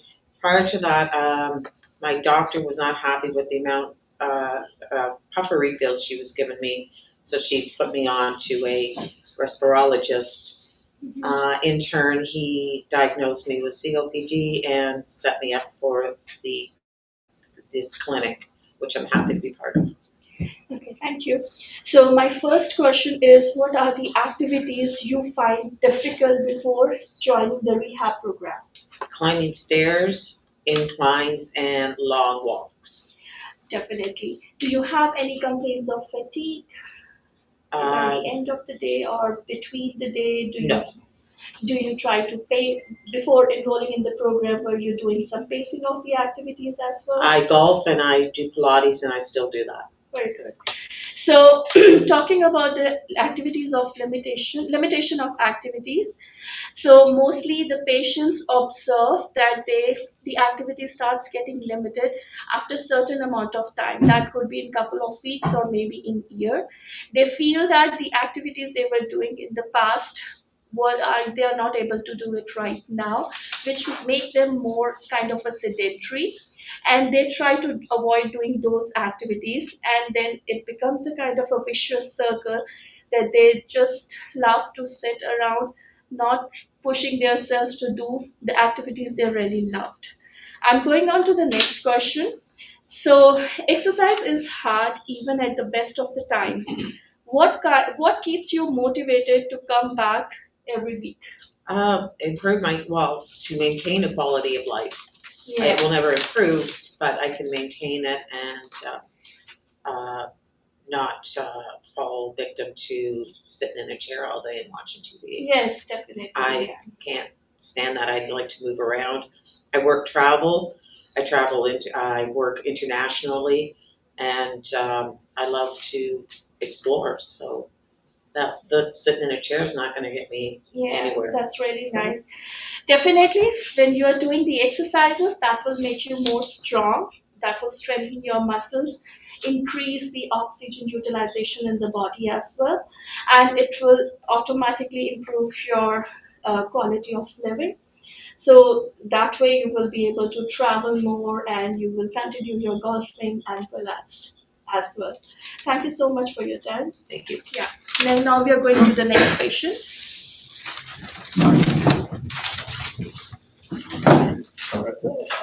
Sit on the other side, I guess. Two questionnaires.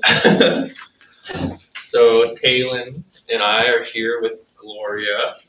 Gloria, could you tell us a little bit about when you were diagnosed and how you've been there? Okay, so I was diagnosed with asthma originally, and it wasn't until 2022 that I was told that I had COPD. probably had COPD. I had to go for a respiratory test. And then the doctor had told me I had COPD, not asthma. Right. And that being in 2022, and then it was recommended that I would come here and see if I could improve my oxygen levels. Yeah, awesome. And then you've been in the exercise class for quite a few weeks now.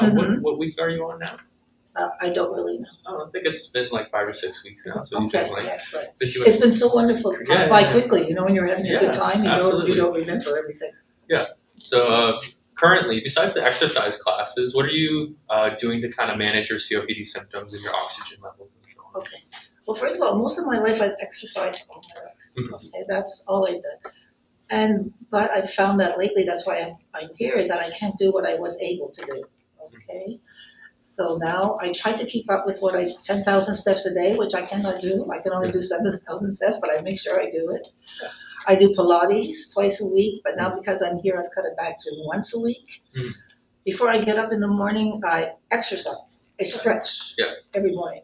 And that's kind of like how that's fantastic. I'm trying to maintain my activity, because it's awful. Like when you wake up in the morning and you can't have a plan. And I used to have a plan that I could do anything, but I can't do anything now. So I'm looking for a new plan. Yeah. So you're doing lots of activity outside of the activity in class. Yes. But are you taking any like medications? Are you using oxygen at all to manage your COPD? Or? Not outside. No. Just only when I come for class. Yeah. Okay. Right. And Gloria, so have you encountered any barriers along your journey with COPD? And how do you mean by barrier? Well, yes, I can't use oxygen. My lungs don't have enough oxygen to allow me to do what I want to do. Like the distribution center isn't full. And so you use oxygen when you're here in class, Yes. right? And how did that make you feel when you first found out that we were going to put you on oxygen while you're using the treadmill and doing new stuff? Well, it wasn't good news. Right. It wasn't good news to hear that you need oxygen. Right. But since I've been using it, I found that it's efficacy. It's working. It's working. That's good. When I'm on the exercise, yes. Yes. But I still can't do what I do on the treadmill itself. Right. Without the oxygen. Right. And yeah, so it can definitely be a bit of an adjustment and a bit of a surprise to find out, like when someone tells you that we're recommending you to use oxygen, right? And you might be using it here while you're working at high intensities, and right now you're not using it at home, and we'll have to wait until you have another reassessment. But sometimes you might be using it here, but at home you might not need it. You'll just have to wait for the reassessment, and then this is what I'm hoping for at the end, that I'm not going to need any oxygen. Right. That I'll be able to do exercises on my own. I know I won't be able to probably do what I used to do, but as long as I could do something without the oxygen, supplementary oxygen. Right, exactly. Okay. And then just kind of building off of that, you are sort of 6 weeks in. It's kind of an 8-week program overall.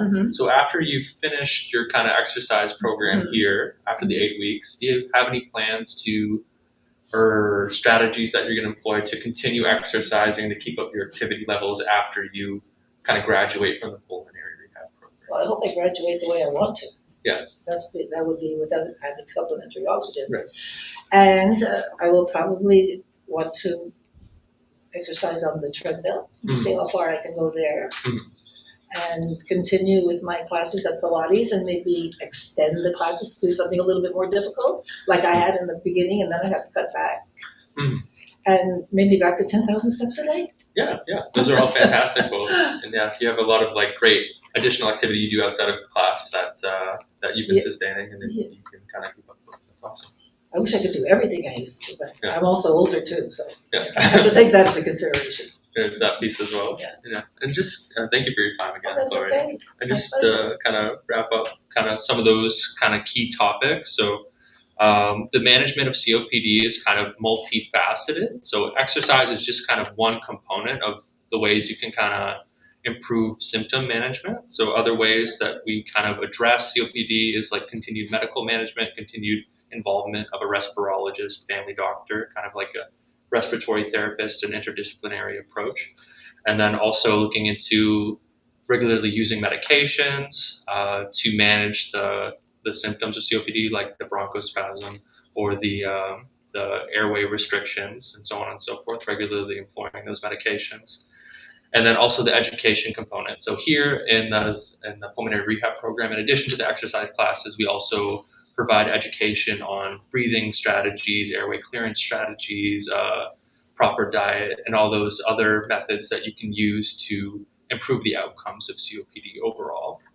And then looking at the oxygen piece. So regarding oxygen, right, not everyone with COPD is going to require oxygen, and you can experience breathlessness without having a drop in your oxygen saturation. So that's why it's really important to, see your healthcare provider and be assessed for your requirements for oxygen. And finally, looking at just continuing on exercise past the kind of graduation point of the pulmonary rehab program. So a lot of people come in and they make great strides and great gains within our pulmonary rehab program, but it's really important to continue to incorporate exercise into your lifestyle and make that a habit rather than it just being sustained within the pulmonary rehab program. So a lot of the time, well, not a lot of the time, but in some instances, people will reduce their activity levels following the conclusion of a pulmonary rehab program, and then they'll lose a little bit of the gains that they've acquired over the course of the 8 weeks. But it's just important to sustain those exercise behaviors like Gloria is with her Pilates programs, her 10,000 steps, like having those goals and those activities that allow you to continue to stay active. All right, and then we're going to move on to Prashna and Gordon over here. Thank you. Yeah, you can. So thank you, Travis and Taylin.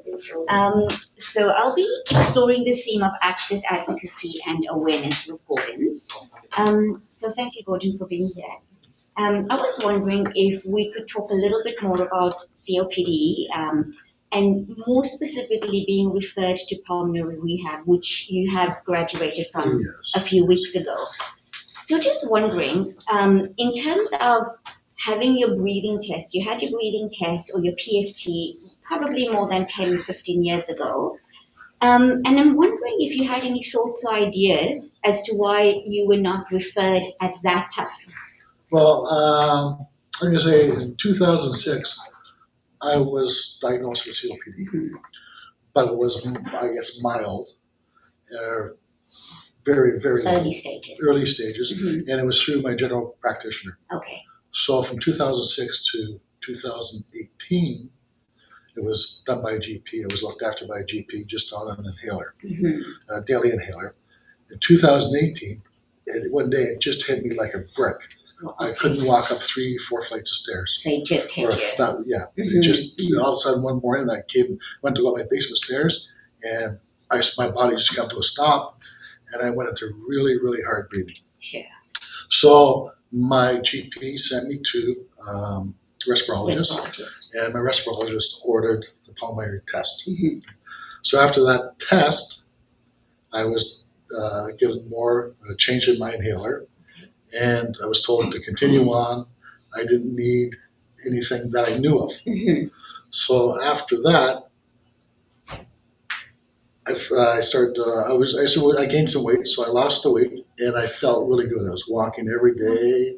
I felt really good. Amazing. I was a heavy smoker. I quit smoking. Good for you. And it was just amazing. I felt a different person altogether. And then when the pandemic hit, I became a couch potato. I retired, became a couch potato, and boom, it all came back again. Yes. So now, my changed respirologist and my new respirologist said, I want to send you to rehab. And I said, I was never told about this. Why didn't I go before? But during rehab, man, it's just given me a new life. Amazing. It's changed my way of thought. It's made a big difference. Yeah, no, thank you for sharing that. So a couple of things that I hear. You had the breathing test, and you were taken care of by the family doctor for a while. And that's interesting because we do sometimes find that family doctors, even though they can refer, they may not have that awareness that programs such as these are around for them to refer to. Sometimes doctors also feel that a patient is too good for rehab, and I would challenge that by saying that it would be good for all patients to be referred, irrespective of the time or even the severity of the disease, because we at the pulmonary rehab then can at least take care of the patient, doing an assessment, and then following up with the individual as well. So I'm wondering, Gordon, do you feel now that you've been through the program that you would have benefited from being referred sooner? Oh, definitely. Yeah. I wish I was referred to back in 2018. Wow. Which is 6 years ago. Mm-hmm. But now, I mean, after going through the program, it's taught me a lot. It's taught me how to change my breathing if I do have a problem. I'm in the process of losing weight. Losing weight also helps. It's unbelievable how much you lose a pound. It changes the difference. Makes a big difference. Just 1 pound, 1 pound changes the difference in the way you breathe. Yeah. So definitely, yes. So it would have, yeah. So again, early referral for individuals with COPD is so important. For sometimes it could just be the self-management strategies that we would be going over, and then sometimes it would be self-management strategies education as well as in pulmonary rehabilitation. So if there are any doctors listening in, if ever in doubt and you have a COPD patient, refer. Don't think twice about it. Refer, and we can then take care of them from there on. So on that note, so I'm wondering so we know that patients get referred to rehab. We also know that patients will say, no, thank you, because they have a fear that if they're already breathless, they don't want to come and exercise because that's the very thing that makes them breathless. So they become so anxious about coming in to do it. So I'm wondering if you had a friend or a family member feel this way, what would you advise them? I would say, don't come. There's nothing to be ashamed of. There's nothing to be scared of. It's help. Take all the help you can get. I wish the program that we have would run longer. I did the 8 weeks, and I loved it here. I learned a lot. I would just wish it was longer because 8 weeks, having not enough. It should be extended to 12, maybe 16 weeks. Mm-hmm. The more, and you need that drive. You need and that. You're the drive. Yeah. The therapists are the drive. It makes you understand what's going on. Yeah. So you've touched on so many things there, Gordon, and I love it because you certainly benefited from the program and you've given great advice to those that are being offered the opportunity to do the program. And we do hear what you've just said. I wish it was longer. I wish I could come back. And that really brings me kind of to the last point, which I want to preface by saying that access is a big problem. Capacity is a big problem. And if there was anyone listening out there that can have an impact on programs such as ours, what message would you like health managers, policymakers to know about a disease that actually affects 12% of the population and, if you believe this or not, are the greatest users of healthcare resources? I'm not sure if you can believe that, but that is the reality. Oh, definitely. We need more room. We need more equipment. We need more therapists. I'm sure there's a lot of people out there. When you go to take a shower in the morning, a lot of times it's hard just to take a shower because it's everything's your upper body. Yes. And if your upper body ain't working, you're not going to work. So, I mean, it's just give us more and extend everything. I didn't realize there was that many people out there with COPD. Yes. It's worldwide, and it's just unbelievable. I mean, holy smokes. It really is. And I think these statistics are quite sobering in that if I do, and I think individuals with COPD may not realize that they are part of a very, very big clique, not one that you would want to be a part of, but nonetheless. So it is definitely a relatively neglected disease. It's a hidden disease. It's a hidden disease. You don't see it, people don't realize it. You don't see it, you don't know. And what we do know is that people with COPD have a 63% higher rate of hospitalizations than the rest of the population. And added to that, 85% of visits to an emergency department just by having COPD compared to somebody that doesn't have COPD. So one thing we do know that the burden of COPD and the impact of COPD, certainly we cannot overstate it. What we also know is that awareness is lacking on a disease that affects so many people worldwide, as the World COPD Day and the Big Baton Pass has indicated that everywhere, whether you're down under in New Zealand, Australia, or whether you're up in the north, COPD is affecting a lot of people. The awareness of this disease and various management strategies are also not very well known, although pulmonary rehabilitation is a well-proven evidence-based modality to manage patients with COPD. So we know that the awareness is lacking. Access and capacity are certainly something else that we have to contend with.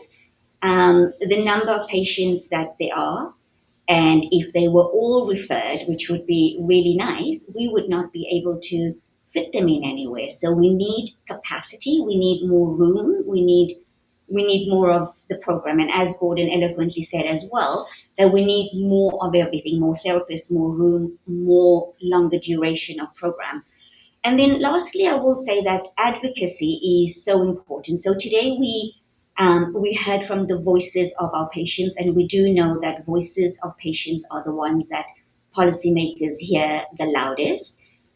So I'm going to encourage, if anybody is listening, if you are a COPD individual or you know somebody with COPD and you haven't heard of pulmonary rehab, to use your voice and ask for it, even if it's not offered. If you are in the healthcare industry, so whether you're a doctor or especially if you are a doctor working with individuals with COPD, please find out where the nearest COPD or pulmonary rehab program is and refer the patients.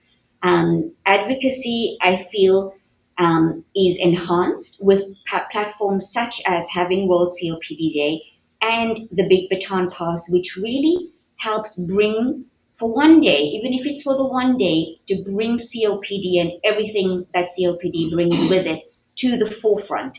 We need to make sure that COPD stays at the forefront for the rest of the year as well. So with that, I'm going to pass you on to Sabrina. Thank you so much. Thank you, Gordon. Thank you, Prashna. Now I'm just going to talk a little bit about the specifics of the programs that we run here at Trillium Health Partners. One of them is the COPD Education Clinic, and the goal of the clinic is to provide patients with the skills and knowledge to self-manage their disease. Sorry, we have an alarm going on now. So COPD education consists of one-on-one consultations, and things that are discussed during the session include lung disease pathophysiology. So it's very important for patients to know what is happening to their lungs. And we discuss medications as well, including how to properly use them, and for them to understand what the role of the medications are and how important adherence is to taking them. We also talk about triggers, exacerbations, breathing exercises, and every patient will receive an action plan with the purpose of hopefully teaching them what their normal day-to-day symptoms are and to be able to recognize quickly when things are getting worse or they're having an exacerbation so that they may seek help and medical attention as soon as possible. The next thing I'm going to talk about is the pulmonary rehab program. So here at Trillium Health Partners, we are very proud of the pulmonary rehab program. As mentioned before, we know it's a standard component of care for treatment of COPD and something that does benefit patients, providing them with decreased breathlessness, decreased fatigue, increased energy, and increased endurance. We have the privilege of seeing patients progress over the span of the program and how they benefit from it. You saw today, it's a very small sample size of our patients, and you heard from some of them firsthand. So also hearing from them, it just gives us just such happiness, and we just love seeing how the patient progresses. It is an 8-week program. Over the span of the 8 weeks, there are 2 exercise classes and 1 education class each week. The exercise class consists of a warm-up, endurance exercises on machines such as the treadmill and new step or bike. And we also do strengthening exercises with weights, resistance bands. There is stretching and a cool down.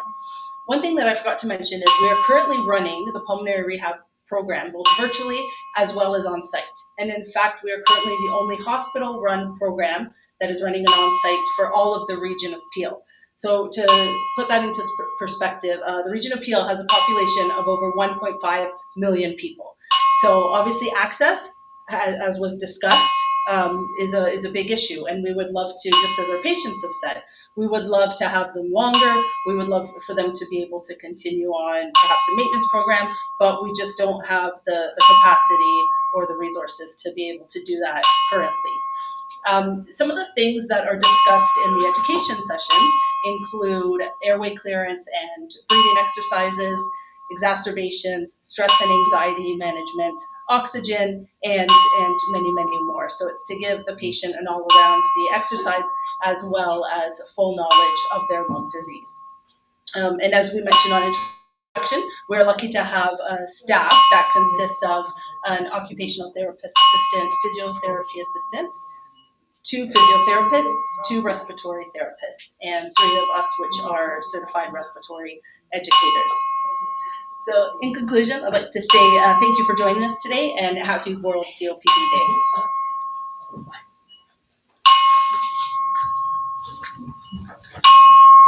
Okay, now we're just going to pan the camera to our gym where the patients are getting ready for their exercises.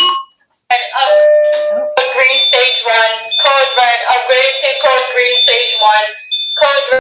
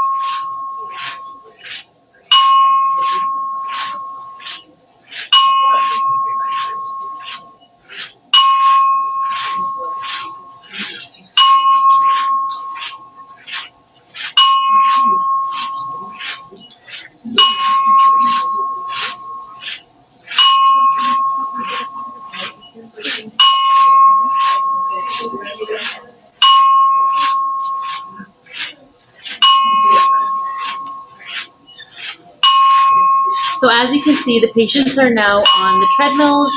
They usually do, we try to get them to do about 30 to 40 minutes of cardio if they're able to. Then we have the new steps as well, as you can see. So we will pan it out to show you.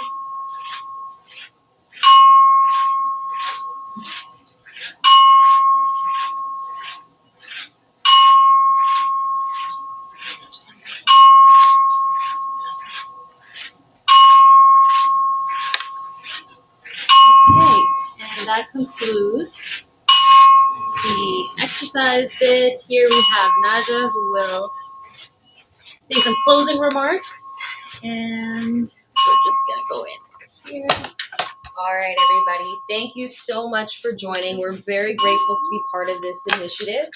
And here from Lung Squad, we sincerely say thank you, and we really look forward to next year and joining you guys again for next year's Baton Pass. Here's our baton. We are looking forward to next year, and we're passing it on to the next person.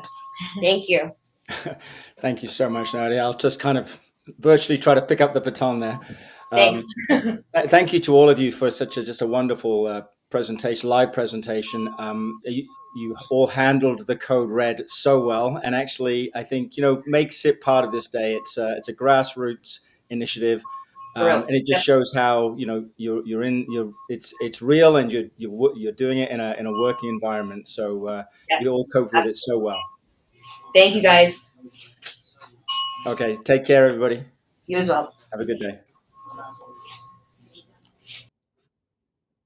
Wow, it's just a wonderful, real presentation of life in a pulmonary rehab clinic in Toronto, the Trillium Health Partners Pulmonary Rehab Program.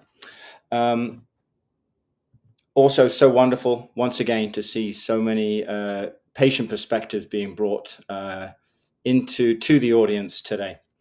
So we are now at 1:30, and we are halfway through, or just over halfway through the last part of the program, and just wanted to actually bring up the afternoon session.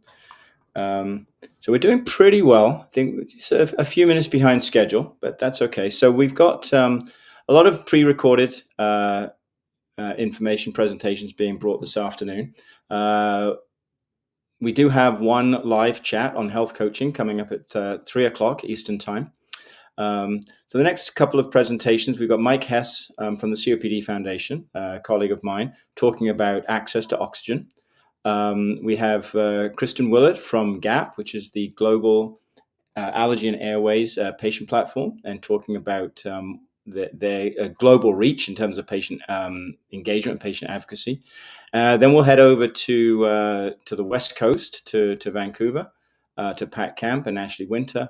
Come back to the COPD Foundation and Misty Green talking about the Patient-Powered Research Network. And then we'll head on and I'll bring up the later events coming up in the afternoon a little bit later on. So with that, I will now take that off and I will come back to the videos. And we're looking to find... So this is a conversation, and it's actually a repeat. This is a repeat. So Mike Hess was interviewed or was in conversation with Russell, and this was, I think, shown during the Australia and New Zealand part of the program. But we thought, because it does have definitely a North American relevance to it, we thought it'd be also good to show it during this part of the program.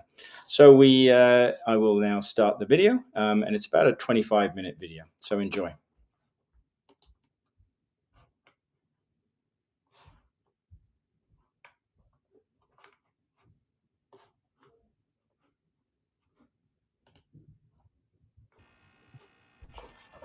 Hello, everybody. Welcome to In Conversation With. We've got another one to play for you today on World COPD Day. Today, we're going to be talking about the state of play with access to oxygen, tips to help patients gain access, and traps when purchasing portable oxygen concentrators. So I've got two really exciting speakers to join me today. I've got Mike Hess, and I'll let him introduce himself in a second. And I've also got Russell Winwood. Again, I'll let him do an introduction for himself in a second. So I'll bring both of those speakers in. So welcome, Mike. And welcome, Russ. So I will let you guys do an introduction, and then we can get into the meat of this topic. I will be asking you some questions, but it's just really a discussion. So have a conversation between yourselves, and feel free to ignore me if you've got better things to talk about than the things I'm asking you about. So Mike, do you want to come in and introduce yourself first? Certainly. My name is Mike Hess. I'm a respiratory therapist by training. I'm with the COPD Foundation currently, where I act as a Senior Director of Advocacy and Regulatory Affairs and lead our oxygen therapy education, advocacy, and innovation programs.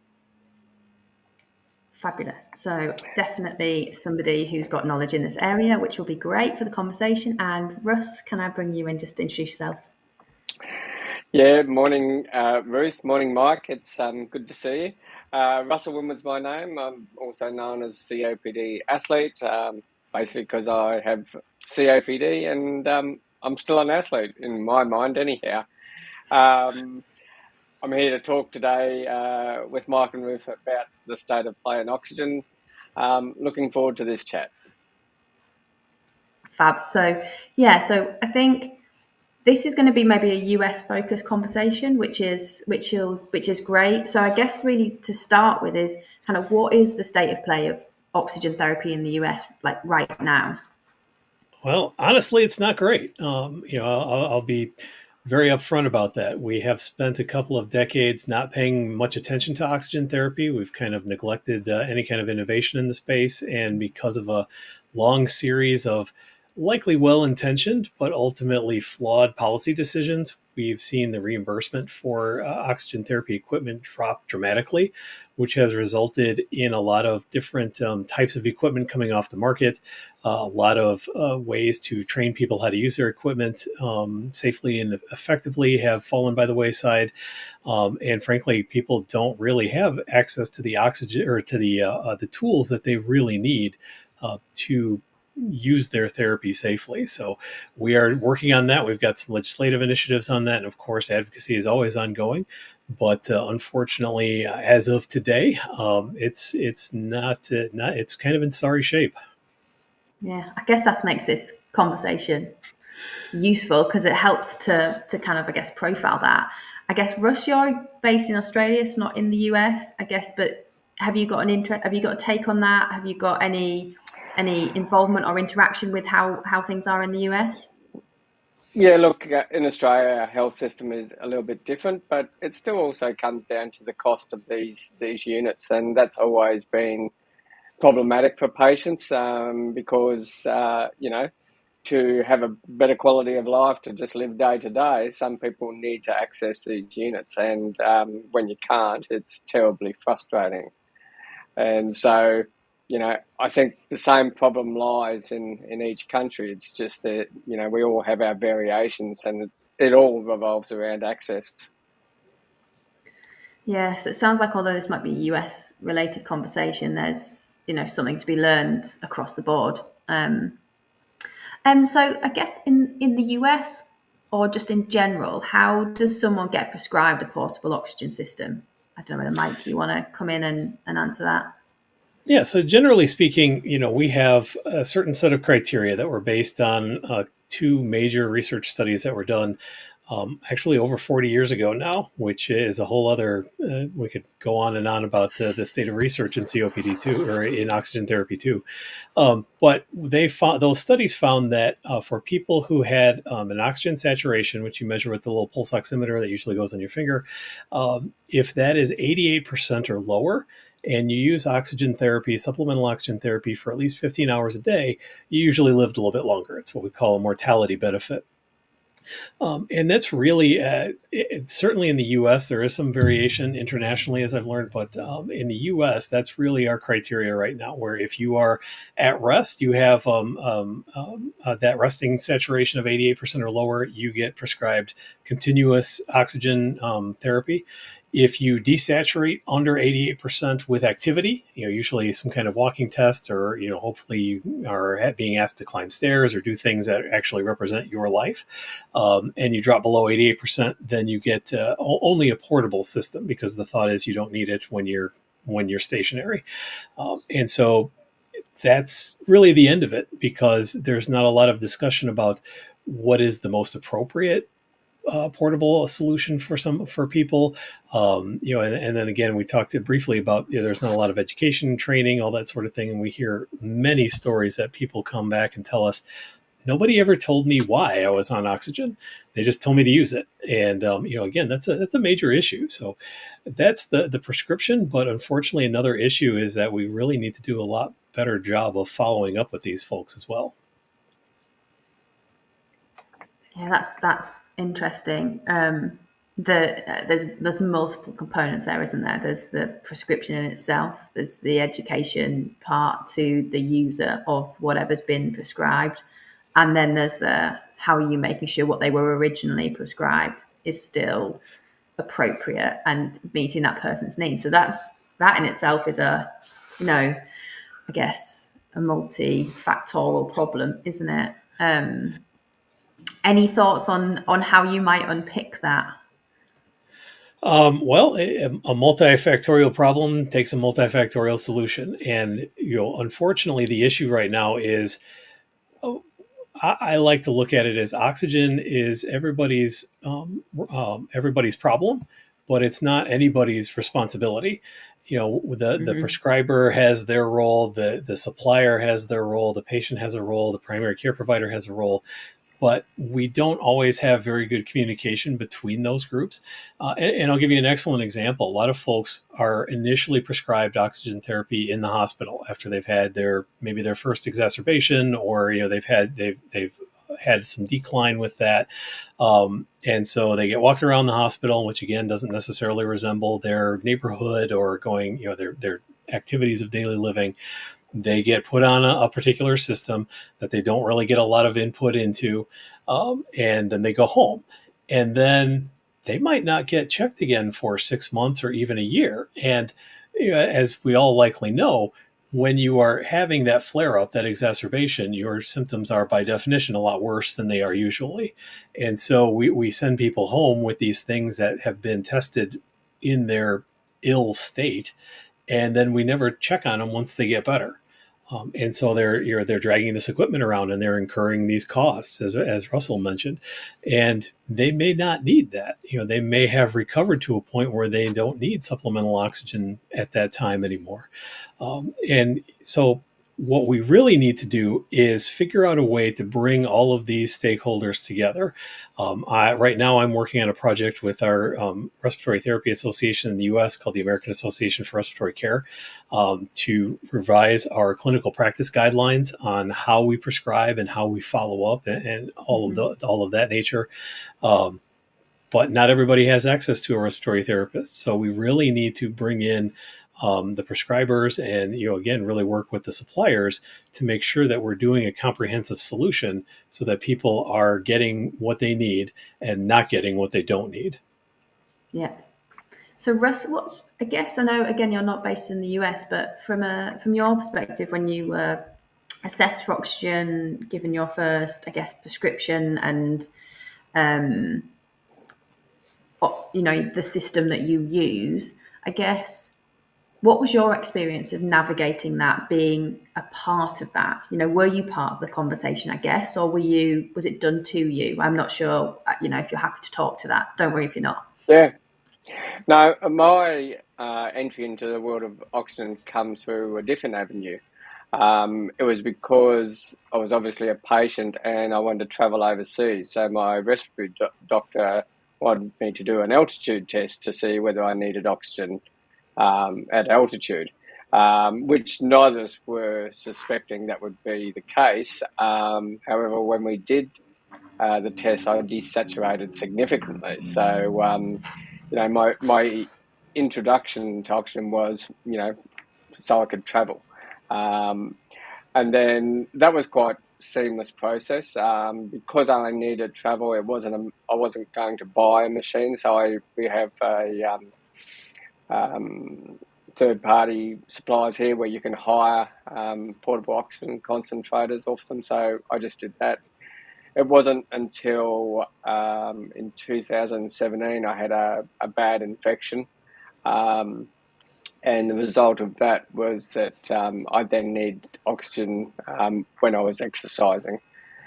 And it's always, and you can both talk to this, it's interested me in the way we diagnose oxygen or whether a patient needs it. So, we may get them to do a 6-minute walk test.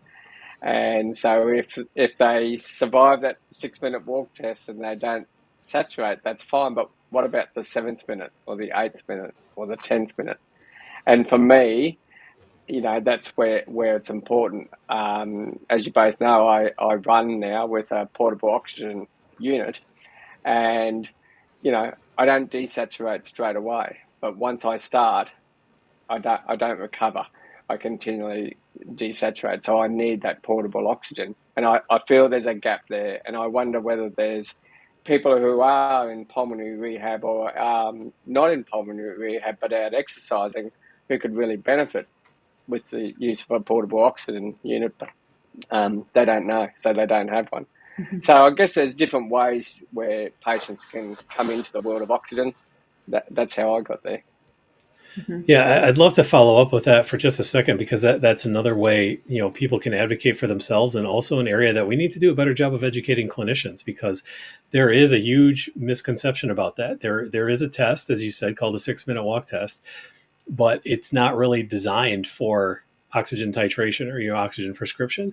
It's really an outcomes measurement for pulmonary rehabilitation. If you walk for 6 minutes at whatever pace you set, without even measuring your saturation or anything like that, and that's your start distance. And then hopefully by the time you're done with your pulmonary rehabilitation program, you can walk further.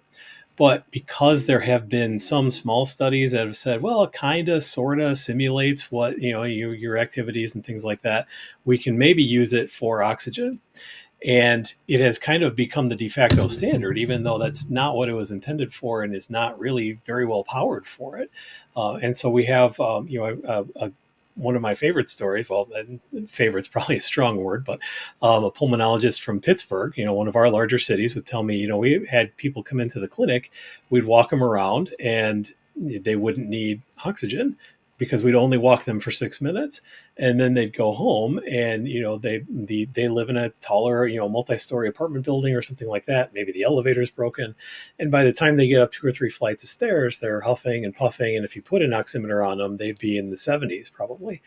And so, you've just told this person that you don't need oxygen, and then they go home and they're having this massive episode. And if they don't need oxygen, then, now they're thinking, well, what else is wrong with me? Well, what is my problem? When really we just didn't test them appropriately. So one of the things that I always encourage people to do is make sure that it's not just a 6-minute walk. If you have stairs in your home, have them take you up and down some stairs. If you live in a neighborhood that's got hills and you like to walk, make sure that you are exerting yourself as similarly as you can to your lived experience, your home environment. So, because you're right, sometimes it takes longer than that, and we don't want to handcuff people to only being active for 6 minutes a day for fear of running out of breath. And I guess in my case, So my doctor, when we discovered something may be wrong, he sent me to get a CPET test, so cardiopulmonary exercise test. So that's over a longer period, obviously under load, and that demonstrated that I was desaturating quite severely. So I guess that's probably the gold standard on how you would determine whether a patient needs oxygen. I'm not sure. Yeah, it's another way to test, I guess, what happens under exercise load, isn't it? It measures different parameters and will give you an indication of what's happening physiologically with the person. I guess I'm interested in what Mike was just talking about people advocating. I guess in the US it might be a different process to in like the UK, for example, but how can patients and families advocate for the right equipment or having the best assessment that they can to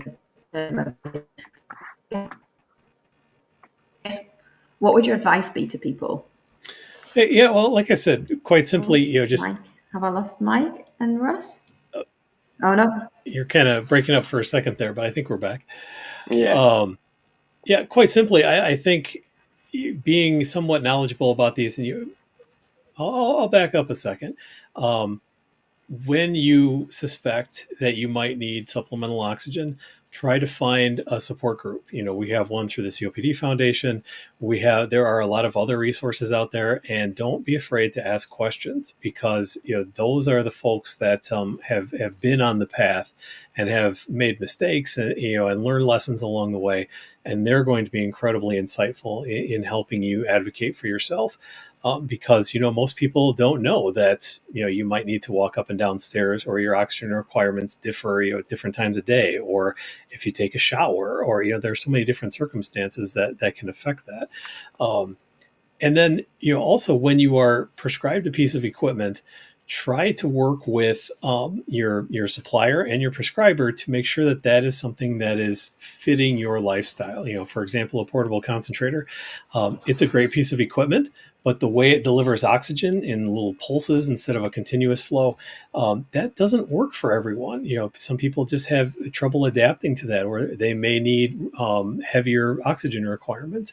And it doesn't really do any good to give people a piece of equipment that at the end of the day isn't really going to fit their needs, because then they're not going to use it, and they're going to stay at home, and they're going to do all the things we ask them to not do, to stay active.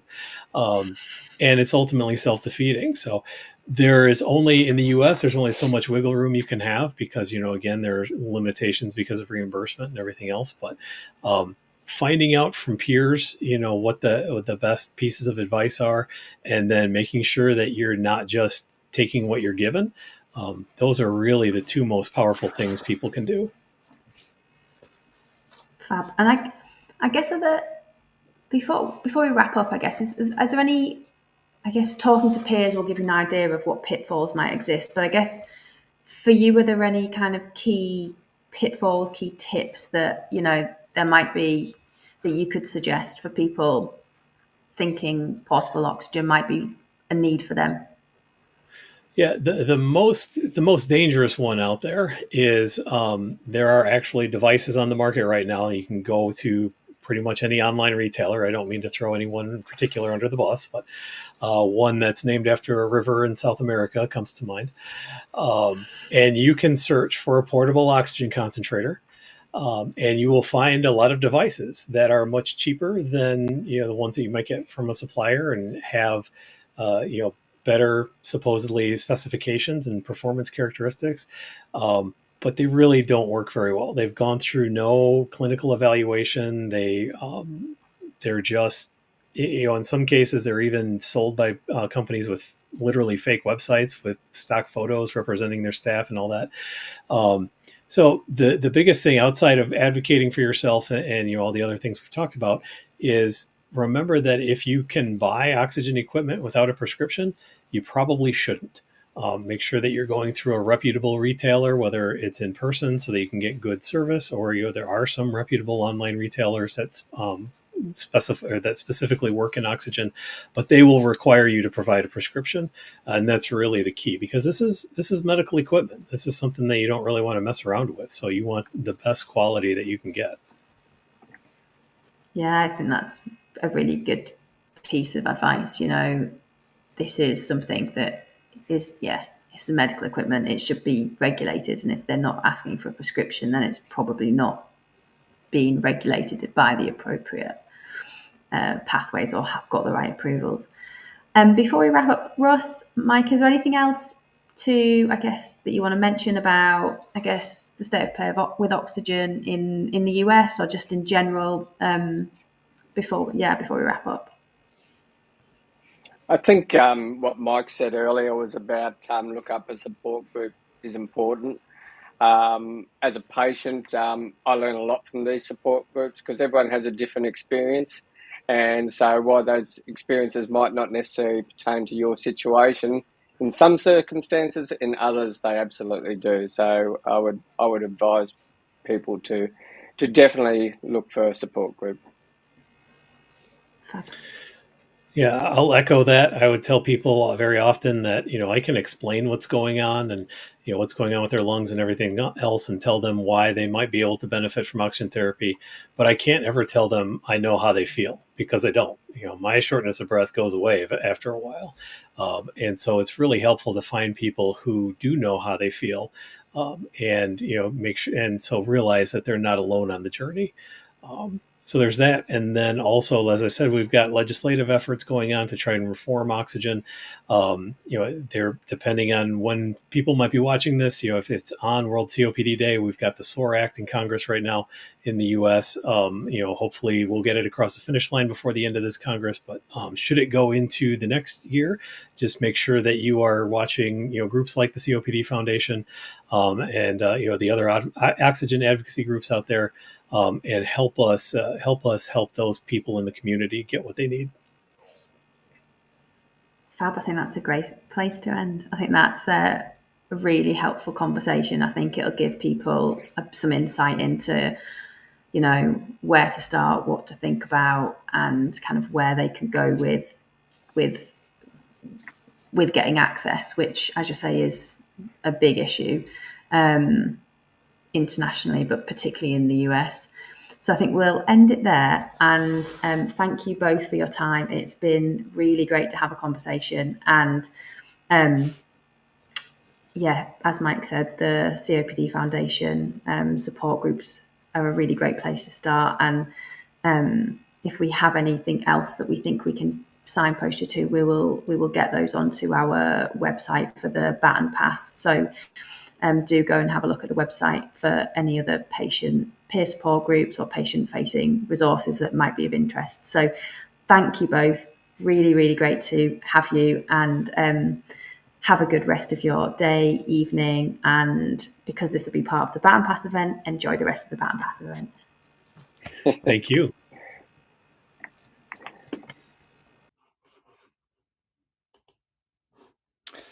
Wow, so such a wonderfully informative session with a colleague of mine at the COPD Foundation, Mike Hess, who really is so knowledgeable about all things to do with oxygen, is doing such a valuable work in really raising awareness of those really important issues around oxygen therapy. So hats off to Mike, and thanks to Ruth and Russ for joining Mike in that conversation. Okay, so next on the agenda, we have Kristen Willard, and Krista is actually a former colleague of mine at the COPD Foundation who is now with GAP, and GAP is the Global Allergy and Airways Patient Platform.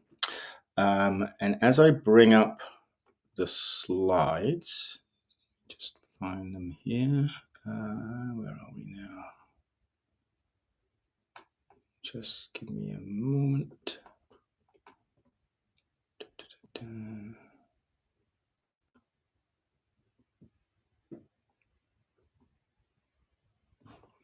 I think I'm just going to have to just hang on one moment while I find the right slides here, or the right video.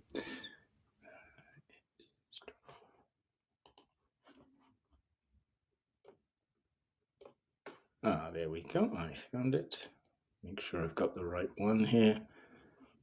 Yeah. So yeah, Kristen was a wonderful former colleague of mine at the COPD Foundation, is now with with GAP, the Global Allergy and Airways Patient Platform, and she's going to talk through some of the work that GAP is doing in COPD.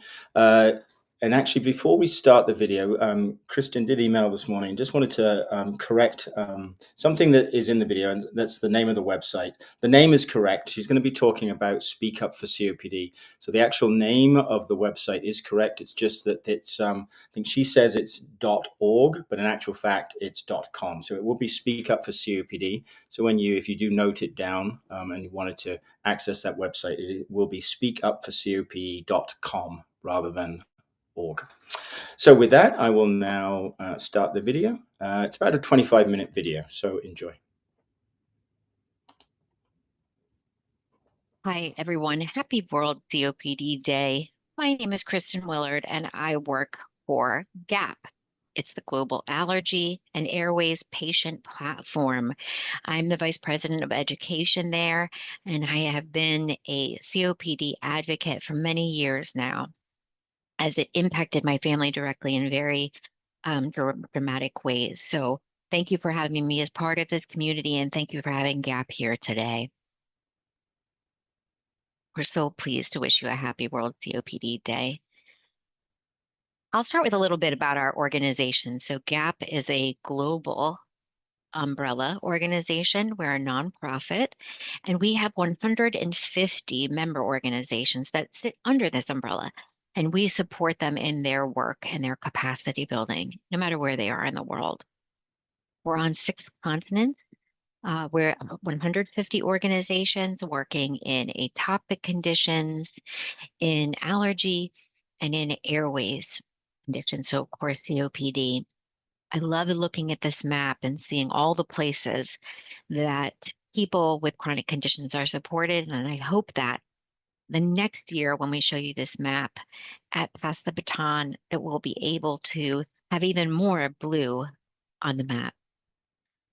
Roughly half of our organization touch COPD in some way. So it might be that they focus on COPD as their primary condition, or it might be that it's one of many that they support in their community. It's just wonderful to see this, so much of the world covered. What I'm going to do today is tell you a little bit about the work that we do and how you can become involved. And I'm going to tell the story, I think, of our organization and our work, our involvement in this community through the voices of people with COPD, as well as their family members.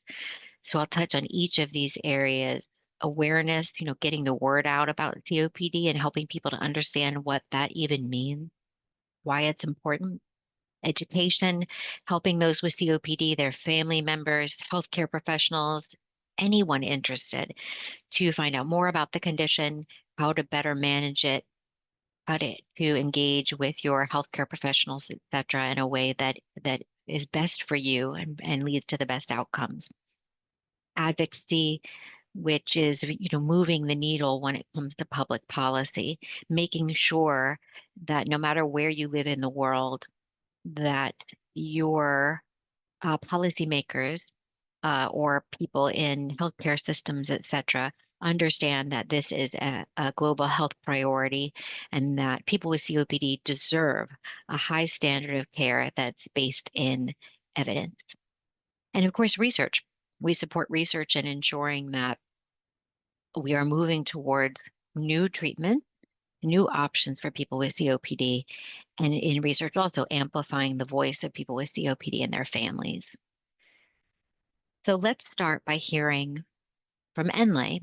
Enley was a caregiver to her sister who had COPD, and she'll tell us a little more about their experience with knowing what COPD is. So let's hear what she has to tell us. There was just nobody to call or to refer to ask about the condition. The only time we could actually get any information about the condition was whenever the company that was supplying the oxygen tank came through to actually check and maintain the machine that she was using at that point. They would then come through and say to us, okay, how is she doing? The machine is still working. What else can we do? And they would just offer us advice, and those were delivery guys, and they would just say she needs to make sure she takes walks, she exercises, she mustn't just be too dependent on the machine. But we had no other idea, just to make it comfortable at all times. So it's such a beautiful clip. Such a beautiful clip that she's sharing with us. And I think this is something that many of us who have been impacted by COPD have probably encountered, that people in the community generally know very little about COPD. And also there's very little uptake of the education that is available. There's so much of it out there, including here at GAP, to tell people how they can better self-manage. And so we're working to change that. I'm going to tell you a little bit about a project that we are a part of at GAP called Speak Up for COPD. And you can learn more about this at speakupforcopd.org.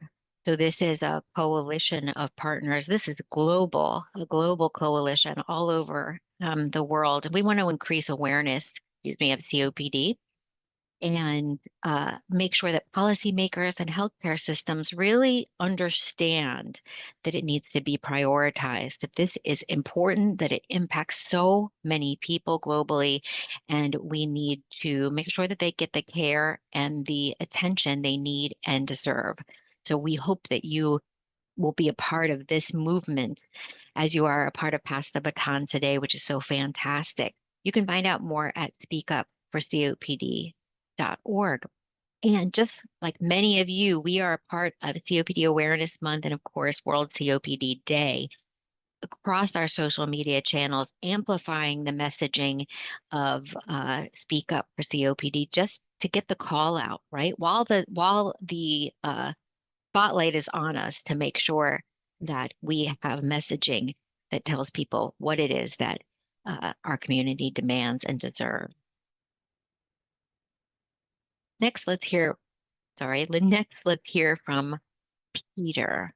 So let me get you there. Peter lives in the UK, and he's going to tell us a little bit about something that's worked for him with his COPD. The important things I find is that exercise is so important. So I try to get out every day to walk, 2 or 3 miles. Okay, so I have to stop a lot of times, but I know it's important and it keeps me going. I've empowered myself to understand COPD, and through that and the support that I get from my doctors and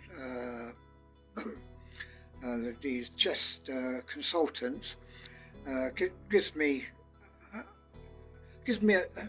a life which I'm quite happy with at the moment. I love, The important and I love his enthusiasm around that. And so the reason I use that clip is because not only is this entire Pasta Baton related to the benefits of exercise and activity, which he and many of the people that we have talked to can speak to directly, seeing that impact. But I think what his clip also speaks to is the education, the need for education, and how sharing things like this, that exercise, whether it sounds counterintuitive or not, is essential for thriving with COPD. We need to get more information like that out there. And that's something that we do here at GAP that I want to share with you. So we have robust evidence-based education materials in many languages. I hope that you'll stop by at gap.org to take a look at both the tools and the materials that we have, the educational materials. I'll just highlight a couple of these. One of these is our empowerment guide for people with COPD. It's in a variety of languages. You can see here 9 languages online, walking you through prevention, diagnosis, of course, management and treatment, and then exacerbations, which, as we know, are flares, which, as we know, are important for us to speak about anytime that we're talking about COPD. So please come by and take a look at that. There are many educational pages on COPD that can help you or someone that you love better understand this condition. And we have a brand new steroid stewardship hub. So what that is really is a location. It's a one-stop shop that we have built for people with COPD and any chronic condition where steroids are often used, to better understand what are they and what are the long-term impacts of those.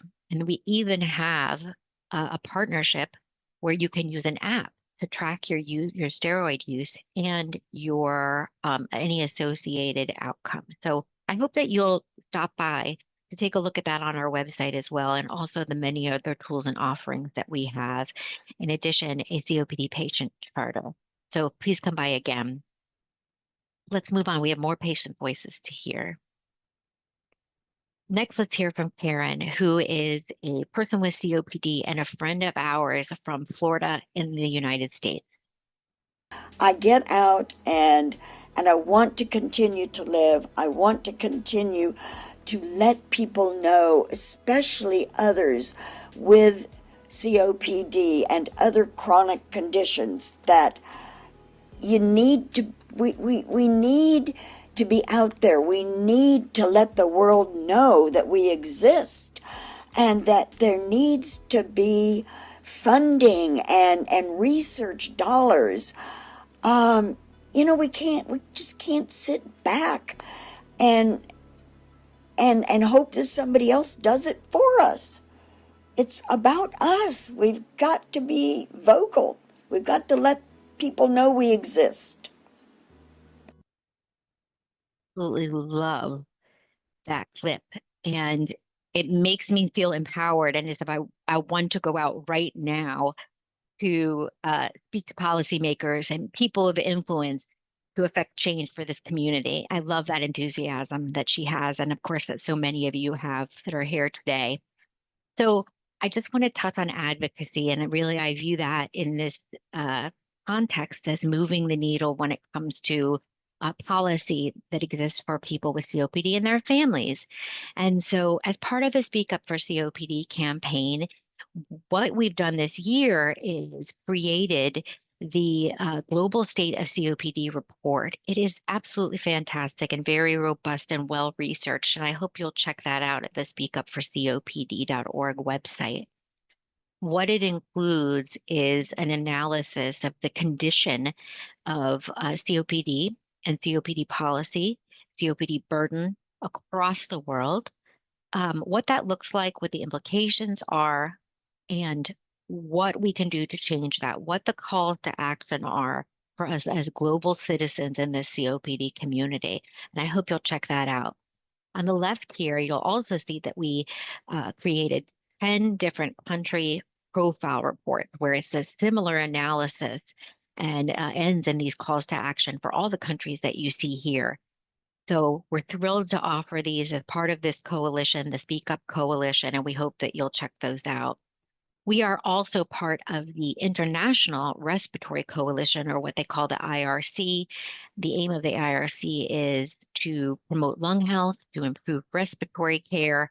There are more than 15 national level IRC coalitions, and they're looking to create or to update, respiratory strategies, really what's happening within a country. We want to make sure that good practice or best practice models are adopted, that evidence-based practice is happening in those locations. And our goal there as part of the IRC is to reduce mortality from respiratory diseases by a third globally. So we hope that you'll join us just as you have in this exercise today, in this event today, in those aims.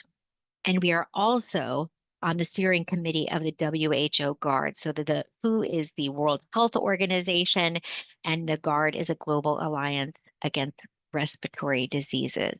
So that is a network of organizations that are working together. We want to reduce the global burden of chronic respiratory diseases, including COPD, prevention of COPD, control of this condition across the world, and really just essentially to improve lung health globally. And we know that you are on board with that because you are here today. So one of the things that you'll see moving forward in 2025 is that this group and many other interested parties are working toward a global respiratory resolution.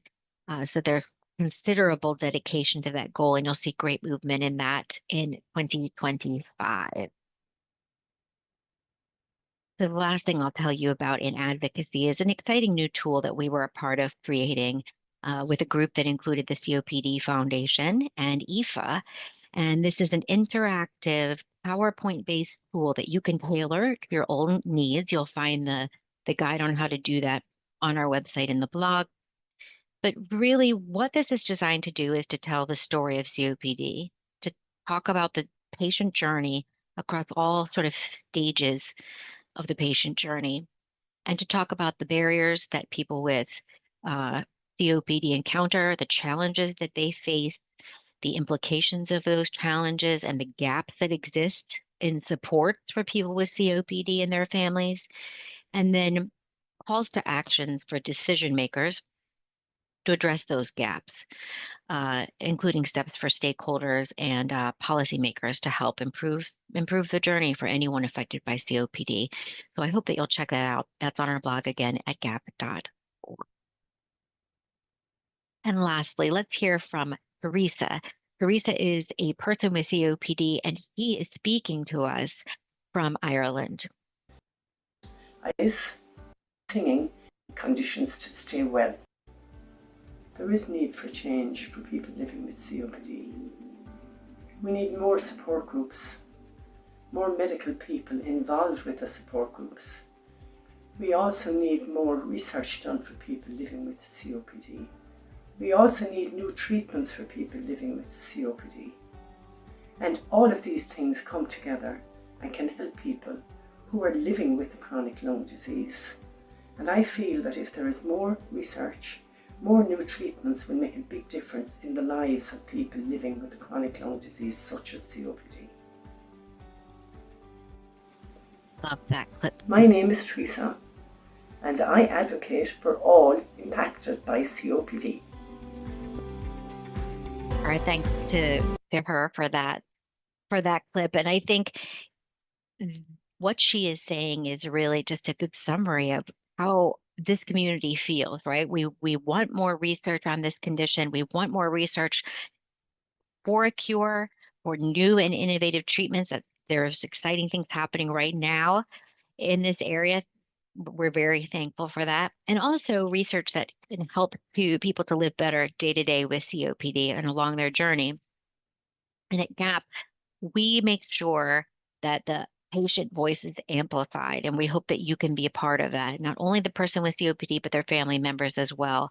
So I hope that you will join in that conversation with us. One of the things that I'll share that's brand new is that on our website, as part of a work with a coalition, we have new resources for people with COPD to understand clinical trials, what they are, what your involvement could look like. And I hope that you will check that out again at gap.org on our website as part of our tools and education. So at GAP, we do a variety of research. We are involved in clinical trials. We are involved in recruiting for them. We host focus groups, etc., trying to then, like I said, amplify the patient voice. There are two things here you may not know about that we do at GAP, and one of them is called the CAT, and that'll be easy to remember. CAT. It is a shared decision-making tool that we have available in many, many languages on our website for patients and for researchers. So the questions really ask about your experience with COPD and the impact of the disease on your life. So that's something that they call health status. If you are not already using this, you may want to check it out on our website, as I said, and speak to your healthcare team or your physician about it and see if it's something that might be helpful to you as part of your COPD journey.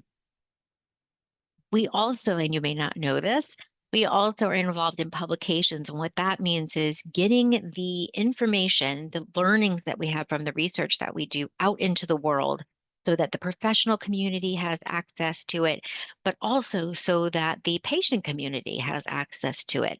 We do that through lay term summaries. So what that means is simplifying the complex jargon or language that is used by researchers into a language that all of us can understand. So, one, those of us who participate in this research, we know what happened as a result of it, what they found as part of that research, but also that people in the community who are not familiar with the research can understand what's happening, what the landscape looks like. So we hope you'll check that out at gap.org too. We thank Teresa and all of you for your calls for more research for COPD because this community deserves it. I've told you an awful lot about what it is that we do. We hope that you'll join us in our global efforts to support people with COPD, to educate the world about COPD, to move the needle when it comes to public policy, and to engage in research. And to close out, let's just take a moment to breathe together with my colleague, Gretchen McCreary, who is a yoga instructor, and she's going to help us with diaphragmatic breathing. So let me move this out of the way so you can see her, and let's breathe together.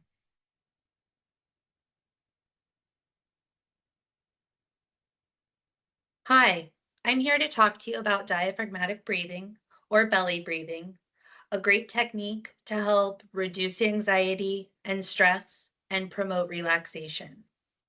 So you can do this kind of breathing sitting straight in a chair, lying flat on the floor or on your bed, wherever you feel most comfortable and more easily able to drop into relaxation. So if you want to find your way to that position, once you're there, just closing your eyes, take a moment, trying to start quieting your mind, dropping out of your head and into your body, bringing a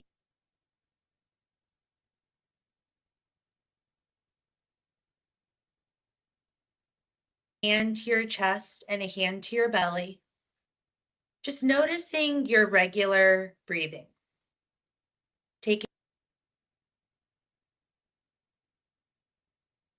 Hi, I'm here to talk to you about diaphragmatic breathing or belly breathing, a great technique to help reduce anxiety and stress and promote relaxation. So you can do this kind of breathing sitting straight in a chair, lying flat on the floor or on your bed, wherever you feel most comfortable and more easily able to drop into relaxation. So if you want to find your way to that position, once you're there, just closing your eyes, take a moment, trying to start quieting your mind, dropping out of your head and into your body, bringing a hand to your chest and a hand to your belly, just noticing your regular breathing, taking a few rounds.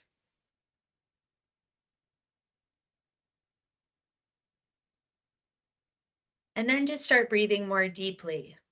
You want to start inhaling through your nose, filling your belly with air as you would fill a balloon, feeling it rise up, pressing into your hand with little movement in your chest. And as you exhale through your mouth, drawing your navel towards your spine and bringing that belly back down. Inhaling through your nose slowly, filling that belly with air. Exhaling through your mouth, bringing that belly back down. Just taking a few rounds here, maybe counting to your inhale to 4, counting to your exhale to 5 or 6, and maybe even consciously in your mind, silently counting, saying inhale 2, 3, 4, exhaling 2, 3, 4, 5.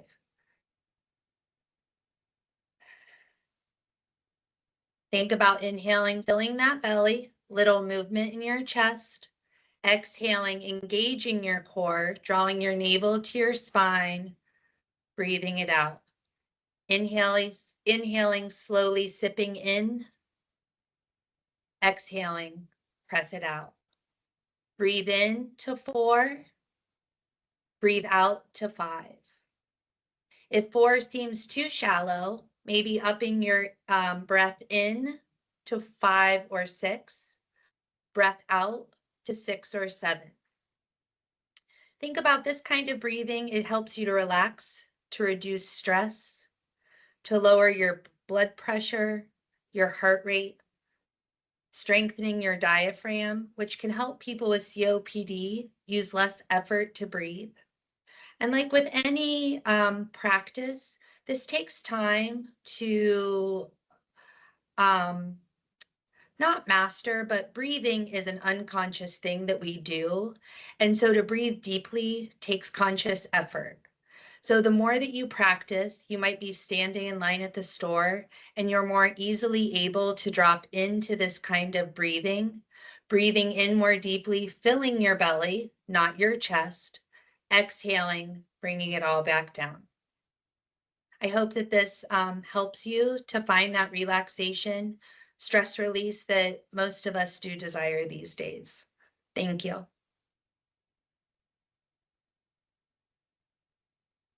Wonderful. I hope that you enjoyed that. You'll return to that thinking, and you can engage with that video on GAP's YouTube page if you're interested in going through those exercises again. So as I close again, I just want to say thank you so much for allowing us to be a part of this day, a part of this global community with you, and know that your champions at GAP are always thinking of you and trying to do better so that your lives can be better every day. We're so lucky to be a part of this community. Thank you so much, and happy World COPD Day.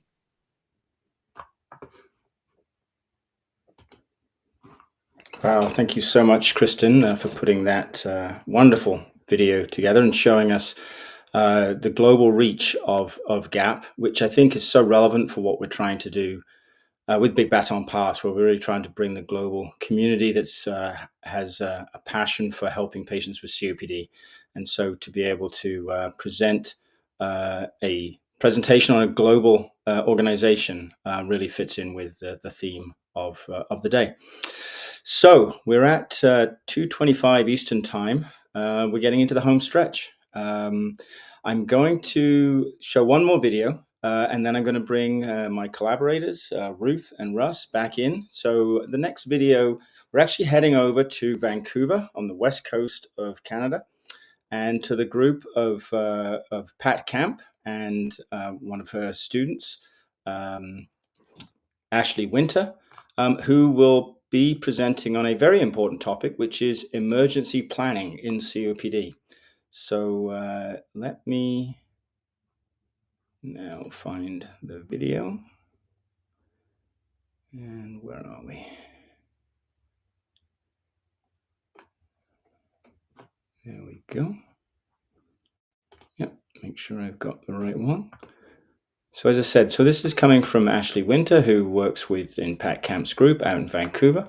And it's about a 30-minute video. And after the video, I'll be bringing Russ and Ruth back in, and we'll have a quick chat on how the day's going as we head into the home stretch towards the 24-hour mark. So I will play the video and enjoy.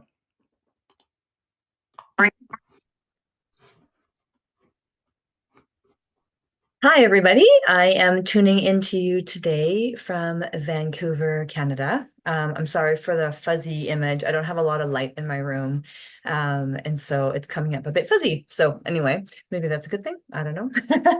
But anyway, happy World COPD Day. I'm really honored to be representing my supervisor and my lab. My supervisor is Dr. Pat Camp at the University of British Columbia in the Department of Physical Therapy.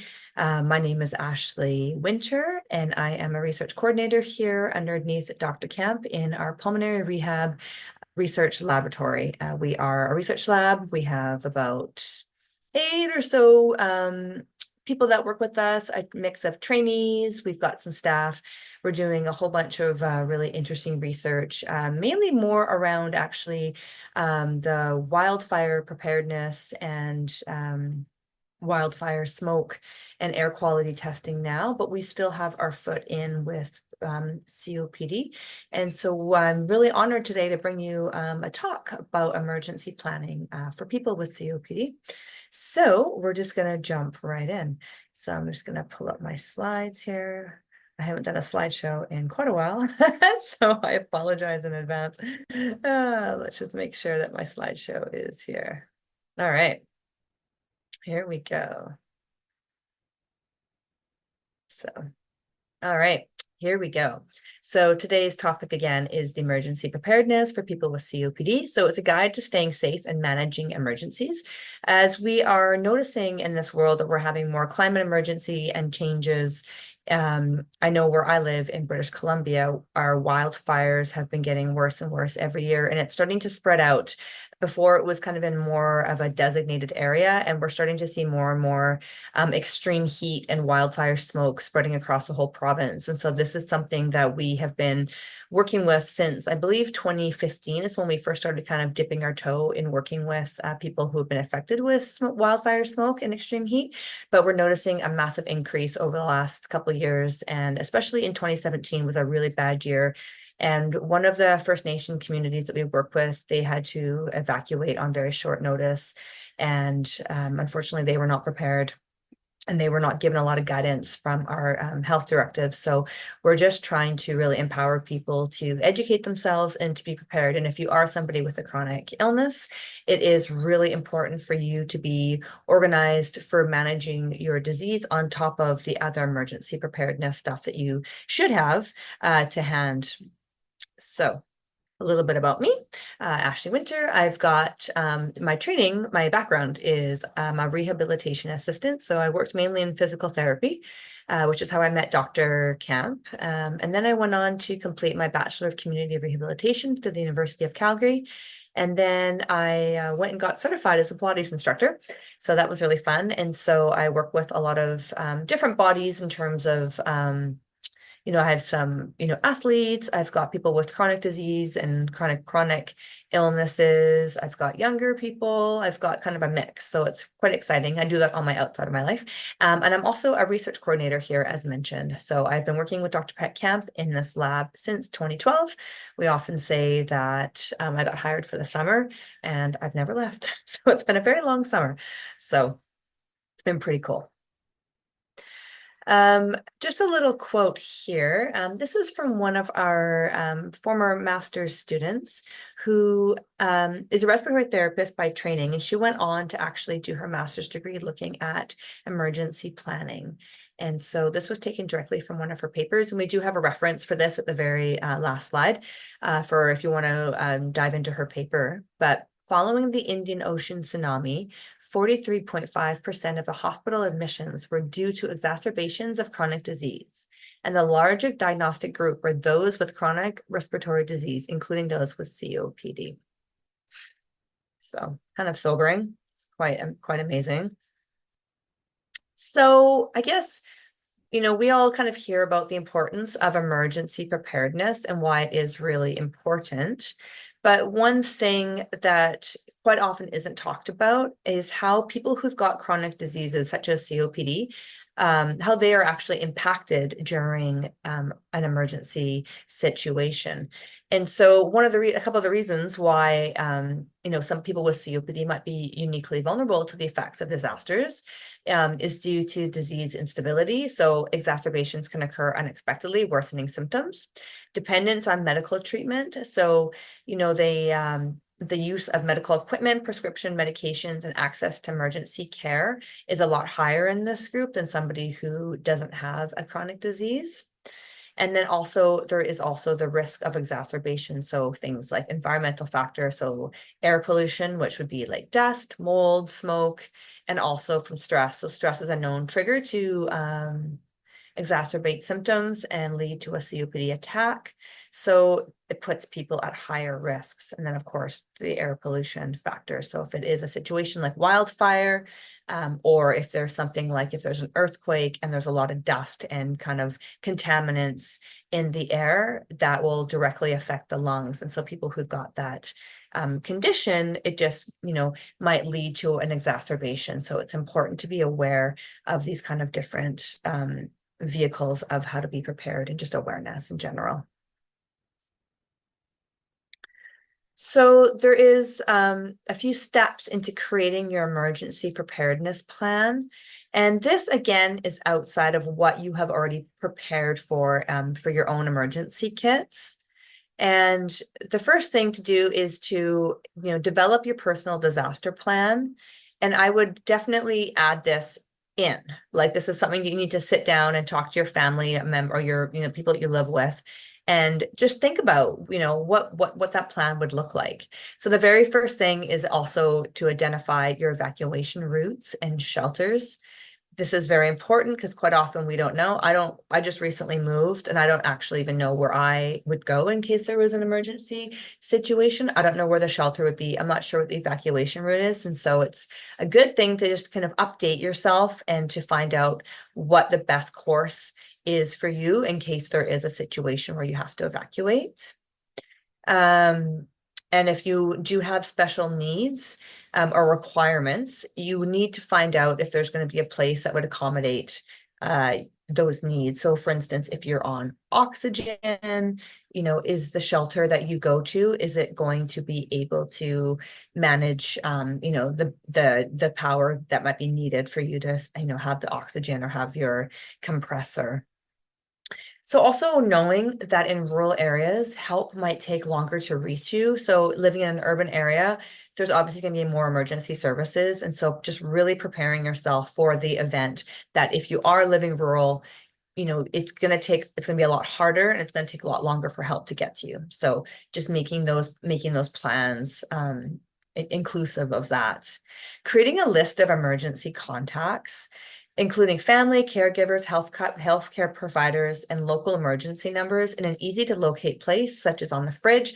The fridge is something that is, you know, if you're in a rush and you're trying to grab your things, it's usually right in front of your face. So you can just pull it off the fridge and take it with you. It's also advisable to put a copy of this in your bag that you have already prepared. That way you've got 2 copies and it's easy for you to, you know, have access to that. And it's also easy to hand off to somebody else. Assign caregiver roles. And this is really important because you're going to be managing your symptoms, you're going to be managing yourself. And so it's really good to have a trusted person that can help with the evacuation and grabbing the essential needs, and also that they know where the emergency essentials are. So like I said, I personally just moved. I don't know where our emergency bag is.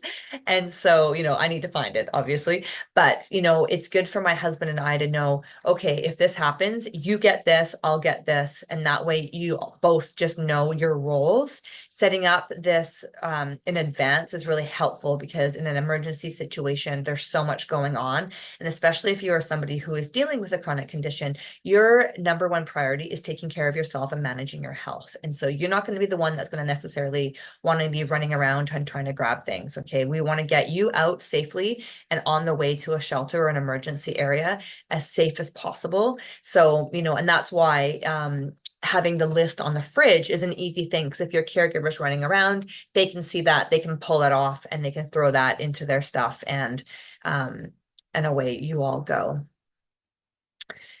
It's also important to inform others about your COPD. So within your emergency kit, I suggest you keep a detailed medical record and also your medication needs. So if there are things that you really need, that you need others to know about, potentially, if you have a certain trigger, or if you know that you need some other kind of assistance, just having this all in one place is super helpful. Because if you do get emergency help, or if you do, come across somebody along the way who's able to help, they can read this and they understand your needs and what it's going to take for you to be safe and for your health to stay first and foremost.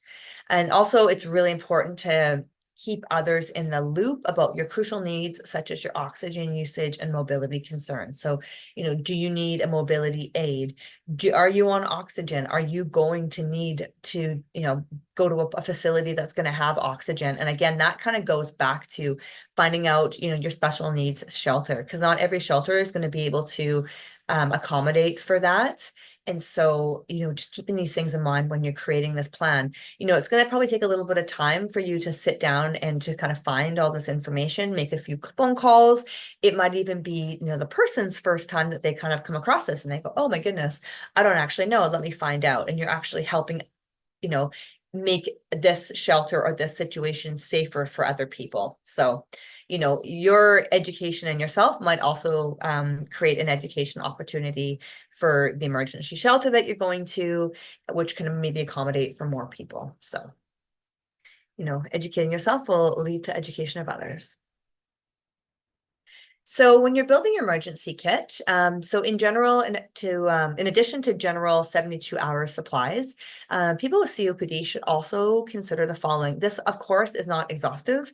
This is just an idea, but you can definitely add to this and use this as a bit of a stepping stone to figuring out what would be best for you. So obviously things like medication, so making sure you've got extra inhalers, nebulizers, antibiotics, painkillers, and steroids on hand.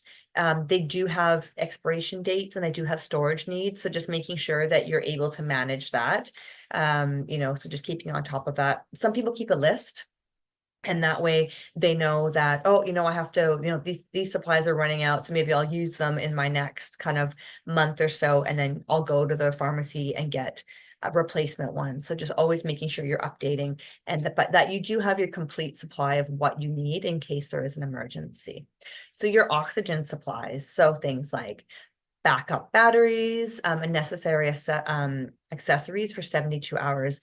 It's really good to talk to your oxygen supplier about creating an emergency plan. They might have something, a protocol in place that they can help you with, or that they can give you, or a pathway that you can, create with them. And so that your needs, again, are going to be covered. If you're using a compressor, consider your plan in event of a power outage. So do you have extra batteries on hand? How do you charge those batteries? Is there a way for you to charge the batteries that isn't going to require power?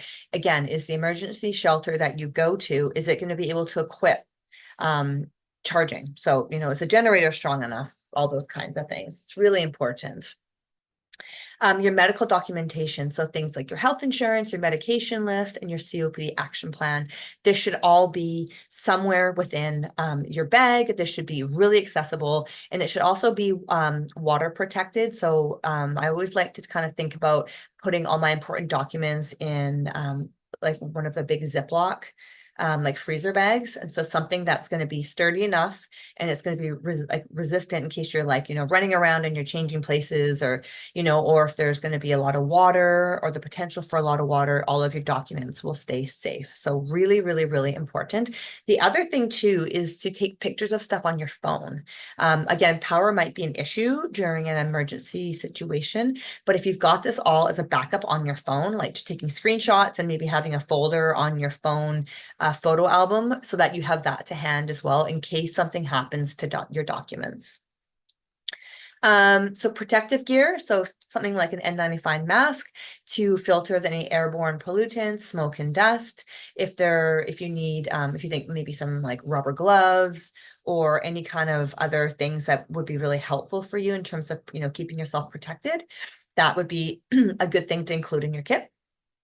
And then I threw in here entertainment and relaxation tools because, there is going to be some downtime and, you want to keep yourself, your stress levels down to avoid kind of causing an exacerbation from stress. So things like throwing in your favorite book or something that, that you can kind of take some time out and kind of get your mind off of the situation. Perhaps a deck of cards, pad of paper and a pen for drawing. Some people like coloring books, so they have like a certain coloring book and some markers that they put in their bags. So, because you are going to have downtime and it's going to be, you do want to try to initiate some stress relieving activities as much as you can to kind of offset the fact that you're going through an emergency. So, stress is a huge factor for so many things. And so just taking time to kind of take care of yourself, and for your mental health and also for your physical health, deep breathing, some meditation, that kind of stuff is really important. The number one thing though, is if you're building an emergency kit, you want to make sure that you know where your kit is located.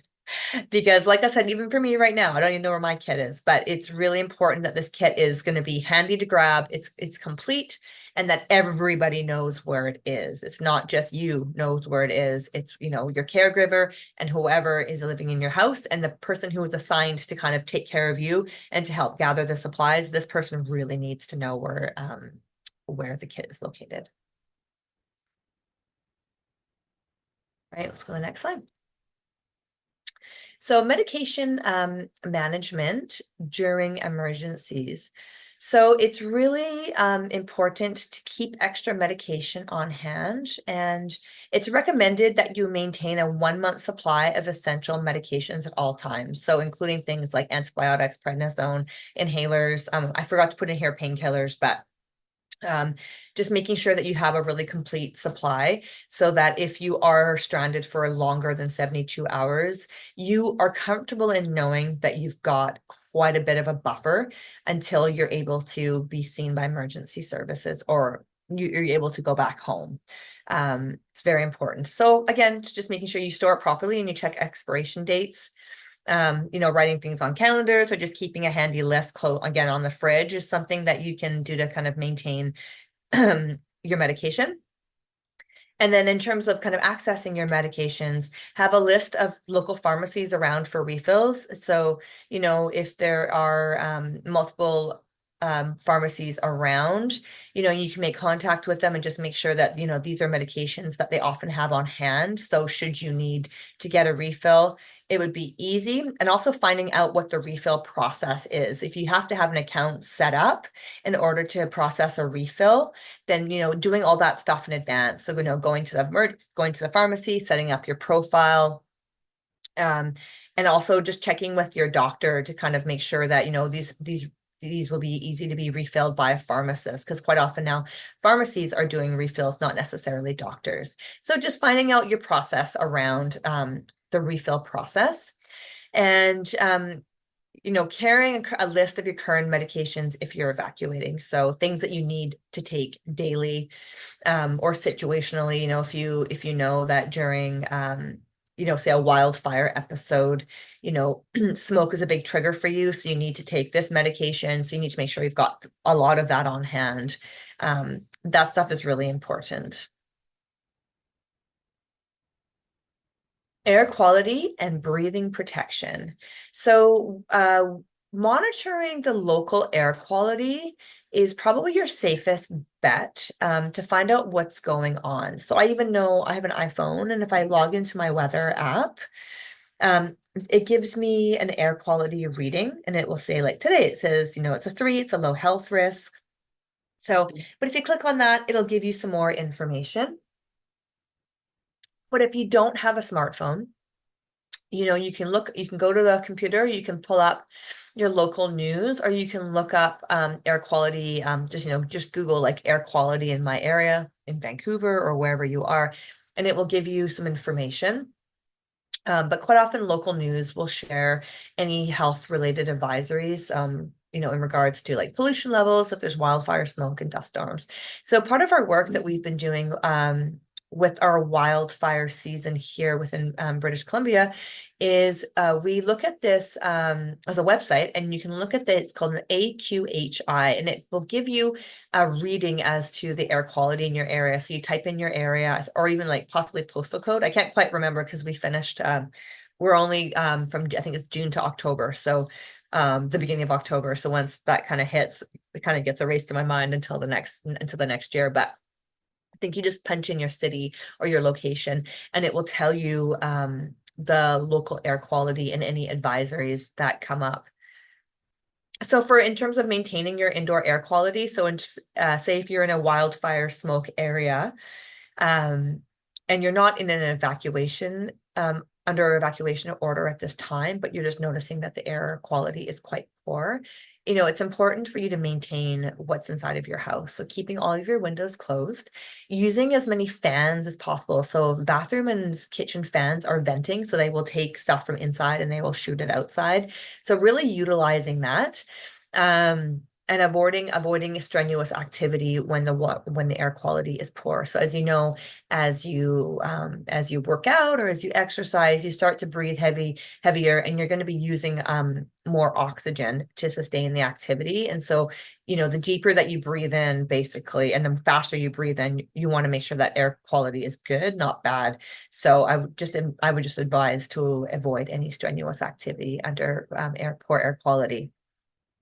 Protective measures, so wear N95 masks. They are proven to filter out pollution. They protect your body. They also combat, obviously, like viruses and stuff. So it's really important for you to maintain that.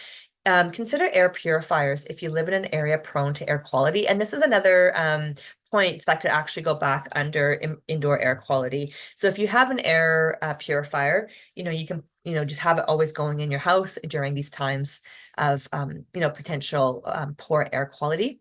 And then this is also really important, is to make sure that your air vents are maintained regularly so that they're up to working condition and they are going to do their job properly. If you haven't had them maintained in a long time, they're not going to be as efficient and they're not going to be as good at doing their job. So that's really important.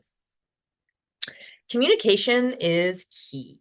So you want to make sure that your health providers, they know that you are preparing your emergency prepared kit, that you are creating a plan. And you also want to let them know if there's any health status changes. So during an emergency, this may or may not happen because everyone's going to be probably dealing with this. But if you have, if your healthcare providers know and they have a copy of your plan, they're going to know how to best care for you once they're able to make contact with you, or vice versa, once you're able to make contact with them. And also make sure that you know how to reach providers during an emergency. So, will they respond to email? Is it best to contact them during the phone? Are they open to doing telehealth visits? So just having that information in your packet is really important. In terms of your emergency support, just making sure that you have open discussions about your emergency care options and you keep your COPD plan up to date. So as COPD is a progressive disease, Health statuses can change along the disease process. And so just making sure that, if you've got a plan and it's outdated and your health has changed, either for, for better or for worse, just make sure that the COPD plan is reflective as of the most recent. So like, as of today. You don't need to change it every single day, but maybe look at it, year to year and just make those changes. If you are on something like you're on supplemental oxygen or you're on another kind of medical equipment that is necessary, making sure that you inform your power companies and your emergency services about the medical equipment needs that require electricity. And again, reaching out to shelters. I cannot emphasize this enough because you want to be able to go someplace that's going to be able to support your needs. You don't want to show up at a shelter and them just being like, our generators just aren't strong enough for this. And that puts your health at a disadvantage. And then that's also going to create a lot of stress because you're going to have to try to relocate to another shelter that can accommodate your needs. So it's really important. And then obviously your family and friends, share your evacuation plans with loved ones for natural disasters or emergencies so that they can help find you in case you're separated. In terms of friends, you might not live with your friends. And so they're going to want to check in on you and make sure everything's okay so that they know, okay, they're going to be going to this shelter. This shelter's got their needs, covered. And I know that I can contact this place or I can go there and I'm going to be able to find them. So just creating that ease for everybody is really important. So as providers, how can we assist? And so, during an emergency, we want to make sure that we ourselves stay informed regarding potential emergency situations. And, also looking at, what's going to happen if we suddenly get a whole bunch of people coming in for us for care. How can we accommodate? Do we have enough medication on hand? Are we going to be able to have enough staff? Are people going to be able to get a call to come in and assist during an emergency? I work for a health authority and we get a call out in case of an emergency, and we basically get called to the site to assist. So makes, finding out if that's applicable for your for your workplace. Working with patients to develop an up-to-date action plan. This is probably something that we don't do enough because we just don't, sincerely have enough time. But you know that if you've got vulnerable patients, it's really important for us to, just have a quick word like, do you have an emergency plan? Is this something that you're planning on doing? Do you have extra medication on hand? These types of things. It just takes a minute, and it also really helps your patient know that you're thinking about them and that you're caring about their health always. It's not just that time that they're in the office with you, is that you're worried about, making sure that they're safe in their future. So it's a good question to ask. And also monitoring air quality in clinic spaces. So, if there's a situation, I keep going back to wildfire smoke because it's been so applicable for where we live.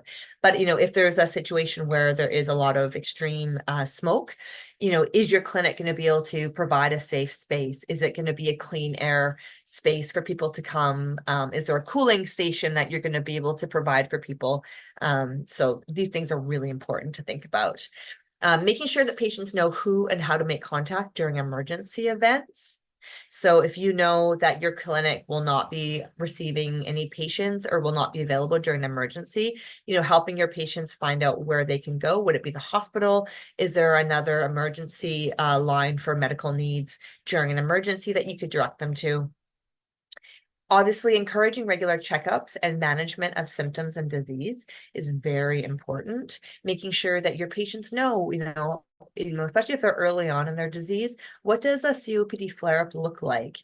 How can it be? How can it happen? What is it? What's the progression? How can they manage? And then also just initiating these questions regarding emergency planning with patients. These slides seem to have been kind of off-centered once I put them on full screen. So I'll fix these up. I'll just make sure that everything's lined up before I send out. It might just be because they're blown up on the screen, but I will clean those up before I send them out. So basically just a little summary of what this slideshow was about today. So looking at emergency preparedness summary for COPD patients. So be informed. So understanding COPD and potential emergencies.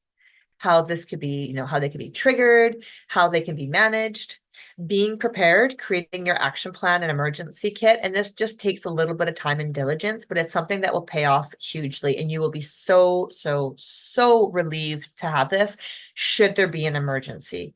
You know, you stay ahead of the curve, take care of yourself, prioritize your health. This is so important. Being really proactive, so managing your medications and having backup options available. And then this, of course, includes, you know, your other medical things, other medical needs, such as mobility aids or supplemental oxygen. And also just being ready. So regularly reviewing and updating your emergency plan. We are going into winter, and so, you know, there can be, you know, worsening conditions for roads, snowstorms, depending on where you live. And so just making sure that you know, you're always kind of looking ahead and just saying, oh my goodness, like we're going to have this crazy 3-day blackout snowstorm. Am I going to be okay? Do I have enough food? Do I have my medications? Like, do I need to see the doctor before this happens? Just, you know, keeping an eye on your future every calendar week, and also with the weather and any kind of updating situations is super important.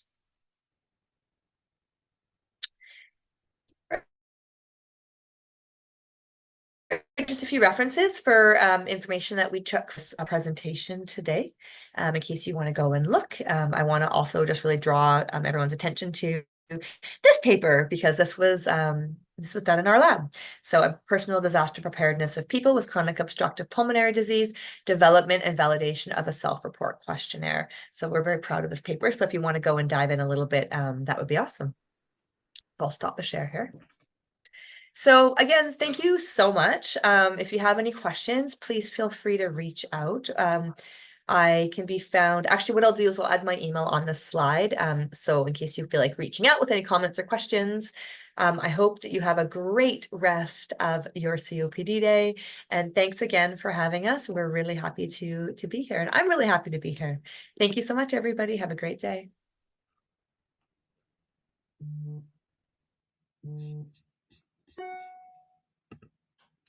Wow, thanks so much, Ashley. That was just a tremendous, comprehensive overview of a subject that really doesn't get talked about too much. So I think such an informative session on emergency preparedness for patients with COPD.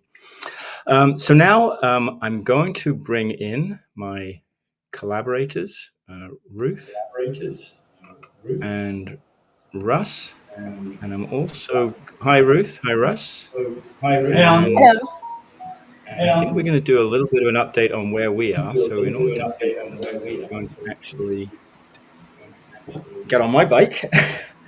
And while I'm getting on my bike and getting ready to go, that's just to show for me where I am. I'm 25 minutes in, and I'm somewhere in the middle of the United States. I think I was in Idaho or something. I'm going to get this started.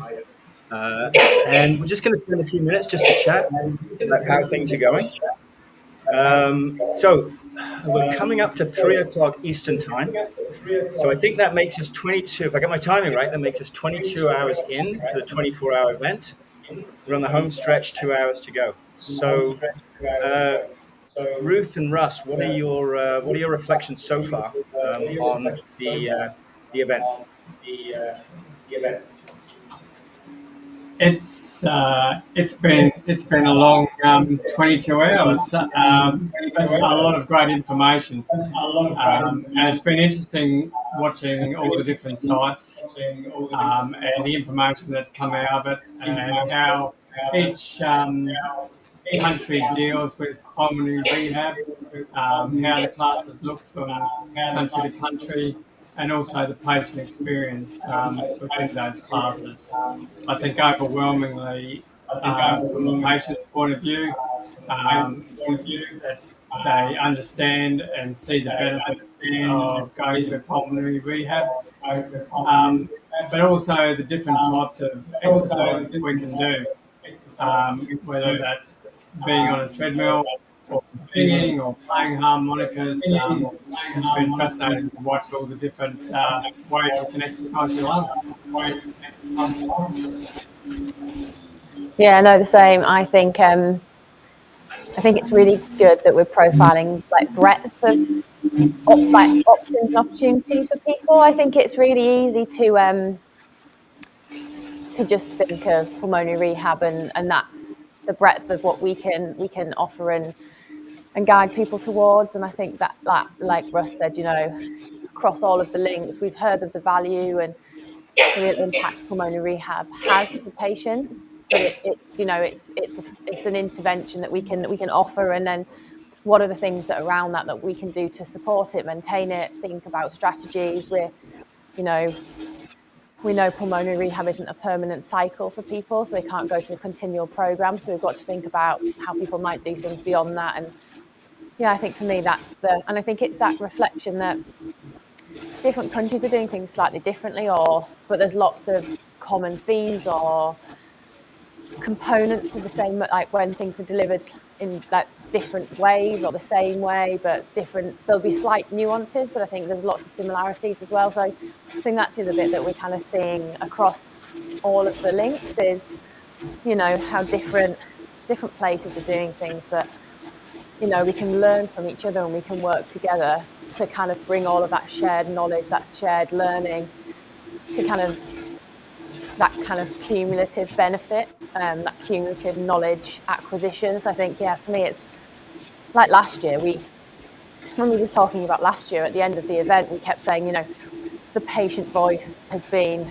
like really consistent, like the language they use. I think we're seeing and hearing that same language this year, and then we're also seeing that breadth this year. So it's been a really good program this year in terms of the content that we've been able to share and all of the information. So and actually I want to build on that, Ruth, because I think maybe to let our audience know, we were purposely not prescriptive in what when people said they were interested in joining the event and helping out.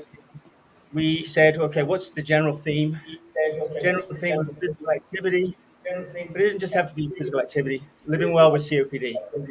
And what's amazing to me is when we look at how complementary all of the different sessions have been. Very little overlap, very little redundancy, an amazing amount of information across the 24 hours. And I think hopefully we'll be able to make this available beyond today in a recording so that people have access to all that wonderful information that is there, so important for patients and the general COPD community.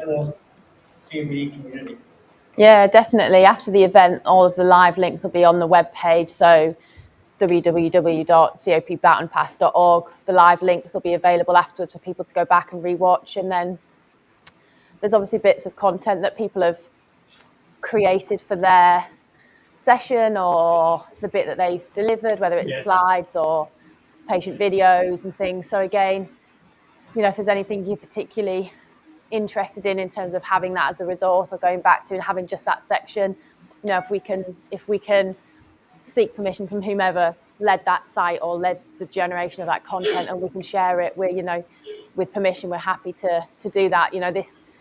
What we said last year was, over time, every year, like, we're going to build this repository of information that it feels really wasteful not to go back and reflect on and make available. So definitely something we want to make sure that is being shared.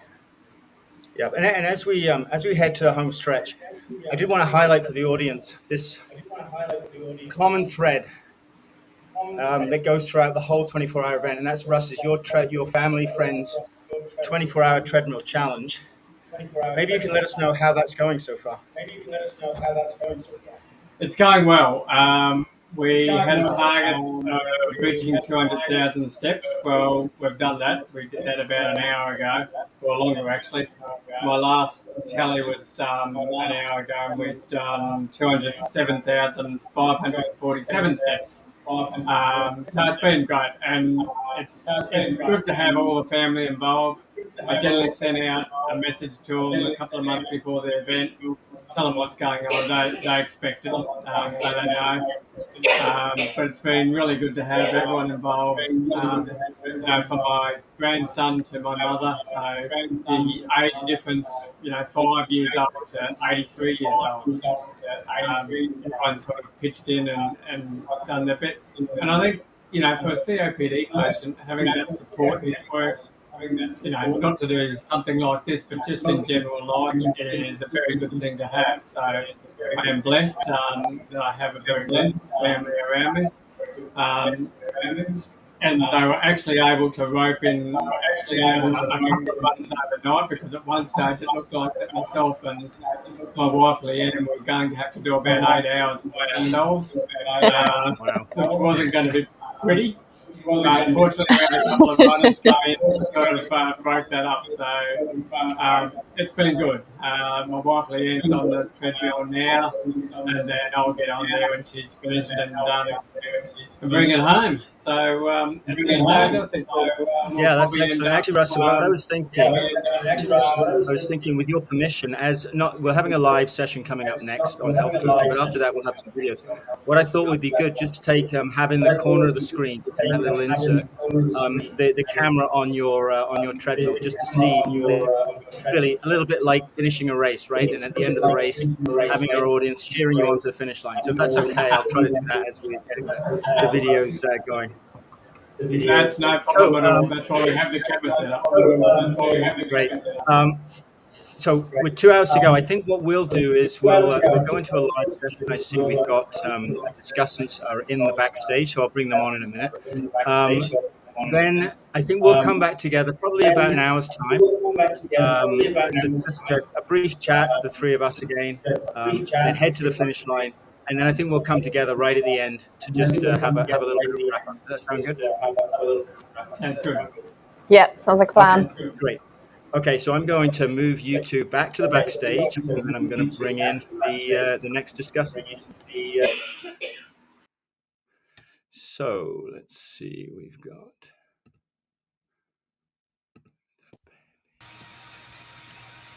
Okay, hi everybody. So fortunately, we were able to sort out the technical issues. Alan. That was great. A little worried there. I wasn't sure if you were going to be on, so that's great. So just for our audience, this is a 15-minute discussion all about health coaching, something that is very dear and near to my heart, and really talking about motivational interviewing and how that fits into health coaching. And I like to call this the art and science of health coaching.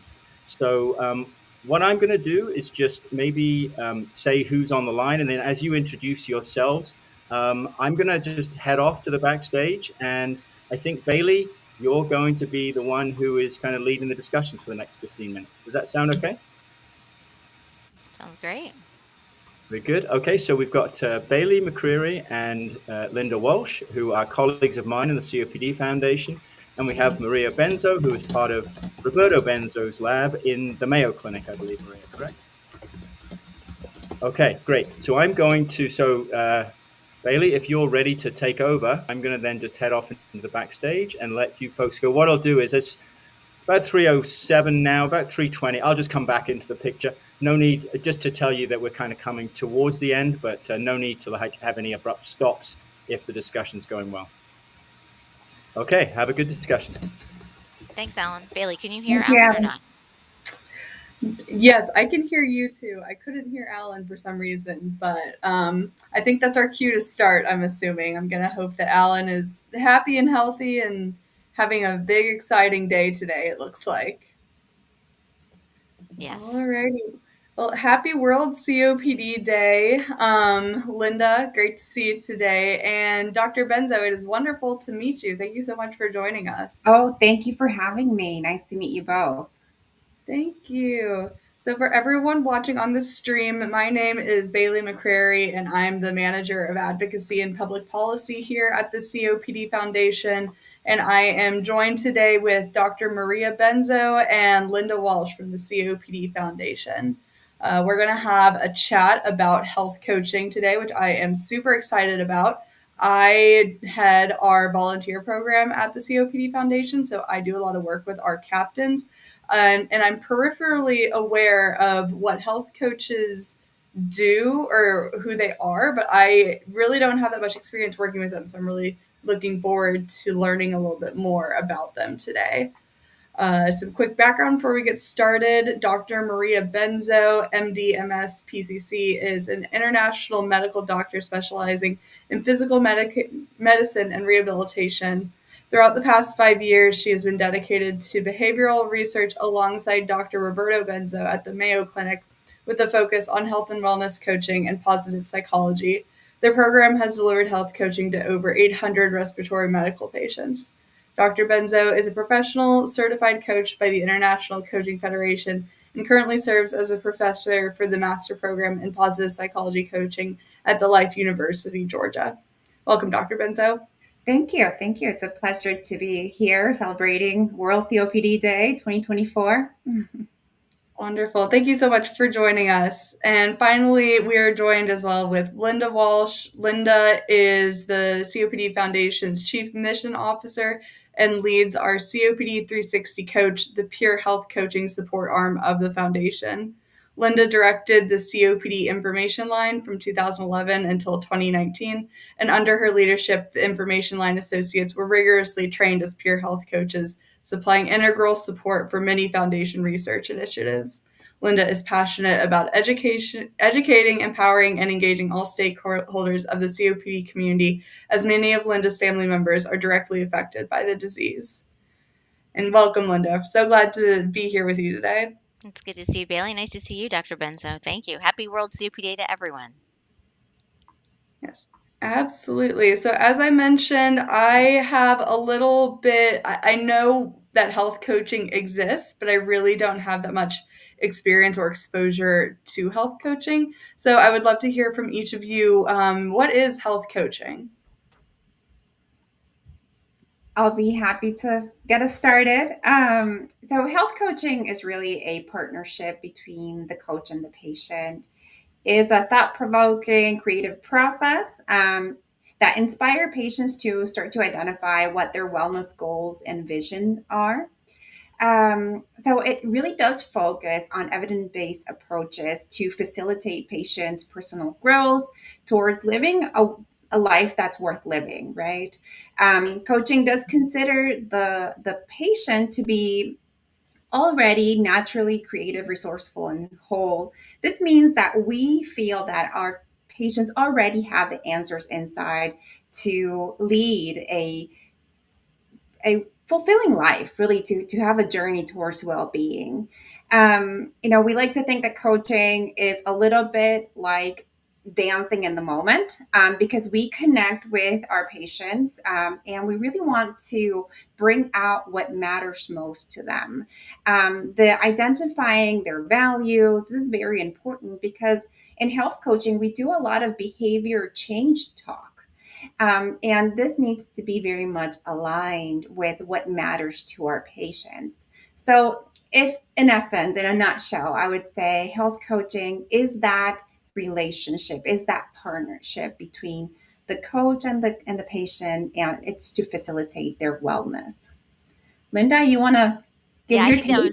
it was beautifully well stated. And I'll just add on from the COPD Foundation's perspective, we do specifically peer health coaching. And so what we try to do is patients meeting other patients where they are and helping them to build on what you said to empower them for, you know, self-awareness, to build on knowing what you said, that it's inside of them, but also to that shared lived experience. It's a little bit of a different type of relationship from a healthcare provider, but it's almost like I've experienced the same thing you've experienced, and so we found a lot of the same things that you just shared. But helping them self-manage their condition is something that we think empowers them to live their best life and thrive with COPD in spite of the COPD. Right. I think that sounds amazing. I think that community is such an important factor in every facet of our lives, and especially with something as important as health. A lot of the times, you yourself, when you're going through a medical diagnosis, you might be the only person that you've ever known that is dealing with that illness. And it can be very alienating to have to understand, okay, so my doctor told me that I need to do this, that, and the other thing, but what does that look like in my life? And how am I going to remember how to do this? And what if this medication isn't working how they told me? Where am I going to go to figure out that I'm still adhering? So I think it's fantastic that these programs exist. And I wasn't previously aware of it. So this is a really good thing for people to understand and look for. What kind of training do coaches normally receive before they're able to go out and connect with their fellow community members and their patients like this? You want me to start? And then I know, Maria, yours are a little bit different than ours. So, as peer health coaches, we don't give medical advice because we're not healthcare providers. So, we have a lot of rigorous training similar to what a professional health coach would have. We have, social and behavioral research training, of course, HIPAA compliance training, foundational motivational interviewing, brief interventions in healthcare. The vast majority of our coaches are also trained tobacco treatment specialists, so we can help with smoking cessation and, of course, goal setting and so forth. And they have all of their own lived expertise with the disease. So that's sort of a high level overview. And I'm sure, Maria, you have more intensive type trainings for your group. Yeah, well, I mean, there's some that is shared, right? I'd say that there are a lot of coach specific trainings available. I'll mention key coaching skills that are, the common thread. Um, Really learning the skill of active listening is key. This very humane skill of intentionally listen to the other person in a non-judgmental way, and that's really client centered. That is a very key skill for coaches. I'd say that that would be kind of foundational, alongside with developing curiosity. This is also a skill to really get to know your patient as a whole. That is also a skill that is learned as a health coach, to use your intuition. So as you observe your patient's behaviors and expressions and language, you can share that observation as part of this creating awareness, right? Really, the coaching space is a space where we want to facilitate awareness. And this is, sometimes also the coach needs to be able to self manage, because we don't want to get in the way of the process that is really for the patient, right? And the coach needs to have these skills and strategies to be able to move a conversation forward and deeper. So, like Linda said, it stems a lot from motivational interviewing. That is pretty much the backbone theory that is taught. For those of you who aren't familiar with it, it's just a guiding style of communication that requires a lot of good listening, that empowers people to draw out their own reasons for wanting to change, to really find meaning in this change behavior. And last but not least, of course, health coaches need to be trained in behavioral change theories and techniques. And this means understanding what drives motivation for behavioral change. So, for example, we need to be able to understand, competence. Like, is my patient feeling? Does my patient have self-efficacy in what they want to do? Does my patient have enough support, relatedness to follow through with what they want? Does my patient feel that they have enough autonomy to decide on what they want to act on? So we found that, I believe it was last year that we published a paper talking about how this, having this engagement, so teaching how to create that relationship, teaching how to bear witness and hold the space of coaching, is really it's related to positive patient outcomes. Let me say it that way. So if a coach and a patient have high engagement, they have a good bond, they agree on the coaching topics, this influences positive coaching topics. And this is part of what is taught in specific coaching trainings. I'll mention two big institutions: the National Board Health and Wellness Coaching. They have specific coach trainings that you can, take and then apply for that board. And the International Coaching Federation also have specific coaching training. So I'd say that it's good to seek out coaches that have gone through some type of rigorous training, so that they'll be able to serve you well. I think I'd just like to add something to what you said. It made me think about it's also important to pair the coach with the patient where there would be synergy and where they would have chemistry. I know, sometimes we have a coach, for example, who is a lung transplant recipient. And so for somebody going through that process pre and post, it would be really important for someone to have that shared experience. And so, if there's a woman and she would prefer another woman. And so there's some very interesting ways on top of that training, but also to finding that right fit, I think is also important. Absolutely, I agree with that. Mm-hmm. You each mentioned that the importance of the coaches kind of helping the patient understand that they have the tools to deal with their disease on their own and kind of uncovering that motivation. What, in your experience or opinion, how do coaches help uncover that motivation? How do they deal with a patient that they may have a partnership with that just not feeling it and just very depressed about their diagnosis or other factors that might impede their ability to take care of themselves? I definitely would say that one of the key um, strategies is to really identify what matters most to that patient. Nothing will drive their motivation like whatever really matters to them. So if it's being able to go back to work, if it's being able to attend to a grandson's ball game, if it's being able to show up for Christmas family reunion or going on a 5 mile walk, whatever it is, I many times while we have this initial or foundational session where we just want to get to know them. Once we've done that, we're able to start to design a wellness vision. Like, how do you picture yourself? What would be kind of the best thing that you would imagine for yourself given the situation, right? And so once we get them all pumped up about, I want that, then we take a step back and start to address what needs to be addressed to get a little bit closer. I'd say that's kind of a very gold tool that we have.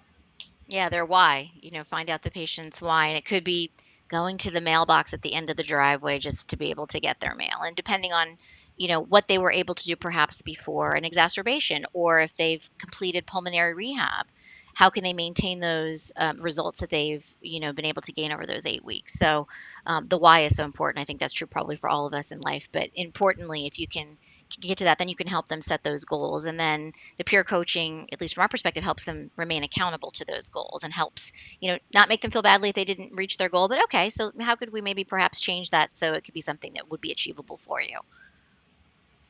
Got it. Thank you both. That is a really great way to synthesize a very broad and complicated issue of uncovering that motivation. That makes a lot of sense. It's goal setting and it is connecting to individual people and finding what motivates them overall and not just with their health, because our health is so important and integral to our everyday lives that it really is just a natural progression after that to figure out how we can best help each other. Wonderful. So it sounds like coaching has a lot of positive benefits and a lot of things that make sense about it as to how to get people to just overcome those obstacles and focus on their health a little bit better. Do you have some success stories that you would like to share? It sounds like you guys both have some wonderful active programs going on. Linda, do you want to take the lead? Sure. So we did a pulmonary education program, I don't know, about 5 or 6 years ago, that once a patient graduated from their pulmonary in person, this is pre-pandemic, and they came home, we had a coach that followed them every month. And they followed them on not just how are you feeling, but also some educational components to kind of reinforce what they had learned and making sure that they understood what they learned and then tracking their progress. Are you still exercising? What are you doing for physical activity? And sometimes just mowing the lawn counted, but in their mind they didn't necessarily think that counted. So that was an excellent program that allowed us to really track these patients over two full years and to see what those folks that could maintain their physical activity. We've been participating in a lot of research activities. Measured adherence, of course, was one thing, but I think the most important thing, I think, from our perspective was it improved mental health, it improved sleep. And those are some of those quality of life issues that are more important than really a lot of the other things. Adherence is important for obvious reasons, but it's those mental health, quality of life issues, sleep and depression are pretty key. So we have tons and tons of stories. I know, Maria, I'm sure you do as well, but it's always so fulfilling to be able to help a patient where they are. Absolutely. It is very fulfilling. And these stories, they take to different forms and shapes, because it's really a world when you engage with a patient. You never know how it will end up, but their success stories are amazing. We have usually we're doing 12 sessions, so throughout 12 weeks or perhaps a little bit more. So we are able to see, I'll just give you a few examples. Patients that have started very sedentary, limited in their mobility, using perhaps a wheelchair, have gone from wheelchair to walker to walking stick to being independent in activities of daily living in those 12 weeks. Working with a health coach, of course, having their own mindful movement or activity routine. Other patients that, that's one extreme of a more frail patient. And then we have other patients that perhaps they're just looking forward to get stronger and have more endurance to go do something they want to do. And in that case, it may be, the success story is them being able to go on the trip they wanted to go, and being able to feel self-confident and really feeling confident, not only that their body will respond, but enjoying the process. I think there's, recently we looked at qualitative interviews from patients that were discharged from COPD exacerbation. And they did 12 weeks of health coaching. And what the feedback they gave us, was that coaching really helped them it encouraged them. It gave them support. It gave them the space to set and adjust goals. It held them accountable, and that also fueled the motivation, knowing that they have that weekly session. And something that was really cool is that it gave them a space to discuss their struggles. So that's also a success if you look at it, because many times our patients don't want to burden their family members with their struggles, but health coaching does open up that space to talk through it and then strategize how are we going to go about it. So I guess of course, other things that were mentioned were better self-management strategies, because they were able to talk it through, or they had a setback and they were able to come back and just think about it a different way. So I guess that for me, success stories it's the best part of it, right? And you create that relationship again, that many times you're just sad when it has to end, because another part of that success is really having that connection with that other person and feeling happy for them. Wow, that's great. Unfortunately, we're going to have to finish. I think we could keep going for hours on this. Such wonderful, wonderful stories. And what I love is the passion that both you, Linda, and you, Maria, come to with this. I think it's such an important area, and hopefully we'll have a chance to continue to have collaborative discussions in the future. Bailey, thank you so much for coming in and really doing a wonderful job moderating. Yeah. Great job, everybody, and have a great day. Thank you. Take care, everyone. Take care.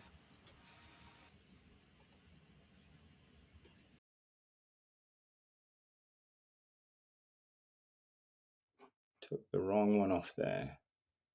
There we go. I think I'm back.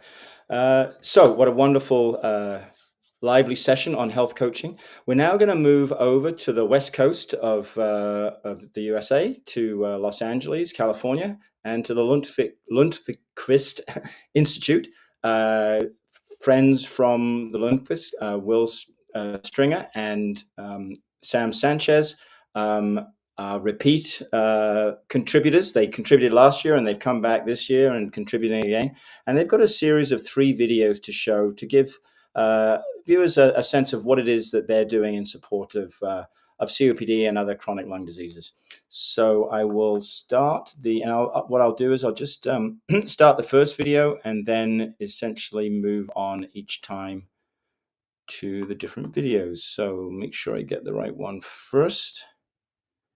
And so it's just a 3-minute video, a little bit of an overview, and then we'll move into the other videos after that.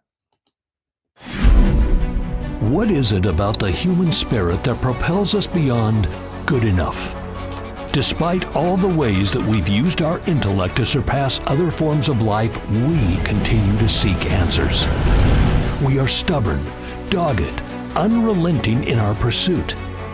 Across the spectrum of human existence, we push the envelope. We seek answers. But innovation doesn't always shout its way into history.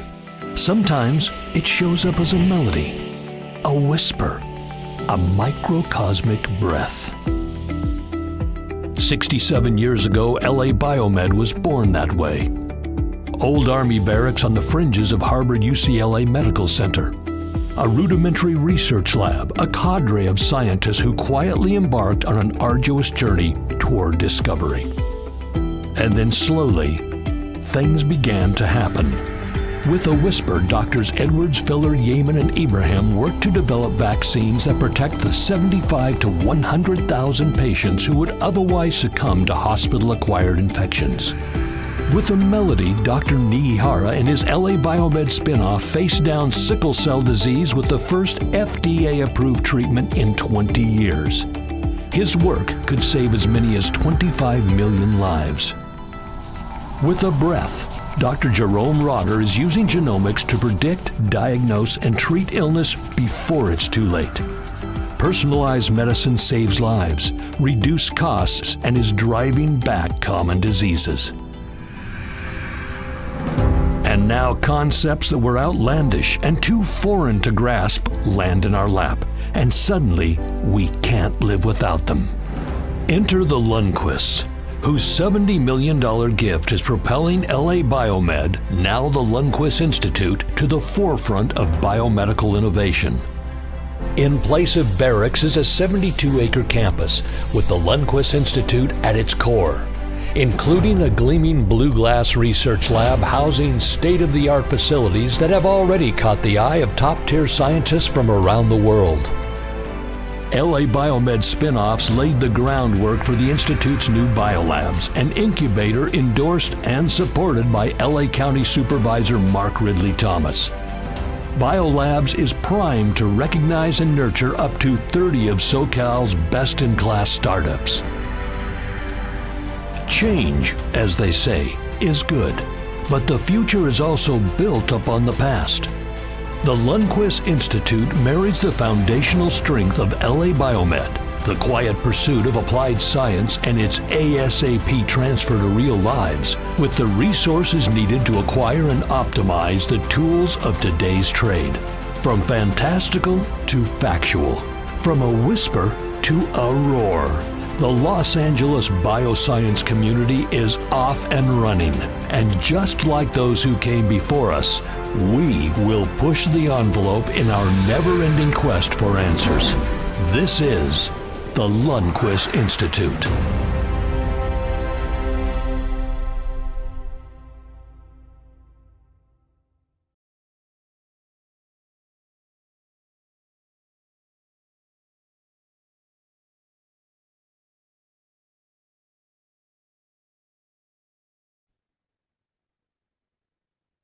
Well, hello, world. I'm William Stringer. I work at the Harvard-UCLA Lundquist Institute. I'm one of the investigators in pulmonary and critical care.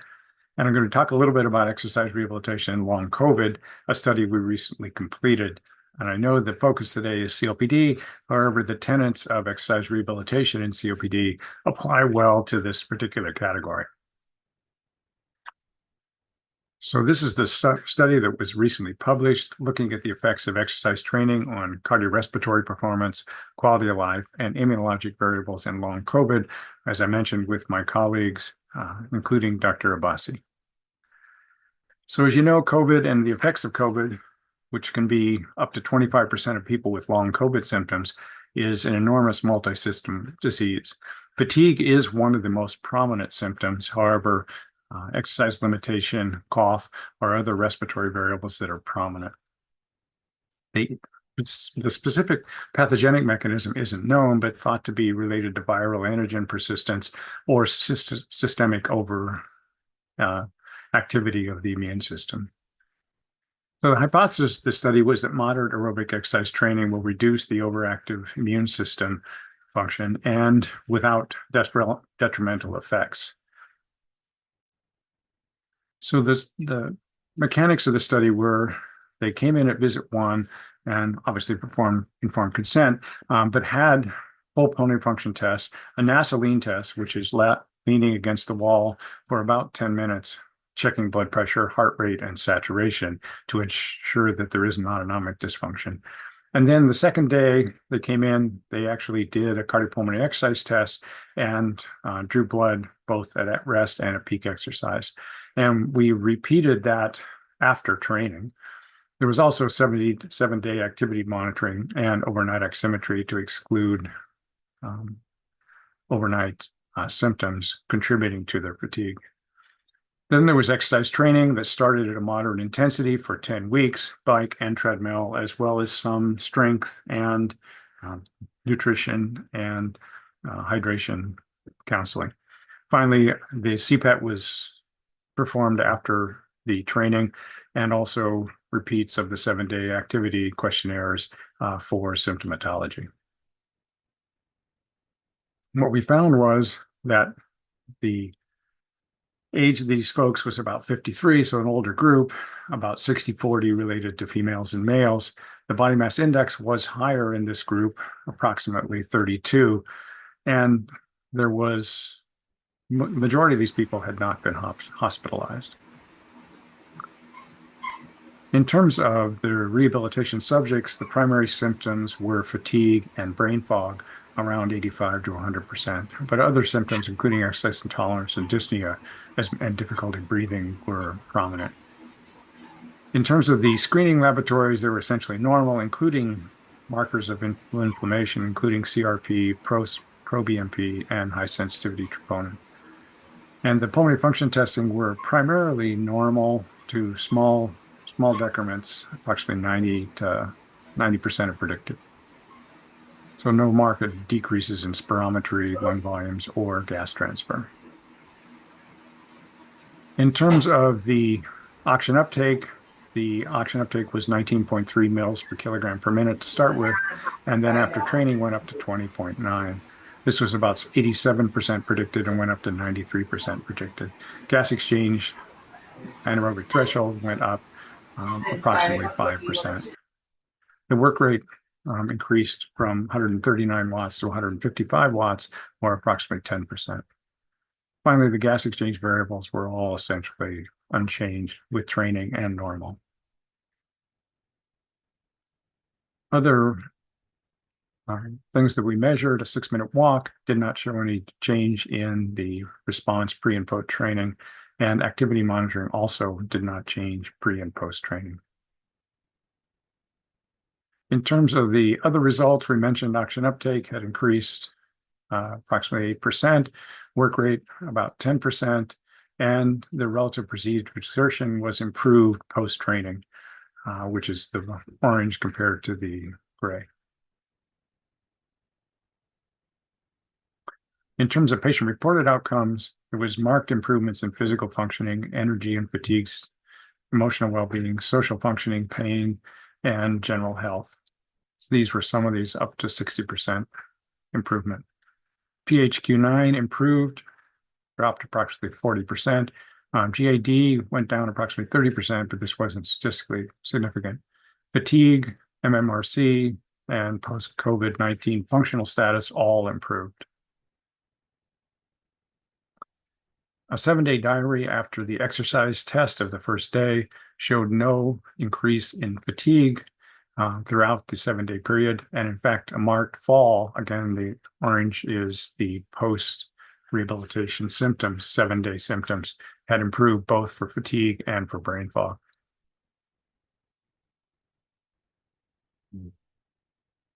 White blood cell changes were essentially what we would expect in a normal individual, with an increase with peak exercise, both pre and post training. There did not seem to be a decrement or a change in their immune response to exercise.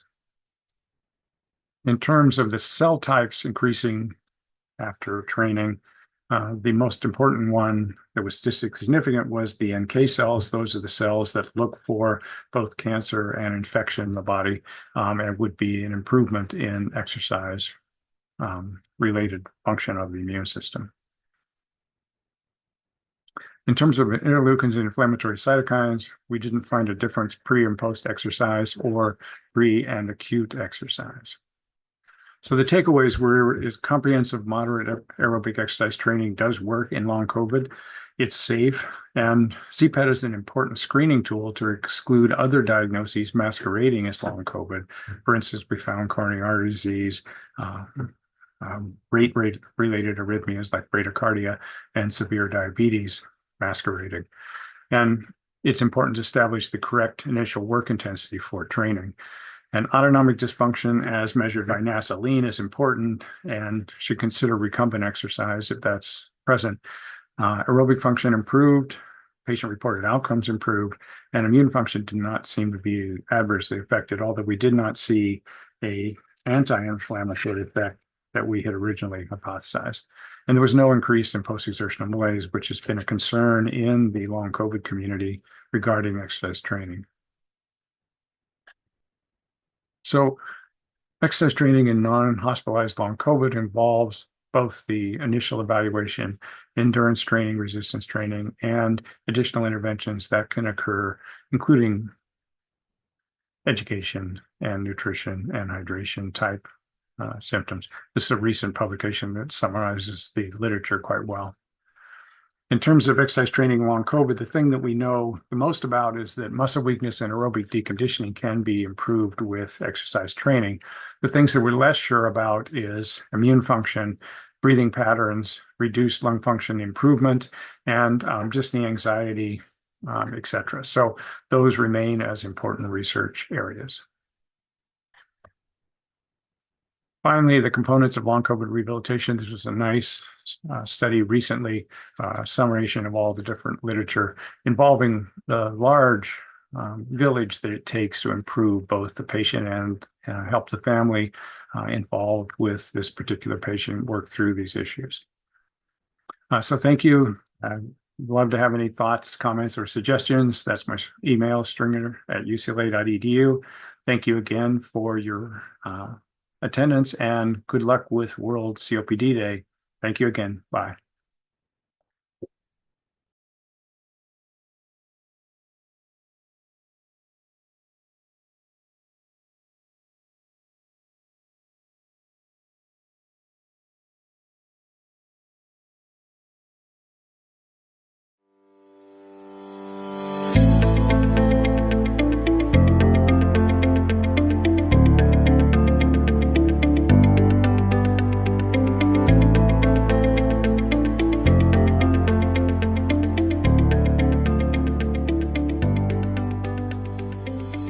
Hi, my name is Asghar. I'm an investigator of respiratory medicine and exercise physiology at the Lundquist Institute. I was born and raised in Iran, then I moved to Germany where I did my studies. I graduated as PhD in exercise immunology. Since then, I have been investigating the effect of exercise and different kinds of exercises on immune system, and also whether the change of the immune system could be beneficial in health and disease conditions. I have completed 3 fellowships, including the last one here at the Lundquist Institute in the Division of Pulmonary Medicine. Since I joined to TLI, I have been working on COPD studies. I have been working with COPD patients. My research aim is to improve the lives of the individuals with chronic inflammatory disease through exercise intervention. So this includes also COPD patients. That's why I care about COPD people, COPD patients. I am specifically investigating whether there is a beneficial effect of exercise rehabilitation on COPD patients, and whether these beneficial effects come from the change in immune system based on exercise rehabilitation. I like working with COPD patients. I hope my research is helping for our COPD communities. Thank you. Hello, everybody. This is Arbor Gashi, a physician from Germany doing an internal medicine residentship with the goal of becoming a pulmonologist. I originally come from Kosovo, a tiny land in the Balkans, and a fun fact about Kosovo is that it has the youngest population in Europe. I had the luck to do a research visit at the Lundquist Institute in October in the respiratory department or division, where I've attended many CPET tests. Quite an inspiring experience. I'm currently researching the cardiorespiratory responses during exercise in older people, and this is what actually led me to the Lundquist Institute. I am currently finishing my residentship in internal medicine, and as of April 2024, I'll start the fellowship in pulmonology, with the intention, of course, to further being active in research of exercise and the exercise physiology and the exercise limitations, especially in older people. Thank you. Hello everyone, this is Rebecca Nunes. I'm a physical therapist and a PhD student at the Federal University of São Carlos, located in the state of São Paulo in the southeast of Brazil. Well, to share some fun facts about my country with you, Brazil is the largest country in South America, and we have 26 states plus one, which is our federal district, where our capital is located, which is Brasilia. Brazil is also the largest country that speaks Portuguese, and this is due to our colonization. We were colonized by Portugal, and that's why we have big influences from Portugal and also from the African continent in our culture, in our food, in our dances, music, everything. Well, it's a pleasure for me to talk about a topic I'm passionate, which is COPD. Let me introduce a little bit about my background. I started studying respiratory physiology when I was 16, right when I started my bachelor's in physical therapy in 2012. By that time, I started working in a smoking cessation program in my university. In this smoking cessation program, we helped people from our community to quit smoking. We were working with people with and without COPD.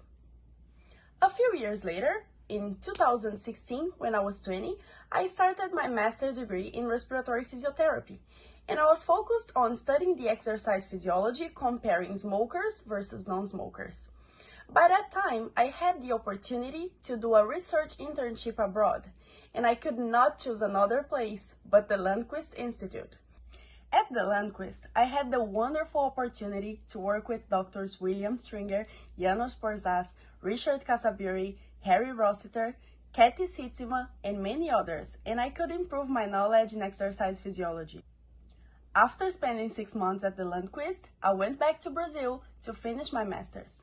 Then, in 2020, I started my PhD in cardiorespiratory physiotherapy, and now I'm working with patients with cardiorespiratory diseases and exercise physiology. Again, I had the wonderful opportunity to do another research internship abroad, and one more time, I could not choose another place but the Lundquist. So this year, from March to August of 2023, I spent another 6 months at the Lundquist. Because in our lab in Brazil, we work with a treadmill protocol for CPET designed by researchers from the Lundquist, this year I could work on the data processing and analysis with some of these researchers from the Lundquist, including doctors Janos Borzas, Carrie Ferguson, and William Stringer.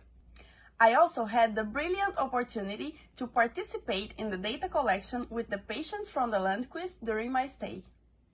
It's a pleasure for me to keep working with these researchers discussing ways to improve the quality of life of patients with COPD.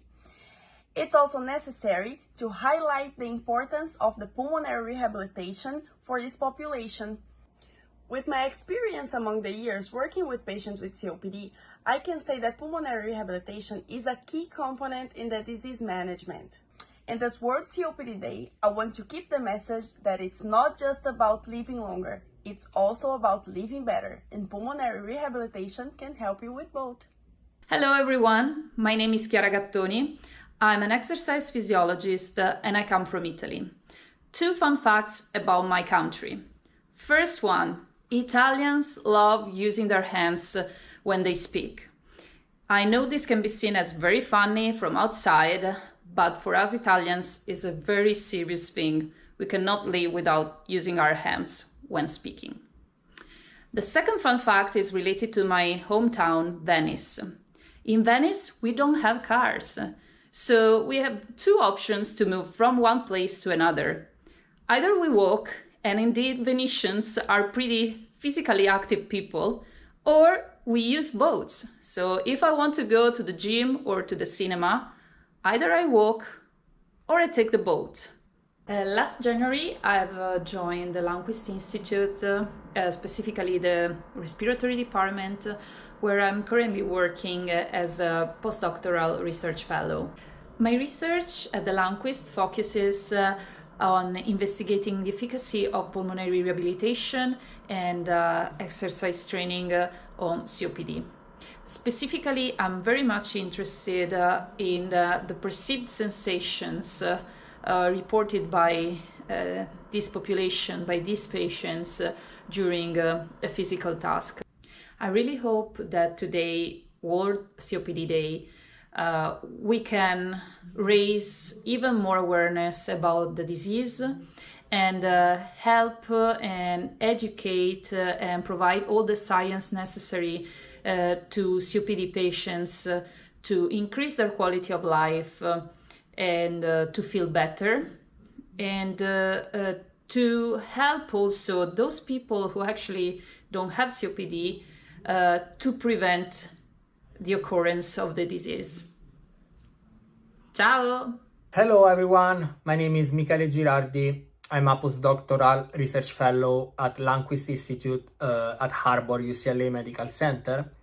As you can probably tell from my accent, I'm Italian. My hometown is Rome. People from Rome like to put double, even triple consonants in every single word. And this is probably why, well, at least part of why my accent is so strong, is so horrible. So I apologize in advance about that. Rome is also the city where I started my academic education. I did my PhD in Rome.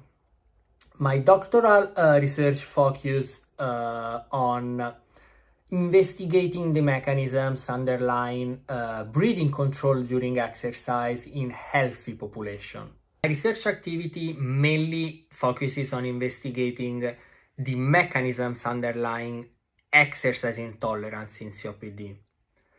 Exercise intolerance is manifested as a reduced ability to perform daily activities, and importantly is closely associated with mortality and morbidity in COPD. Given the absence of a cure for COPD, it becomes crucial to comprehend the factors contributing to exercise intolerance. So my research aims to better understand the mechanisms governing muscle fatigue in COPD and how the pulmonary system influences fatigue responses during exercise. Acquiring this knowledge is essential for targeting therapies, optimizing rehabilitation programs, and mitigating the disease progression. Even though it wasn't the focus of my PhD, I always had a great interest in studying lung diseases, especially COPD. Driven by this interest in COPD research, I chose to join the Lundquist Institute, where some of the most important world experts in exercise physiology and pulmonary medicine, especially in COPD, are based. I would like to leave you with a crucial reminder. Despite the absence of a current cure for COPD, exercise training stands out as one of the most effective treatments available. Therefore, it is essential for all of us to support and promote physical activity and rehabilitation programs in COPD.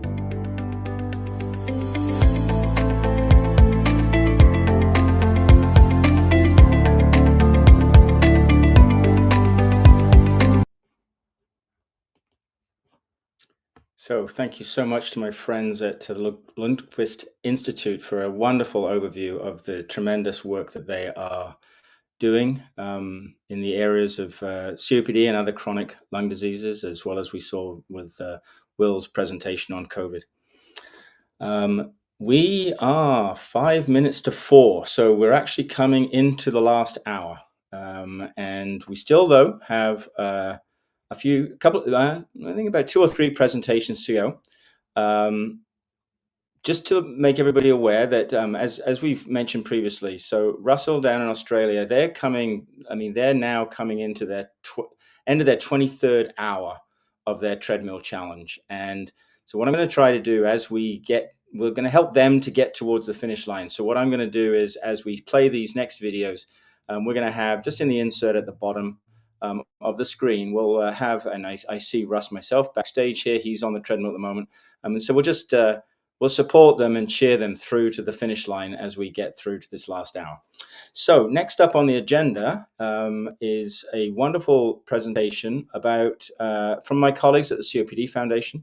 And it's about the Patient-Powered Research Network. And it's really about how do we bring the voice of the patient into research in COPD. So it's about a 20-minute presentation, and I will bring it up now. And we will go from there. Here we go.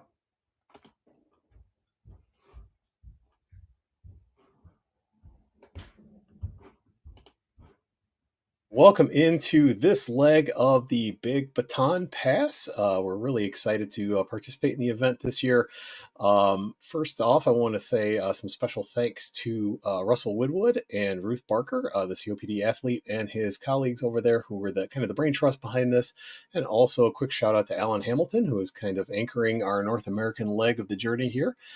On this phase, we're going to be talking about the Patient-Powered Research Network, which is an initiative through the COPD Foundation to help patients get more involved in research efforts to develop treatments and hopefully one day a cure. And to discuss that with me, I am joined by 2 experts from the PPRN itself. First, I would like to hand it over to Misty Green for a little introduction. Hi, I'm Misty Green. I'm the Senior Research Director at the COPD Foundation. I oversee the PPRN, which is the Patient-Powered Research Network. And my good friend John, also joining us today. John, tell the people a little bit about yourself. Sure, thanks, Mike. I'm John Linnell. I live in Wisconsin. I am a state advocacy captain for the COPD Foundation, and I'm also a member of the governing board for the Foundation's PPRN, Patient-Powered Research Network, and I'm just thrilled to be here with you today. Awesome. Well, thank you both. Let's just jump right into it. We've thrown out this term PPRN, Patient-Powered Research Network, a couple of times already. Misty, can you tell us a little bit about what the PPRN is and how a little bit maybe about its history? The Patient-Powered Research Network, which we call PPRN for short, was launched in 2014 by the COPD Foundation. It's a patient-centered research registration designed to collect valuable data from individuals with chronic obstructive pulmonary disease and other lung disease. Through the registry, participants voluntarily share their COPD-related information and their lived experiencing on managing their disease via surveys, and they enter self-reported medical data on their COPD. John, can you tell us a little bit, from the patient perspective, what kinds of information are very valuable to submit to PPRN? Well, if the PPRN, as Missy said, it's a database of people that are willing to at least consider being in clinical trials or clinical studies, and so the information asks for the potential researchers want to know: are you a never smoker? Are you a current smoker? Are you a former smoker? Or how long have you had COPD? When were you diagnosed? What inhalers are you on? What comorbidities do you possibly have? Because all of those, that when you first sign up, the initial questionnaire and survey is lengthy because we don't know who's going to approach us to ask for the information as to here's what I want to study as a researcher. So we need to know within the database of thousands of people who fits into which separate category, if that makes sense. Yeah, absolutely. So it sounds like it's a very comprehensive resource for somebody who is, again, investigating these treatments or, again, looking into how we can manage this better down the road. So Misty, question for you. How does the foundation take this giant pile of data and use it to achieve organizational goals or to help researchers or to, kind of advance advocacy on behalf of the COPD community? So the COPD Foundation utilizes the PPRN network through several impactful ways to advance research. We do supporting external research and development where companies come from outside the organization, ask us to help recruit for their studies. Once a participant enters the patient-powered research network, they sign an informed consent, and once they fill out their surveys, they are letting us know that they would like to be contacted for research. We have studies that come along that is in the foundation where we also pull participants from the PPRN to recruit for different studies. The studies that we do are surveys, focus groups, and then also they have the opportunity to also do clinical research studies with investigational medication or investigational devices. So this sounds like quite an undertaking. John, what prompted you to get involved with this effort in the first place?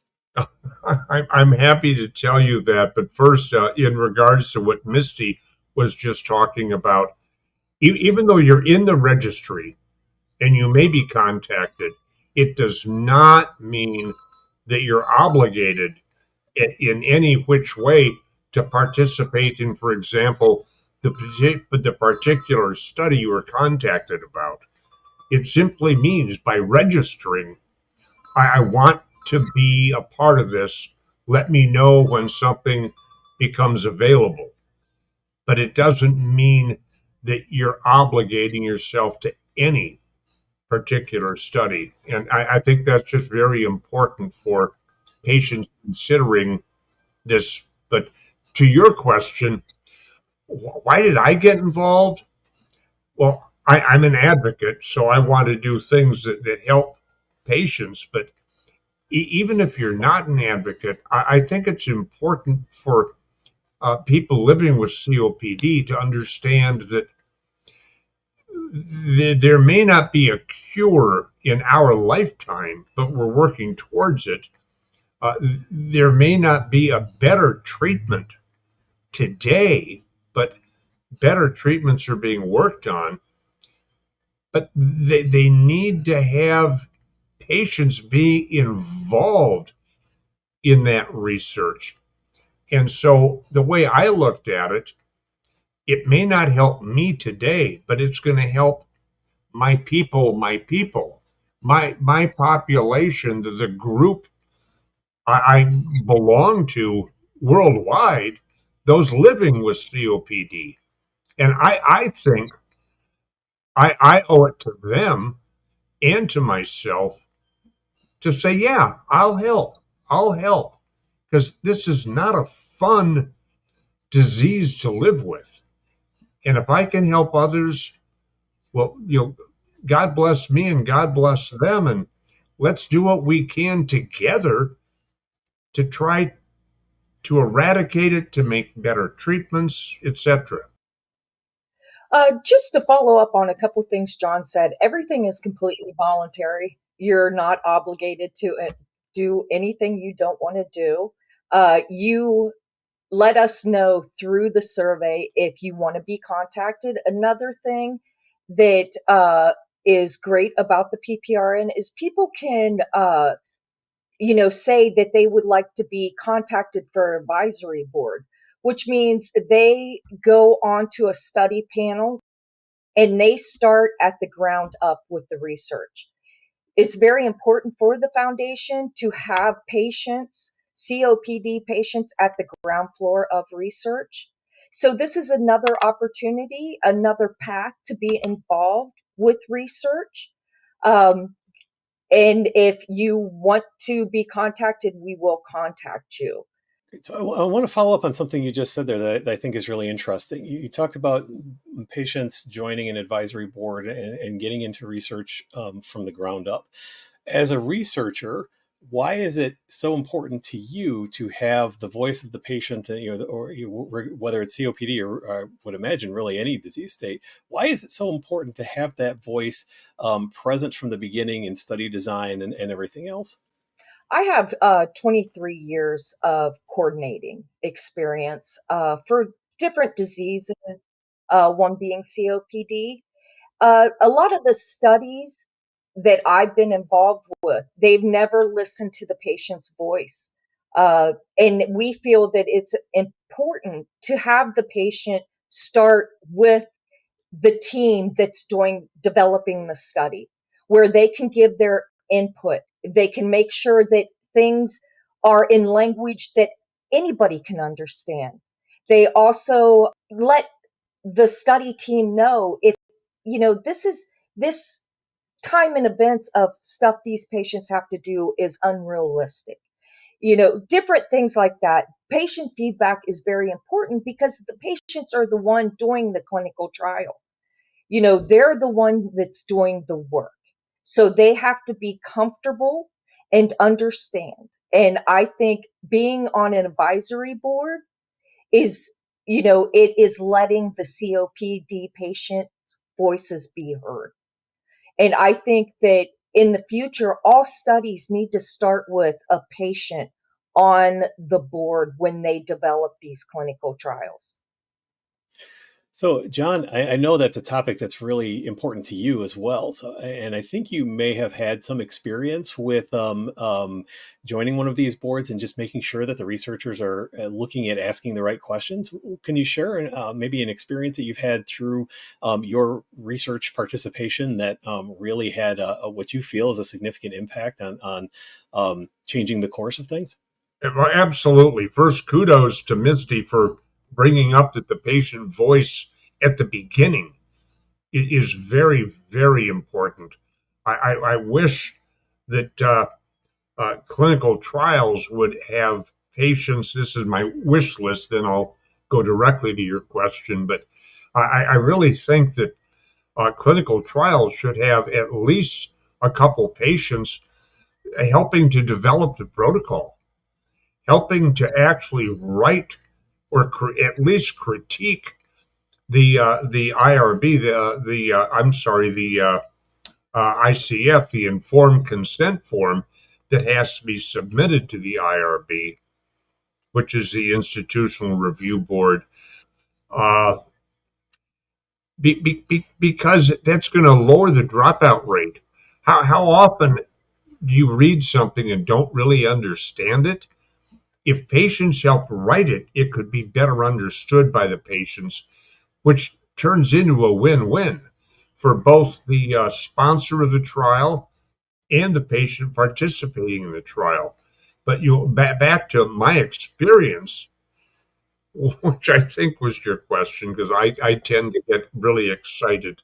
I was in a clinical trial many, many years ago, and it was a 2-month trial, and I had to be downtown in a metropolitan area by 7 in the morning. And I'm going into town with rush hour traffic. And then if it was a long day for me, I had to sit there for 12 hours to do a breathing test here and then a blood test then. And it was, quite frankly, it was a miserable experience. They didn't take the patient burden into the consideration. I think Decentralized trials are the way of the future. I think anytime the trial can come to you is better than you having to go to the trial. You're going to lower dropout, you're going to have better results, and you're going to find it easier to recruit patients. So by serving on one of these advisory boards, you can take that lived experience and translate it into the next set of trials so that whatever researchers come afterwards don't make that same mistake and don't cause that terrible experience. Yeah, no, absolutely. I've been on a data safety monitoring board, which all studies are required to have by the IRB. And I've also been a co-investigator on, I don't know, 3, 4, or 5 clinical studies. And it's good that they listen to the patient voice. Do I understand molecular? I mean, I don't, but I don't need to. All I need to do is lend the patient voice, which the last science course I had was 9th grade. But my voice is still valuable because I represent the community of those that are in the study. Absolutely. Well, you've convinced me, but I am not somebody who lives with COPD. So, Misty, what kind of people are you looking to bring into the network here? We're looking for COPD patients that are willing to share their lived experience with the disease. A lot of companies that come to us externally, that's what they want to know. They want to know how, from beginning to end, if, how they feel their treatment has been done. A lot of these companies want to hear from the patient. They want that point of view from the patient. That way they can tailor studies that will help the patient and help to find a cure for COPD. The PPRN is a network that we want to grow. We never want to stop recruiting for the PPRN. We have recruitments going on right now to bring in more patients to the PPRN. The more patients we have, the more we can have patients, reach out to patients. It is well known in research that there is not a lot of diversity. So the PPRN, we are looking for diverse patient populations too. It's very important that we represent every perspective. We want everybody. Anybody that lives with COPD, they have a story to tell. And through the PPRN, you can put information down to tell your story. We have different eligibility questions that we have. One is if you've ever been diagnosed with COPD. We also let people enter the PPRN that are at risk of developing COPD, such as somebody that is exposed to environmental risk factors that could cause COPD. Also, people that smoke, a smoking history. There's different criterias that we accept. But even if you think that you're on the road to develop COPD, we ask you to join also. So let's say somebody like me is convinced that they want to participate in this thing, and they actually do have some degree of COPD. I know there's a link that you can go to, and we'll get that on the screen here. There's a link you can go to sign up, but can you tell us a little bit more about, if you're ready to participate, what does that process look like, and how does somebody get ready to join this thing? So if you just click on the link, it will bring you to a screen where you will enter your email address and you will answer eligibility questions. Once you click submit on that, it will take you to a page where you create a login for the PPRN. The platform we use is called RedCap Cloud. It will take you to the login and it will have your email pre-populated. You will just enter your name and create a password. And once you do that, then it will bring you where you will start filling out the surveys. So it's pretty easy. Like John said, the first time there's It's pretty lengthy, but it's important information that we're collecting. It's information that in the future that we can use for many different things. Honestly, depending on your time parameters, RedCap always gives you the option to save and come back. For example, when I did it, when I started getting into the survey, which is lengthy, but it's very important, I realized that, I've got a call coming up. So I was able to hit the button that said save and return later, which is really nice because you don't have to do it all at once. It's very user friendly.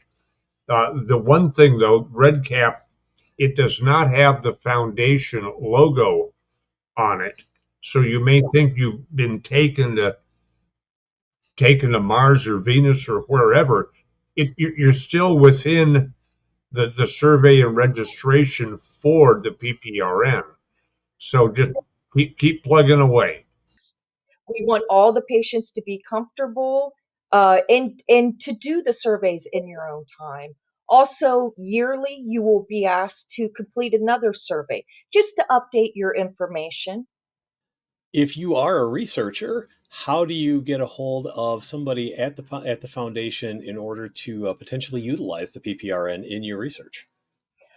We have a PPRN email address. It is pprn@copdfoundation.org. You can send us an email, or you can reach out to our information hotline. And if you have any questions, you can reach out to us through that PPRN email box, and we will respond and answer any questions you have. Well, this certainly sounds like a fantastic resource for the research community, the advocacy community, pretty much anybody who might be touched by COPD. John, I would love to give you the last word here. If there's any message that you want to send out there to somebody who might be considering this, or just any last takeaway about the PPRN, the floor is yours. I think that Mike knows what my last phrase will be, because I always use it anytime I speak. And it may have originally come from John Walsh, the founder of the COPD Foundation. But I always say, if it's without us, it's not about us. And as a patient, even though I have my own struggles, I feel an obligation to help others, my peers, my people living with COPD. And I hope that you feel the same way. Join the PPRN to help the cause, and let's make progress in research. It's up to us, and that includes you. So thank you. Fantastic. Well, thank you very much, John Linnell, Misty Green from the COPD Foundation Patient Powered Research Network, for sharing your experience and your knowledge with us today on the Big Baton Pass. And we are now very excited to hand it over to the next leg.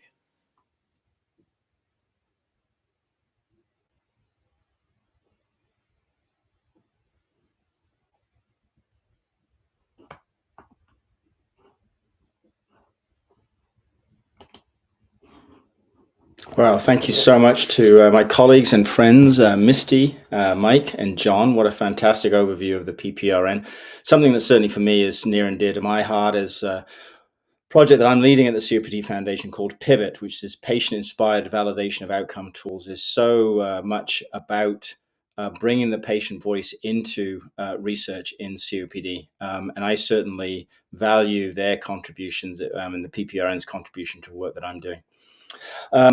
So just looking at the time, 4:20. So we really are getting to the close to the finish line. We have one more presentation video and then a chat to finish off with. And at the end, I'll bring Ruth and Russ back in to finish off the day. We'll do a little wrap up at the end of the hour.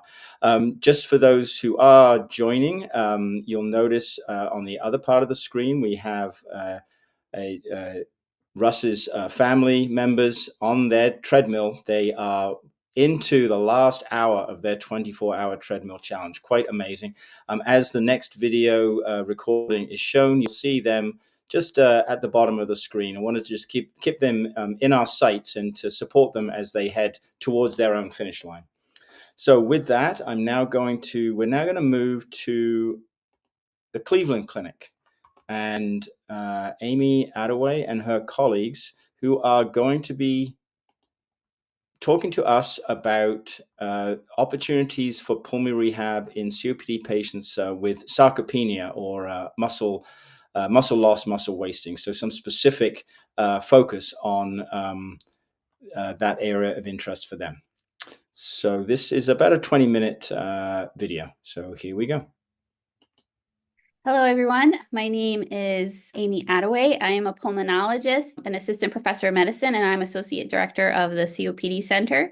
We are so excited to be participating in the World COPD Day Big Baton Pass. We think every day about how we can help our patients, how we can best treat them. And so we're really excited to participate in the Big Baton Pass and seeing kind of how everyone else treats and helps our patients with COPD. I know the theme of the Baton Pass is living well with COPD, and I think that's something we ask ourselves every day. How do we help our patients live well with COPD? And so I think in general, we take a multidisciplinary team-based approach. I am going to be talking about, I have a subspecialty clinic, a sarcopenia clinic for patients with muscle loss or muscle wasting I'm going to talk about, and then we have a patient testimonial after that. And then we also take this approach with non-invasive patients who need non-invasive ventilation, and our COPD Center Director, Dr. Hadapolu, is going to speak about that. And we also take this approach with patients who may need lung volume reduction, and Dr. Tejwani will be speaking about that, and we'll also have a patient testimonial as well. So in our clinic, this is how we diagnose sarcopenia. We measure 3 components. We measure muscle strength. We use hand grip strength, which in multiple studies has been shown to be a good surrogate for whole body strength. We measure muscle mass. We either do CT imaging of the pectoralis muscle, or we have a bioelectric impedance analysis device, which I'm going to talk about. And then for physical performance, we do a 6-minute walk test on our patients. This is some of our data from 1 year of the clinic, which we're hoping to present at the next American Thoracic Society meeting. Basically, these are patients where there was suspicion for sarcopenia, and they were referred to my clinic. And it showed that we were able to diagnose sarcopenia by muscle mass in up to 74% of patients, so they had reduced muscle mass, by hand grip strength in up to 52% of patients. Our clinic is involved in an implementation project. As a part of the project, we also received a bioelectric impedance analysis device. And so this was our first patient who used it. This is good surrogate to measure whole body muscle mass, is bioelectric impedance analysis. And we do them at every clinic visit and then also at follow-up visits, so we can give feedback to our patients, show them maybe areas to work on, areas to improve on, how they can improve their muscle in kind of different ways. So when we treat our patients with sarcopenia, many patients with evidence of sarcopenia also have evidence of respiratory muscle weakness. And that means that powder-based inhalers may not be the best approach. And so we measured their peak inspiratory flow. And if there's evidence of reduced peak inspiratory flow, that means that we may need to optimize their inhalers with a more propellant-based or like a nebulizer-based approach. We also make sure patients are using their inhalers properly. It's not easy to use your inhalers properly, as we always talk about that with our patients. We also make sure that patients are able to get their inhalers. There's some home delivery options. So our pharmacist is really amazing and really helping with that. In terms of nutrition, we really go over this extensively in our clinic. Patients with sarcopenia really need to take a high protein approach to the diet, and especially with the healthy proteins, the lean proteins like chicken or fish. There's specific strategies to eating for COPD. Some patients don't have much of an appetite, so we may consider appetite stimulants. If patients are really hyperinflated, then they don't really have as much room for their stomach, so they can't eat like a big full meal all at once. They may need to eat smaller meals more frequently. So this is a discussion we have. We also have a dedicated nutritionist who's really wonderful about helping our COPD patients. Bone health is very important. You know, you kind of tend to lose muscle and bone together. And if you're at risk of a fracture, that's something we really want to screen for that. And then an exercise program is so important. It's something we really focus on in our clinic. Pulmonary rehabilitation is it's a major part of our clinic, and we collaborate with them often. We also incorporate physical therapy if patients have those needs. This is our amazing team. We also have really strong collaboration with a COPD post-hospital exacerbation clinic run by Danielle Wiesen, and this is our COPD Center Director, Dr. Hadapolu. And then this is our group at a recent lung walk trying to raise awareness for COPD. I'd like to introduce everyone to Mr. Abel. So Mr. Abel, we have been seeing in our pulmonary clinic, and in particular, our clinic focused on issues of sarcopenia, our muscle health clinic. You know, he's going to talk a little bit more about his health history, but we're really excited for him to speak with us today, especially given it's a COPD Awareness Month in November. My name's Jack Abel. I'm currently 76 years old. And I'm a semi-retired family law attorney. For the purpose of the audience, I'm an avid golfer and a former fly fisherman. I was diagnosed with COPD, about 20 years ago now. It's been quite a while. And it's probably as a result of smoking, which I have stopped for approximately 10 to 12 years, and somewhat from radiation I received in my chest and lung area as a result of lymphoma that I had in my 40s. Over the years, I've been hospitalized numerous times for pneumonia-related issues. I had RSV, COVID, or COPD exacerbations. But the worst of it really started about a year and a half ago in July of 2024, or 2023, I'm sorry. And during that time, I had numerous hospitalizations, really extending from July of 23 until February or March of 2024. And then those hospitalizations lasted for a combination of over 7 weeks. During the entire time that I was hospitalized in this entire year and a half period, I was completely oxygen dependent and really was unable to tend to my own affairs or even at that point walk to the bathroom on my own without oxygen or and certainly help from other people.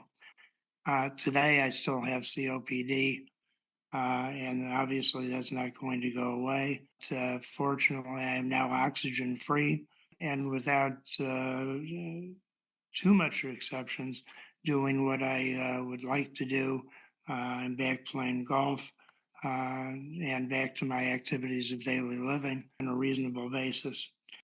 The last doctor that I saw in the hospital really told me that I would need to adjust my lifestyle and I would never be back to the point that I was before my hospitalizations. I'm glad to say that I have proved her wrong, and I am back to a very good quality of life thanks to the Cleveland Clinic and the doctors that I have seen there.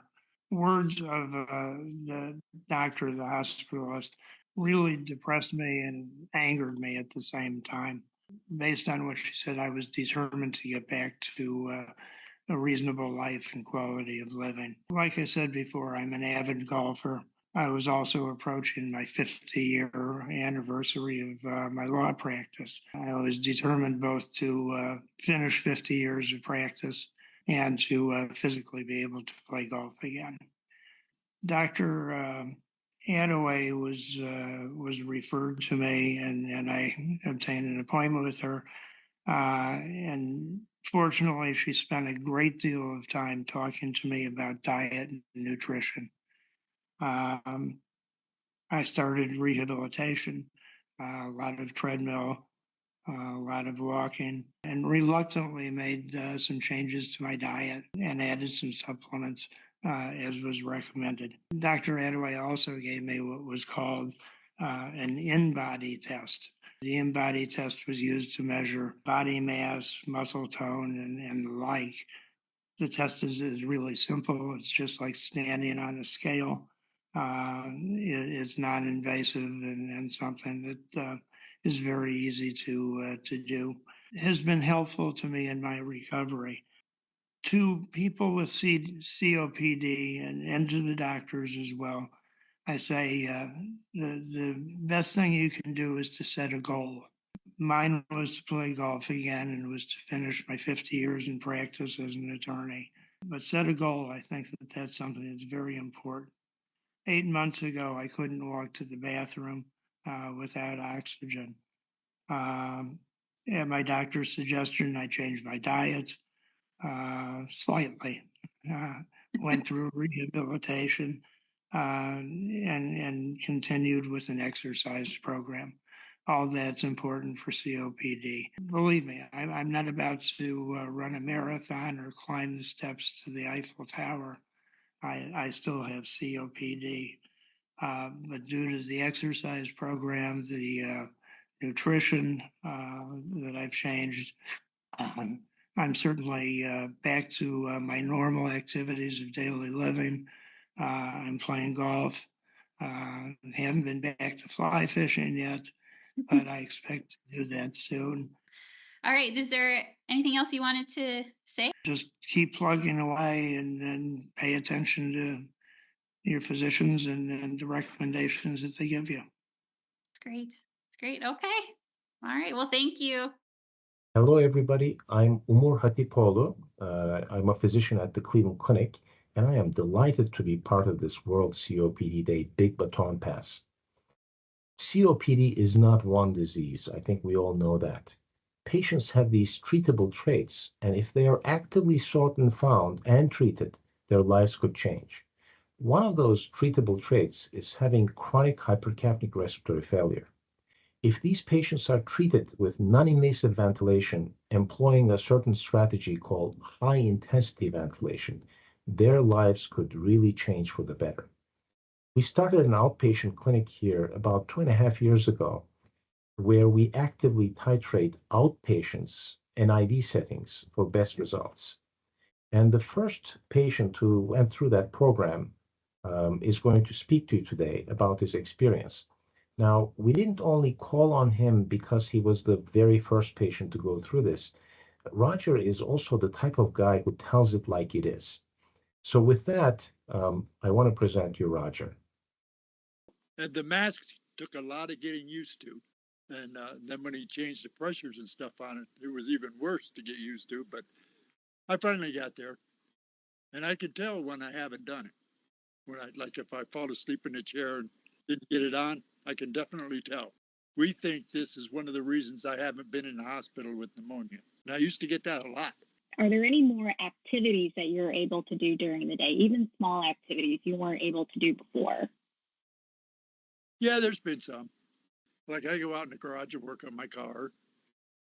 I go out and mow the grass. Just general stuff, really. But I can do it a lot easier. And do you notice a change in your sleep? Do you sleep any better with it? Now that I've gotten used to it, yeah, it doesn't bother me. It's when it starts leaking, it drives me nuts. It feels like, it sounds like you're passing gas. It'll wake me up. I don't have any alarms go off on it. Do you feel like you've had an improvement in your lung function at all? Yeah, between the medication and the machine, I do. What would be your advice to a patient who really is not comfortable with using this type of device? Don't let it bother you. Just do it. You know you have to do it. It makes you feel better.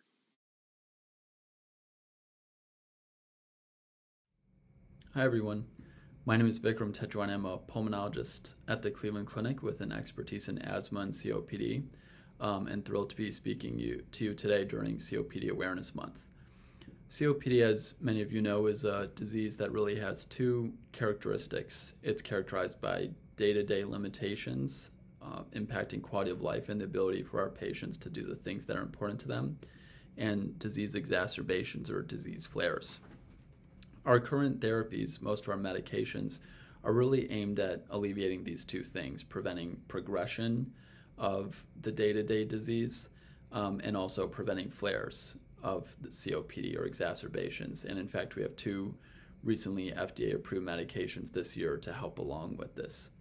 However, ultimately, all of these medications don't really reverse any of the disease. They prevent the lung volume or lung function from getting worse and prevent exacerbations or flares from happening. For individuals that have significant hyperinflation or air trapping, is another option called lung volume reduction.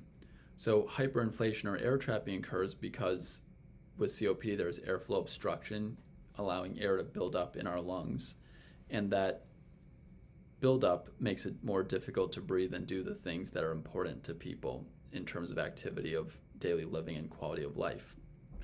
So for a select number of people where there is significant air trapping or hyperinflation, this is assessed by lung volumes.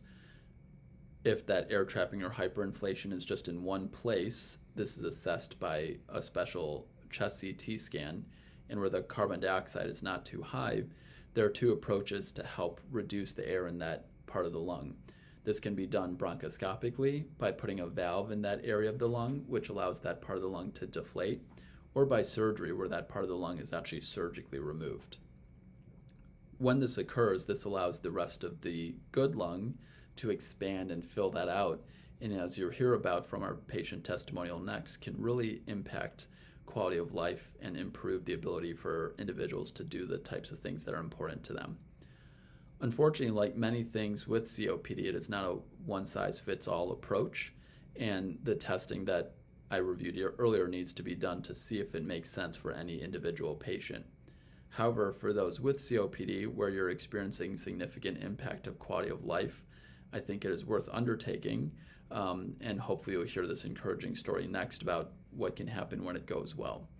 So with that, I'll hand it over to our patient testimonial. And again, thank you all for the attention, and pleased to be part of the COPD education. My name is Colleen Bird, and I had lung reduction done October of 23. What an amazing experience it was. I was very afraid at first. Didn't know how it was going to work, if it was going to work, but I took the risk, and I had the best summer of my life. Got to do scooter riding through metro parks on our scooters, and then walks, not long ones, but ones that were significantly more than what I've ever been able to do since I've been diagnosed. Can I say that it's going to work for everybody? No, but it did for me, and I'm sure a lot of others. It changed my life. It changed my life. And my mom has COPD and is in her late 80s. And to watch her and watch what my future was going to be, I felt I had to do something to change this. I wish that it would have been around for my mom. I think my mom, to watch what she's going through and the suffering. I don't know if everybody suffers that bad, but I just can't imagine where she's at physically. And I can tell it because she always says, you understand, because, she knows the COPD, you understand and I'm like, I do, but I don't. And what I see just scares me to death. I was taking oxygen to work with me. I carried a portable nebulizer to do treatments if I needed at work. I still keep that in my case that goes to work with me. I do still leave an oxygen tank in my car just for the emergency, but I haven't had to. Exercise is a huge thing for me and for everybody, I believe, that has COPD. If you just keep moving and keep pushing to push yourself is where it needs to be. I did the pulmonary rehab before my surgery, and then I did it again after my surgery. And the pulmonary rehab is a wonderful program also to get into. My husband wasn't on board at first. He was very afraid of what the outcome could be. If it didn't work, would I be on ventilators or more oxygen and being able to do less? I have support groups online through Facebook. There's many of them. You can find them on there. I'm on several, and I met a woman in Florida and she had this same surgery a year before me. She's a couple years older than me, and her and I still to this day talk at least once a month. If you don't feel like you have the support at home, there's support out there. I mean, because not everybody understands what it's like to not be able to breathe and quit smoking. Goodness, you know, that I can't tell. 3 years. I'm almost on my 4th year. Getting out, not being afraid to go and do things. Like it was getting to a point where he would want to do stuff and I'd be like, no, I don't wanna. I don't, you know, we bought scooters, little stand-up electric scooters. And here in Lake County, we have a path that's I want to say it's like 88 miles long, a bike path, walk path. And we had our scooters will go 22 miles. It was just so cool. I would have never done that before. I would have never, I would have been too afraid that I was going to ruin his day. I think it wasn't that I was ruining my day. It was that I was ruining it. And I think that's a lot of COPD patients. It's not necessarily that we don't want to do something because we necessarily don't want to do it. It's because we don't want to ruin it for somebody else. Like, because he worries enough about me. My husband and I just had our 30-year wedding anniversary pictures done. We got married at the Metro Parks Squires Castle here in Lake County. And we did our pictures there and we walked all around the place. That would have never happened a year ago.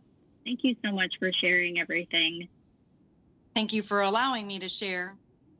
Thank you for watching. For more information on COPD interventions, you can visit the Cleveland Clinic Health Library by scanning the QR code or visiting our website at clevelandclinic.org/pulmonary. Thank you so much, Amy and her colleagues and patients at the Cleveland Clinic for a wonderful presentation. I think I met Amy for the first time a couple of weeks ago, was so enthusiastic and the team was so enthusiastic and they came on board and have just done such a wonderful job in developing a video for us. I'm looking forward to continuing with their contributions in years to come. Okay, we are coming to the finish. So we're at 20 to 5. 5 o'clock is the finish line. Before we get to the finish line, we've just got one more video to show. Coming back to Lisa Dow. Lisa has been a really great contributor for us. Last year's Big Baton Pass and this year she did a live exercise session for us in the afternoon. We're going to be tapping into a discussion with her Keep Breathing group. Unfortunately, we won't have time to show the whole video, but I'm going to get it going now, and we'll go about 15 minutes of it, and then I'll step in with Russ and Ruth, and we'll finish off the 24-hour event. So with that, I will now bring up, and as I'm showing the video, Russ is there on the treadmill, and it looks like Russ is going to be the family member taking them to the finish line. So let me play this, and here we go. Hi there. My name is Lisa Dow, and I'm the physiotherapist behind the Keep Breathing program. We're going to talk about the Keep Breathing program, what it is, how you get involved, who is involved, what's involved in being involved, and then at the end, we're going to talk to those that are involved and see how they feel about being involved. That's a lot of involvement. Anyhow, so we're going to talk about Keep Breathing. We're going to talk about our successes, what we do, and then talk to the Keep Breathers. I'm going to share my screen so we can, here we go.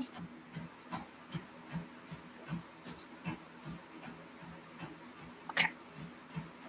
So the Keep Breathing program, what is it? The Keep Breathing program is a program that I created as a physiotherapist working in respiratory rehab in a hospital for many years. It's a program that involves exercise, education, and support. And all three pieces of the program are quite important.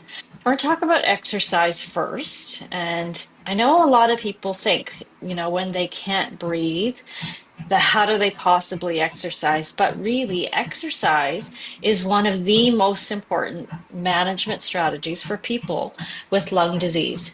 Because we know for people with lung disease, the fitter and the stronger they are, they use less oxygen for any given activity that they do. Their tissues become more sensitive to oxygen. Um, they need less effort for any activity that they do. So that means they require less energy or oxygen. So that makes us be able to do more with less. We know with people with lung disease, the fitter and stronger they are, it means they get better at balancing. The better your balance is, the more efficient all of your movements are. So that means for any given movement, again, you need less oxygen. It also reduces your fall risk, reduces your risk of injury. We also know that if you've got lung disease and you're exercising, that your immune system is improved. It means that you will have fewer, less severe, shorter duration chest infections. We know people with lung disease when they're exercising that they're less likely to need hospital care. They're likely to use less medications. And why is that important? Because that's important for preserving lung tissue as we move forward. We also know that exercising, getting fitter and stronger, means an improvement in general health. So it means that not only are your lungs a little bit more improved, you also have better heart health, better bone health, joint health, better metabolic health, and better mental health. All of those things are really important. Helps us to have better results long term, helps us to be able to function better. So that's the exercise portion. Why do we do education and support? Well, if we're looking at the education and the support component, we know that it'll improve your understanding of your underlying lung disease. The education and support also provide tools for helping you manage the lung disease that you've got.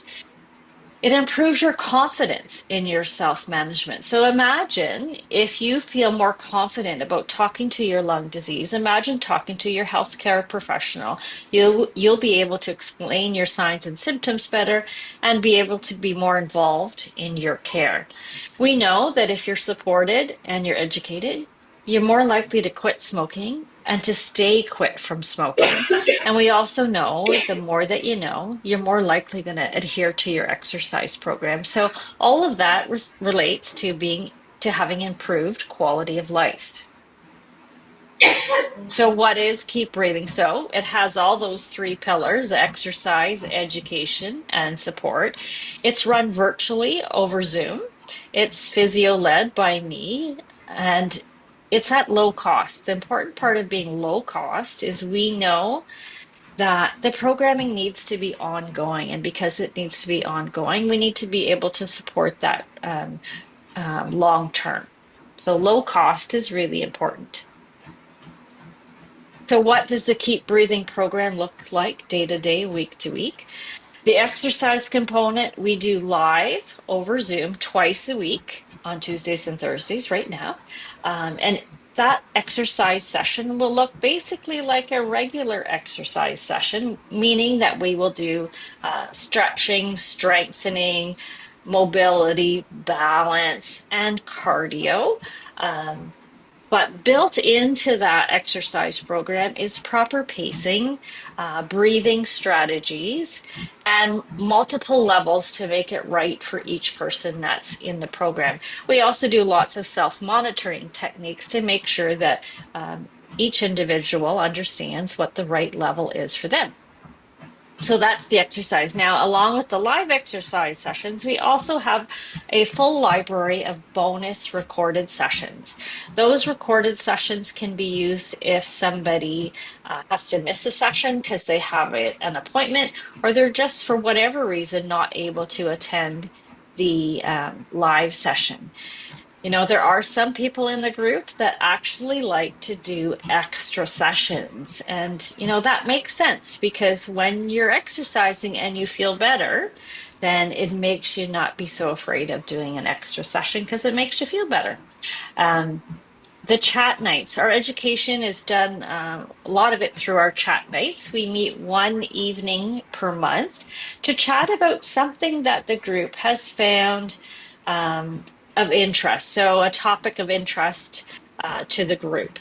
Sometimes it's completely respiratory related, like how to use your inhalers, talking about breathing strategies, talking about the medications we might use to manage our lung disease. But sometimes it's only marginally related, but all of the topics we talk about come back to how we manage on a day-to-day basis. Sometimes I lead the chat nights based on my expertise, but often I will bring in a professional colleague. I've been a physio in our community, the Baton area, for more than, well, almost 30 years now. So I have lots of connections, lots of people I can call on to come and join our chat nights to share their expertise with us. The support piece is ongoing. I provide support as much as needed. I'm available as needed. The other part that's important for support is the support our people give each other. And then the other piece of our support is our private Facebook community that we have. It's a great place that is a safe place for our people to connect with each other and to have access to some of our resources that we use in the group. The exercise portion, where do I do it? Well, most of the classes are done at the Evolve Wellness Studio in Belleville, Ontario. You can see from the photos that I have a nice big space with a very large monitor, so I can see everybody quite well, and they can hear me and see me as well. So most of those classes are done in the studio, but I do have the option when I need to, just like the people in our group. Sometimes I have to work from home. So I have a home gym that I can work through. Um, there are times when we do invite the Keep Breathers to come into the studio where we can meet face to face and celebrate occasions and milestones. So that's a great opportunity that we have as well. The chat nights, who do we chat with? Well, we chat with a lot of people depending on what we're interested in learning about, but certainly we chat with respiratory therapists, occupational therapists, the lung health nurse will come in. A really important one is our friend, our psychotherapist who comes in and talks about anxiety when you can't breathe. She's a really great one. Pharmacist has been with us a number of times, our dietitian. We have had the COPD athlete. He is a gentleman that is from Australia with severe lung disease on oxygen that runs marathons. He does that to promote awareness of what people with COPD can actually do. We also have had other physiotherapists with other specialties come and talk to us. Most importantly, though, we chat with each other. We can chat about a lot of things with each other. The resources that come from our chat night are very many, very many. So some of them are completely related to the respiratory part of the program, like how to do some of the breathing techniques, the coughing techniques, the positioning for when you're short of breath. But we also have resources about improving sleep, about your diet. A couple of the other really important pieces, though, are the ones that we use to prepare for appointments. So preparing for a doctor's appointment, nurse practitioner appointment, talking about where we are with our respiratory health, having a good idea of what we're managing, what we're having trouble with. And then if we prepare ahead of time for those appointments, it makes what we get out of the appointment so much more fulfilling. So there's a lot of different resources that we have. So I just thought I'd show you a closer look on a couple of them.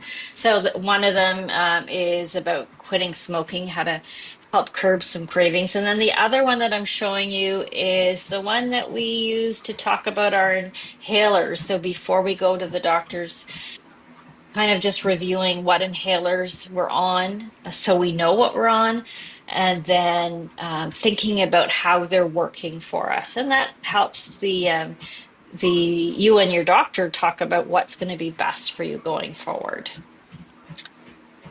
So the Keep Breathing program, does it work? Well, our numbers certainly say that it does work. Our first class was December 2020. Everybody remembers that, the height of the COVID pandemic. That's sort of the reason why we have Keep Breathing. From that first class, we still have 60% of that class still attending. Over the almost 4 years now, we've had over 900% growth. We get over 300 attendances per month. Of the classes that are available, 70% of our program participants attend more than 2/3 of the classes available a month, which is huge. Of all the attendances possible, 80% of them are filled. So what does that mean? If you look at regular gym class, fitness class attendance, usually it's less than 30%. So considering that this is a group of people that are older, using technology, and have a chronic condition, having greater than 80% attendance is really quite phenomenal. They're amazing. Who should be part of Keep Breathing? Well, anybody living with chronic lung disease. The main groups are COPD, asthma, and pulmonary fibrosis, but we certainly have lots of other people with other types of respiratory diagnosis like bronchiectasis. We've got a growing group of pre and post lung transplant participants. They're a great motivation, hard workers for sure. And we've had some post-COVID and some post-lung cancer treatment clients in our program. So Okay, unfortunately, I've had to just finish. They're a little bit early. We are coming to the end, but hopefully that gave you a good overview of Lisa Dow's Keep Breathing program, wonderful program out of Belleville, Ontario, online. And she mentioned the COPD athlete, which when we have finishing off his 24-hour treadmill challenge. There he is waving to us. We are coming to the end. I'm now going to bring in Ruth, and the three of us are now going to, I'm going to get on my bike, and we're just going to do a little bit of a recap and reflection on the 24-hour event. So we started off at 5 p.m. last night. I was able to join Russ and Ruth in the kickoff. Russ then took over the first 8 hours from New Zealand, Australia, handed the baton over to Ruth for her 8-hour stint. And then 9 o'clock this morning, Ruth handed over to me. We three of us came together to see how things were going and to help me into the last 8 hours. Now, 8 hours later, we are here at the end of our second annual Baton Pass. So, Ruth and Russ, maybe Ruth, to you first. Yeah. How did it go? How do you think things went for this 24 hours? Oh, I feel like it's been amazing. I think I've said this a few times over the 24 hours. Like last year was our inaugural year. We hadn't done this before. It was kind of a proof of concept. Kind of could we be live for 24 hours? Could we have a conversation about COPD? Could we talk about the benefits of being active and pulmonary rehab and all of those things that we know are really important in the management of COPD? And could we generate interest from other people in having that conversation? So we proved that last year. So this year was almost a bit more pressure because last year we were live. That was like our marker of success for the 24 hours. So I feel like we've achieved that again, but I think this year we've really consolidated what we did last year. We've added to the bank of knowledge and information that we've shared. We've raised the profile of the patient voices within kind of this area and this topic. We're really making this not about healthcare professionals. We're making this about why it's important to make sure this is available and accessible as a part of management for people with COPD. So I feel like we've kind of really achieved what we set out to do last year and this year. And I think this year's made me almost really excited to go again for next year, because it's highlighted bits we could do better again, like we learned last year, but also, you know, all of the things that we really, you know, that we really set out to achieve and have conversations about, we've been able to do it. So yeah, it's been really great to have that global feel and have those conversations with people who, yeah, we get to, you know, we don't get to talk to often about this. You know, they live in different time zones, they live in different places, they work in different centres. So yeah, for me, it's been a success. We've had hiccups, of course we have, but you know, we've managed to overcome all the technicalities to make it work. So yeah, for me, it's been awesome. Absolutely tremendous. Yeah. And I've really got that sense of community. And I think that's what we're building here, is a community coming together. Russ, I'm glad you stepped off the treadmill. So I guess that means you've done the treadmill challenge once again, right? 24 hours. We have. We're done 24 hours on the treadmill. I did a little total before I got on. I think we're about just over 230,000 steps. But what's really good is that when we also had some challenges running beside our family one, and that was a patient step challenge and, of course, a healthcare step challenge. And when you combine them all together, I think we're going to get very close to 500,000 steps, which is absolutely amazing for 24-hour period. So thank you for everyone in my team, family team, that helped me get through this, but also in our patient team. The highest step count for the day was about 40,000, so very impressive.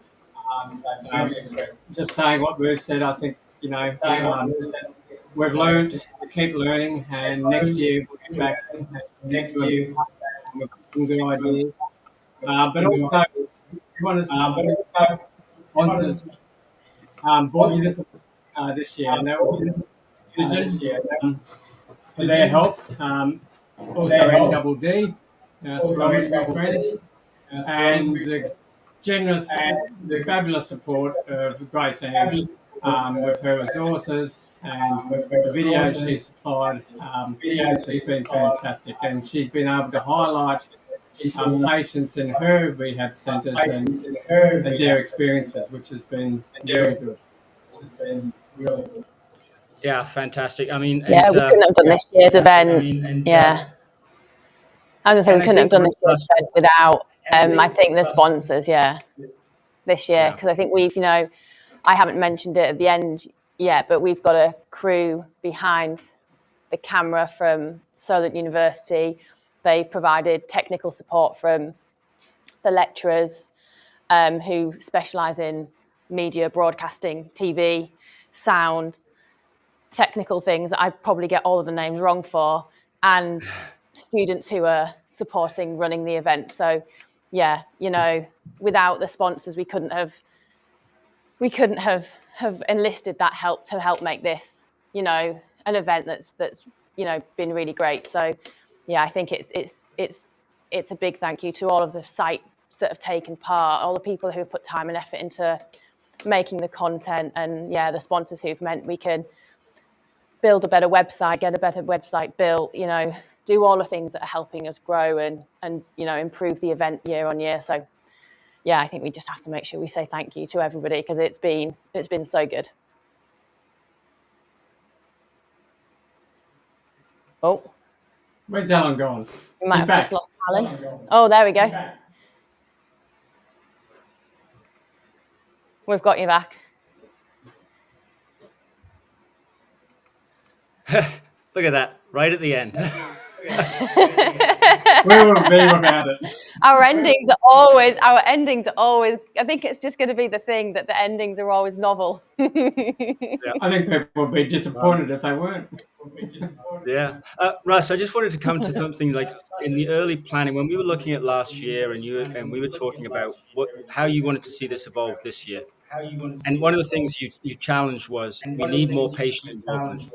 Um, have we achieved that for you this year? Have you seen the increased patient participation?